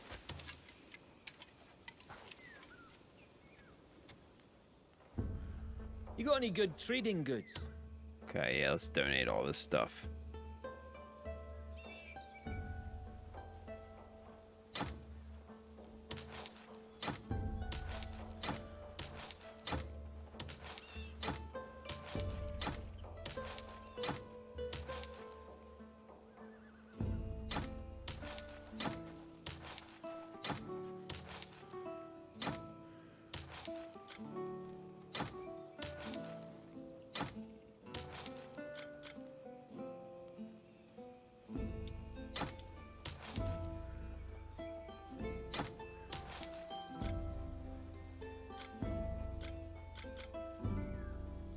Okay.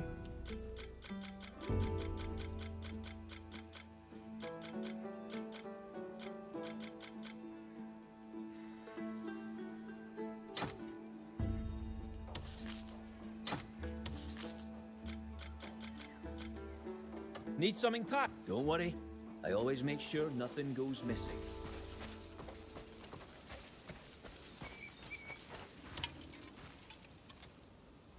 You want the finest work? You've come to the right place.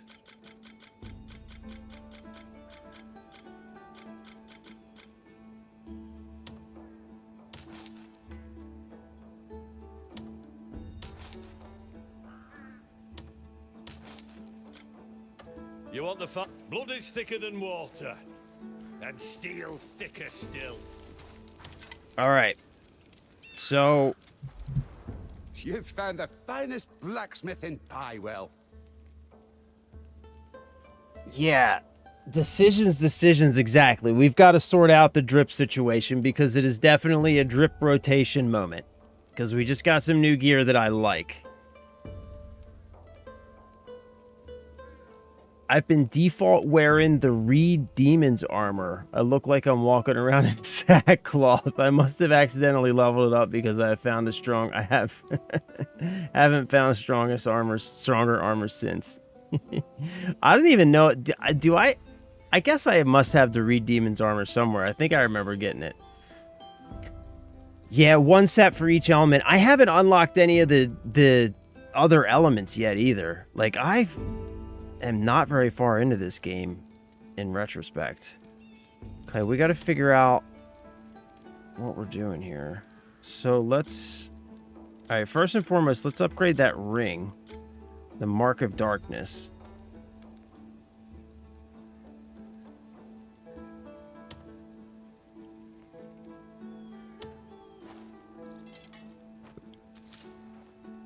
So Cryptic was saying upgrade this as much as possible. Okay. Okay. This gives us... takes our attack speed up if we upgrade it again. It does cost us an Abyss artifact, though. So maybe we wait on that for now. We also have the Oath of Darkness. Which... okay, hold on. Okay, let's upgrade our headgear.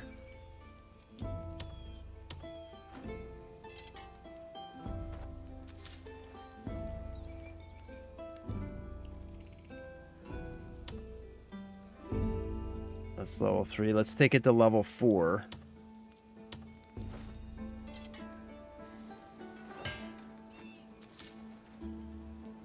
Okay. Okay.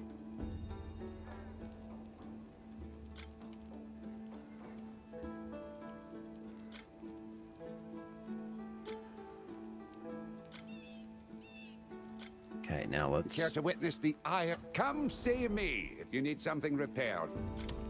Now. Alright. Okay, so wait. First and foremost...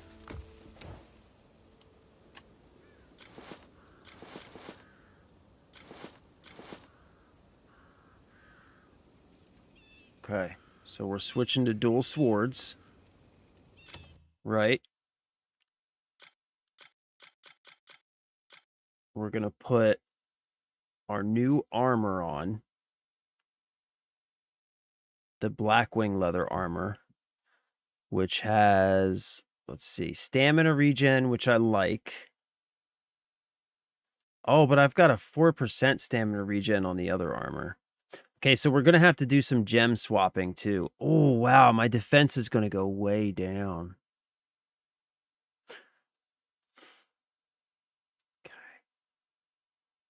Hold on, let's go upgrade it and see what it looks like. I guess, I mean, I am gone from leather to, or from plate to leather, right? So my hammer can forge. All right, let's upgrade this as much as we can.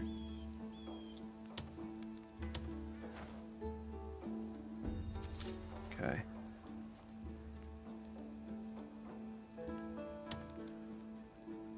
Okay, now let's take it up again.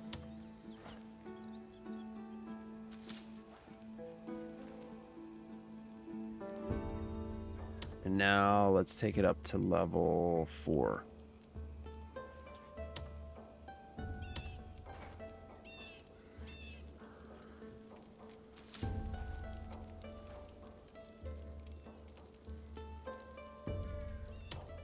Okay. You care to witness the Iron Do visit again?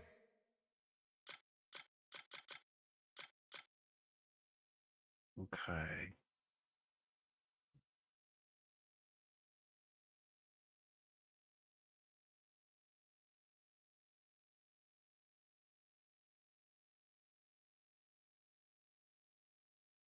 Okay.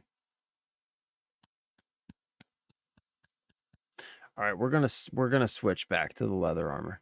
Man, I do like this plate armor of Cursed Soul though. It is pretty damn good, isn't it?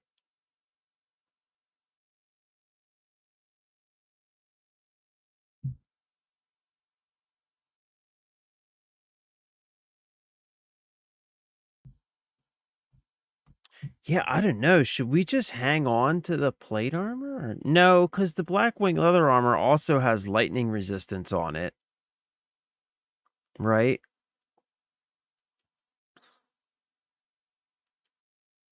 And let's see, it's five more defense, but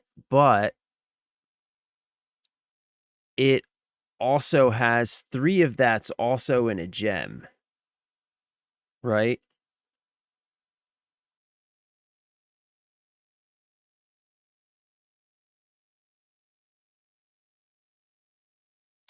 Let's do this.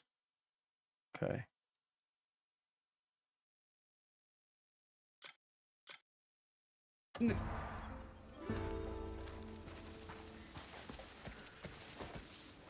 Okay. All right, so we've got to sort the drip out. We've got to get this situation sorted because we look crazy. We look absolutely crazy right now. But I feel like we can manage this. So where's the dye man? Provisioner shop. Quartermaster. Oh, I need a cauldron, right? Don't I need a cauldron to dye? So here's the dye house. You can dye your weapons and armor. Oh, so I need to go to this guy. I need to go to this guy to dye. So let's go to this guy.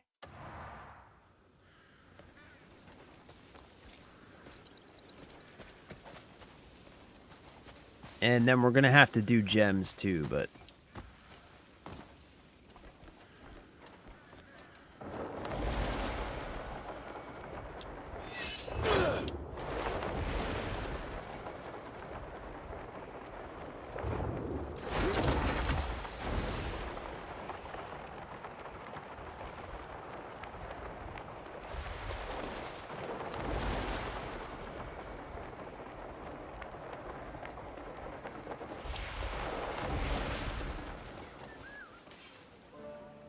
Oh, wait, no, this guy's not going to have my dyes, though.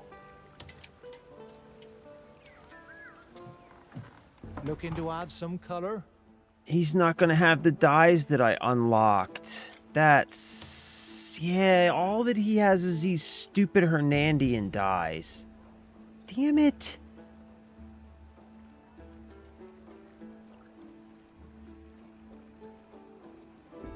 That legitimately sucks.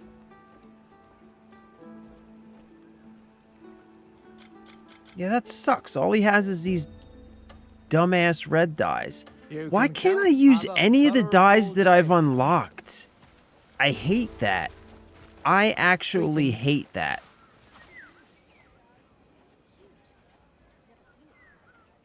I actually hate the fact that I can't use any of the dyes that I unlocked.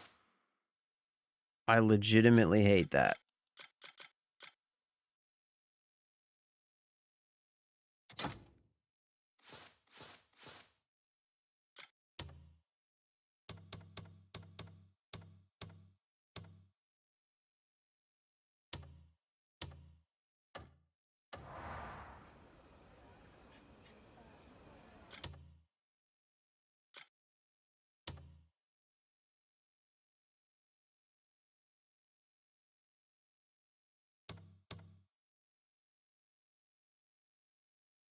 Display accessories, display headgear, display melee weapons.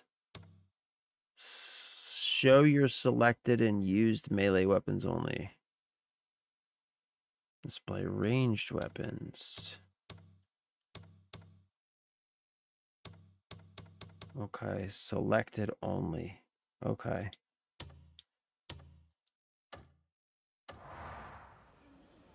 Okay, cool. So this will only show the ones that you're actually using, right?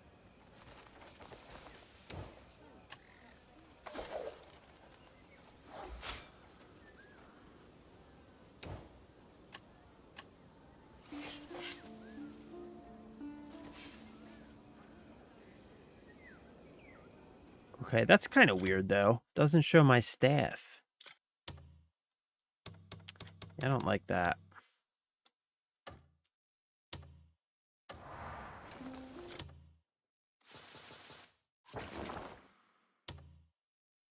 All right, super, super lame that I can't,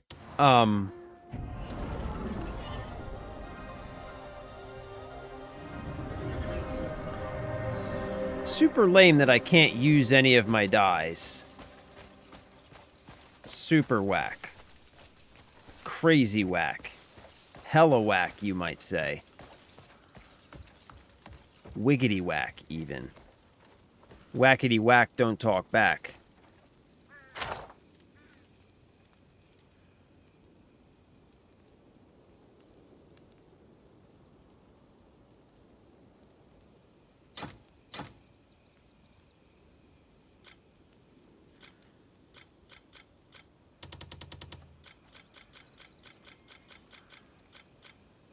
So why is it showing my... I don't understand why it's showing that dumb wooden shield on my back. I don't even have that dumb wooden shield on me. I have this shield on me, so why isn't it showing that shield on my back? Where's that dumb wooden shield?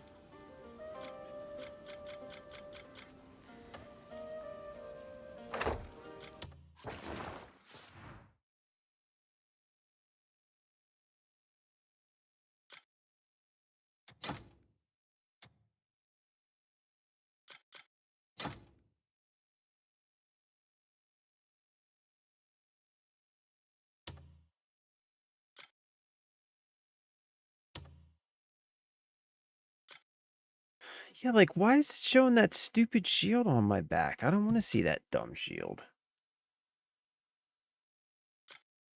I want to put that shield away, actually, because I don't use it.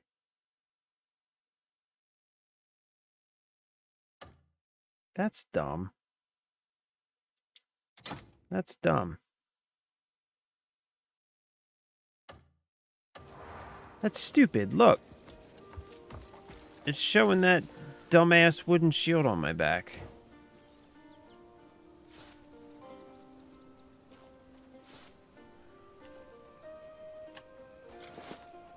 It's an honor.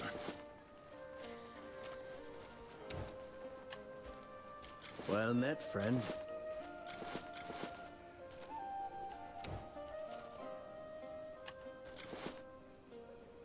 Ah, there we go. Okay. So it shows whatever one you had selected last. Okay. Alright. Okay. We got that sorted out. Alright, yeah, I guess we just gotta stick with the current drip because we can't do anything about the dies. And sometimes you just gotta prioritize. Sometimes you just gotta prioritize the drip, you know what I'm saying? You know what I'm saying? You just gotta prioritize that drip, son. Just gotta prioritize that drip. See, what I would like to do is dye this cloak like dark green. Because I found that dark green dye. Dye this cloak green so that it matches...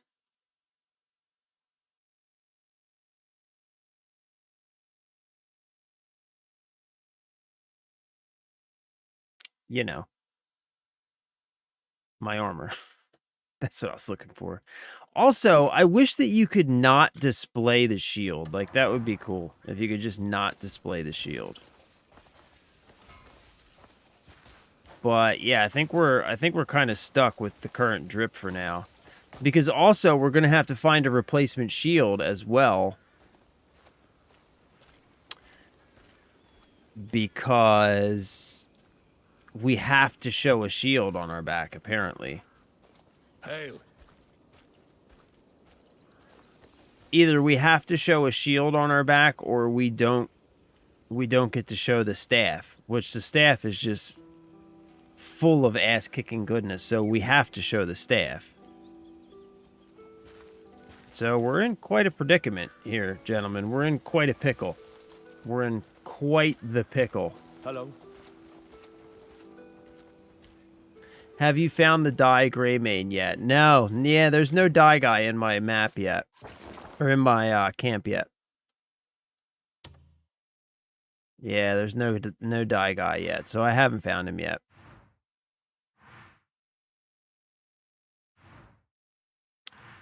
So I guess that means what I need to do is work on some rumors.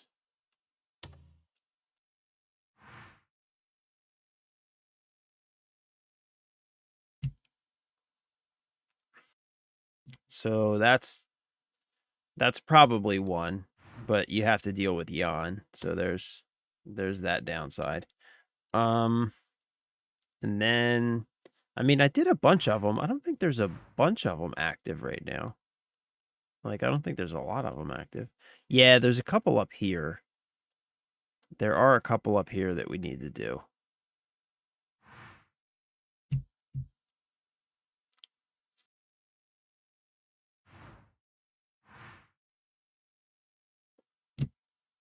So those are requests.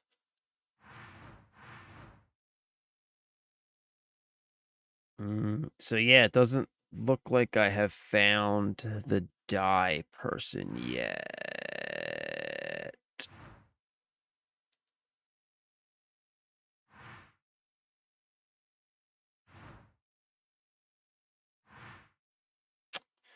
Yeah. Okay. Okay. Okay.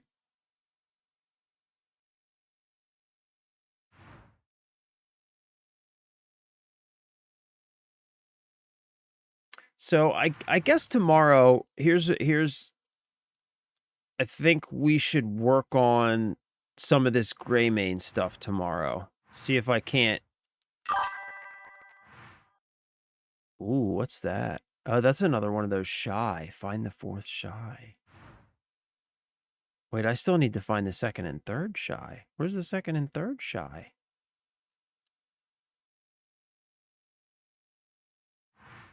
Whoa, Silver Wolf Cave. That looks cool.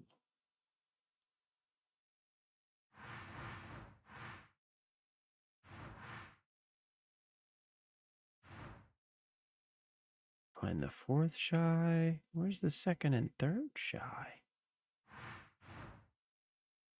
What's this? Wow, that's a far-ass bounty. Jeez. Jesus. Jesus, Jesus, Jesus. Oh, here's another one of the shy way down here. Wow. Oh, and there's the other one way over here. Jeez, goodness gracious. Look at how much map I haven't uncovered yet. Oh my god. Yeah, this is crazy. The ratio, my map ratio of covered to uncovered is like, for 100 hours in the game is ridiculous. Jesus.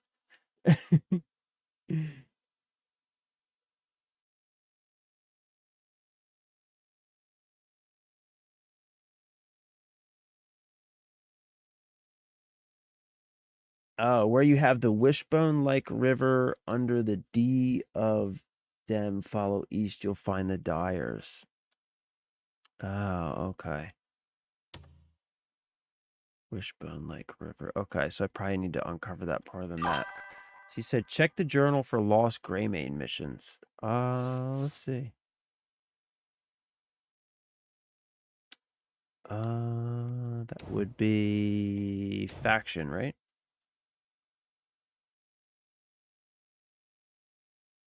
Is that Scattered Embers?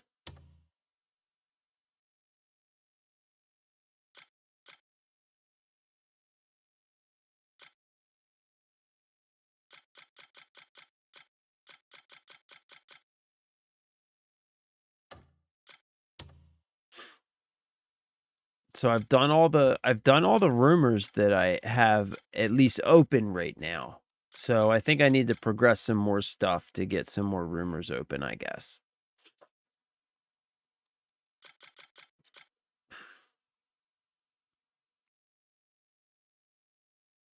Collect weapons through the crafting mission at Warspike Spearmaker. Oh, I should probably do that.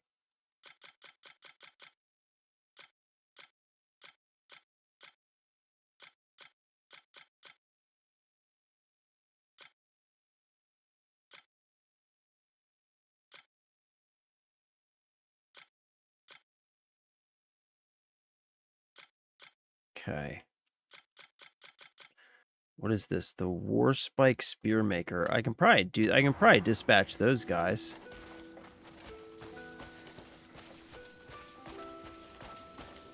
Let's see. Dealing with... There's no one better than me when it comes to managing folk.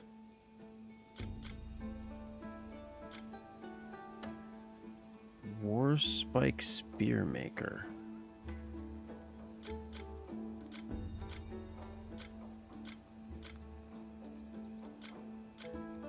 There we go. Warspike Spearmaker. Here we go.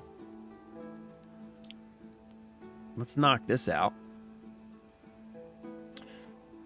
So, let's see. Who do we have that we can send? Does this require anything specific? No. So we can just send...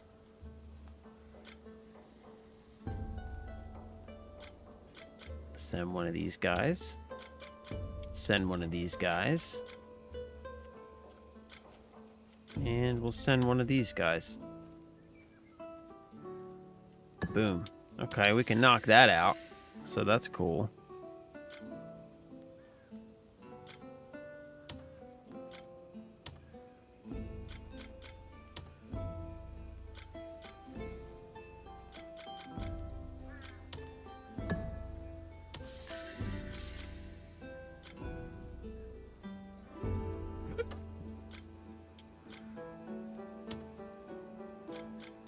Go get them, boys.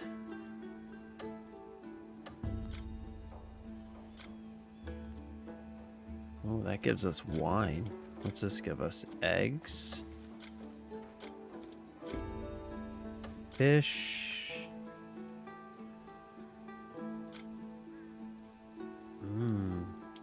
It gives us milk. Let's do this guy. And boom.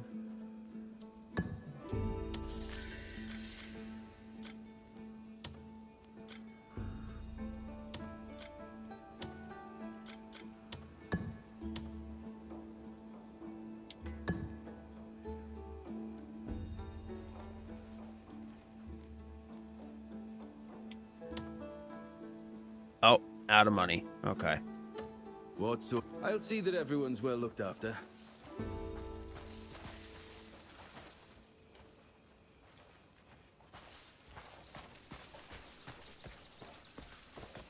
Okay.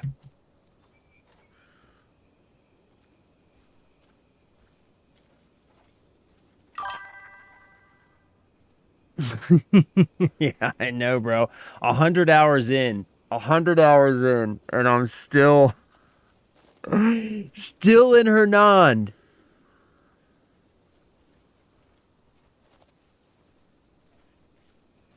There's also another dyer in the town northwestish of Hernand, but if you hit snow, you've gone too far. Does he have the right colors, though? Because there's also the guy who's right over here. He's a dyer. But he only has the red colors. There's the guy right down there, but he only has the red colors. It's all right. We can rock the current drip for now, and we'll just keep knocking out some missions. But it's time for me to jump off of here, gentlemen. I gotta go get some stuff done, so... Yep, I think that's gonna be it for me for the day. As always, fellas, I love you. I appreciate you. Thank you for hanging out. And, hey, Jeff, when did you say you were going to vacation next week, right? So we'll see you around this week at least. He's red only, yeah. North of Hernand is blue. Dyer in Peter Pan Village is yellow. And Demonis is purple, I think. Okay. Okay, cool. All right. It was good to see you. Okay, Friday. All right, cool. All right, gents. Well, have a wonderful evening. Thank you for hanging out as always. I love you guys. I appreciate you. And I'll see you next time. I am out of here for now. I'm going to go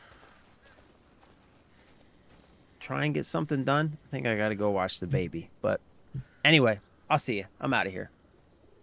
Bye.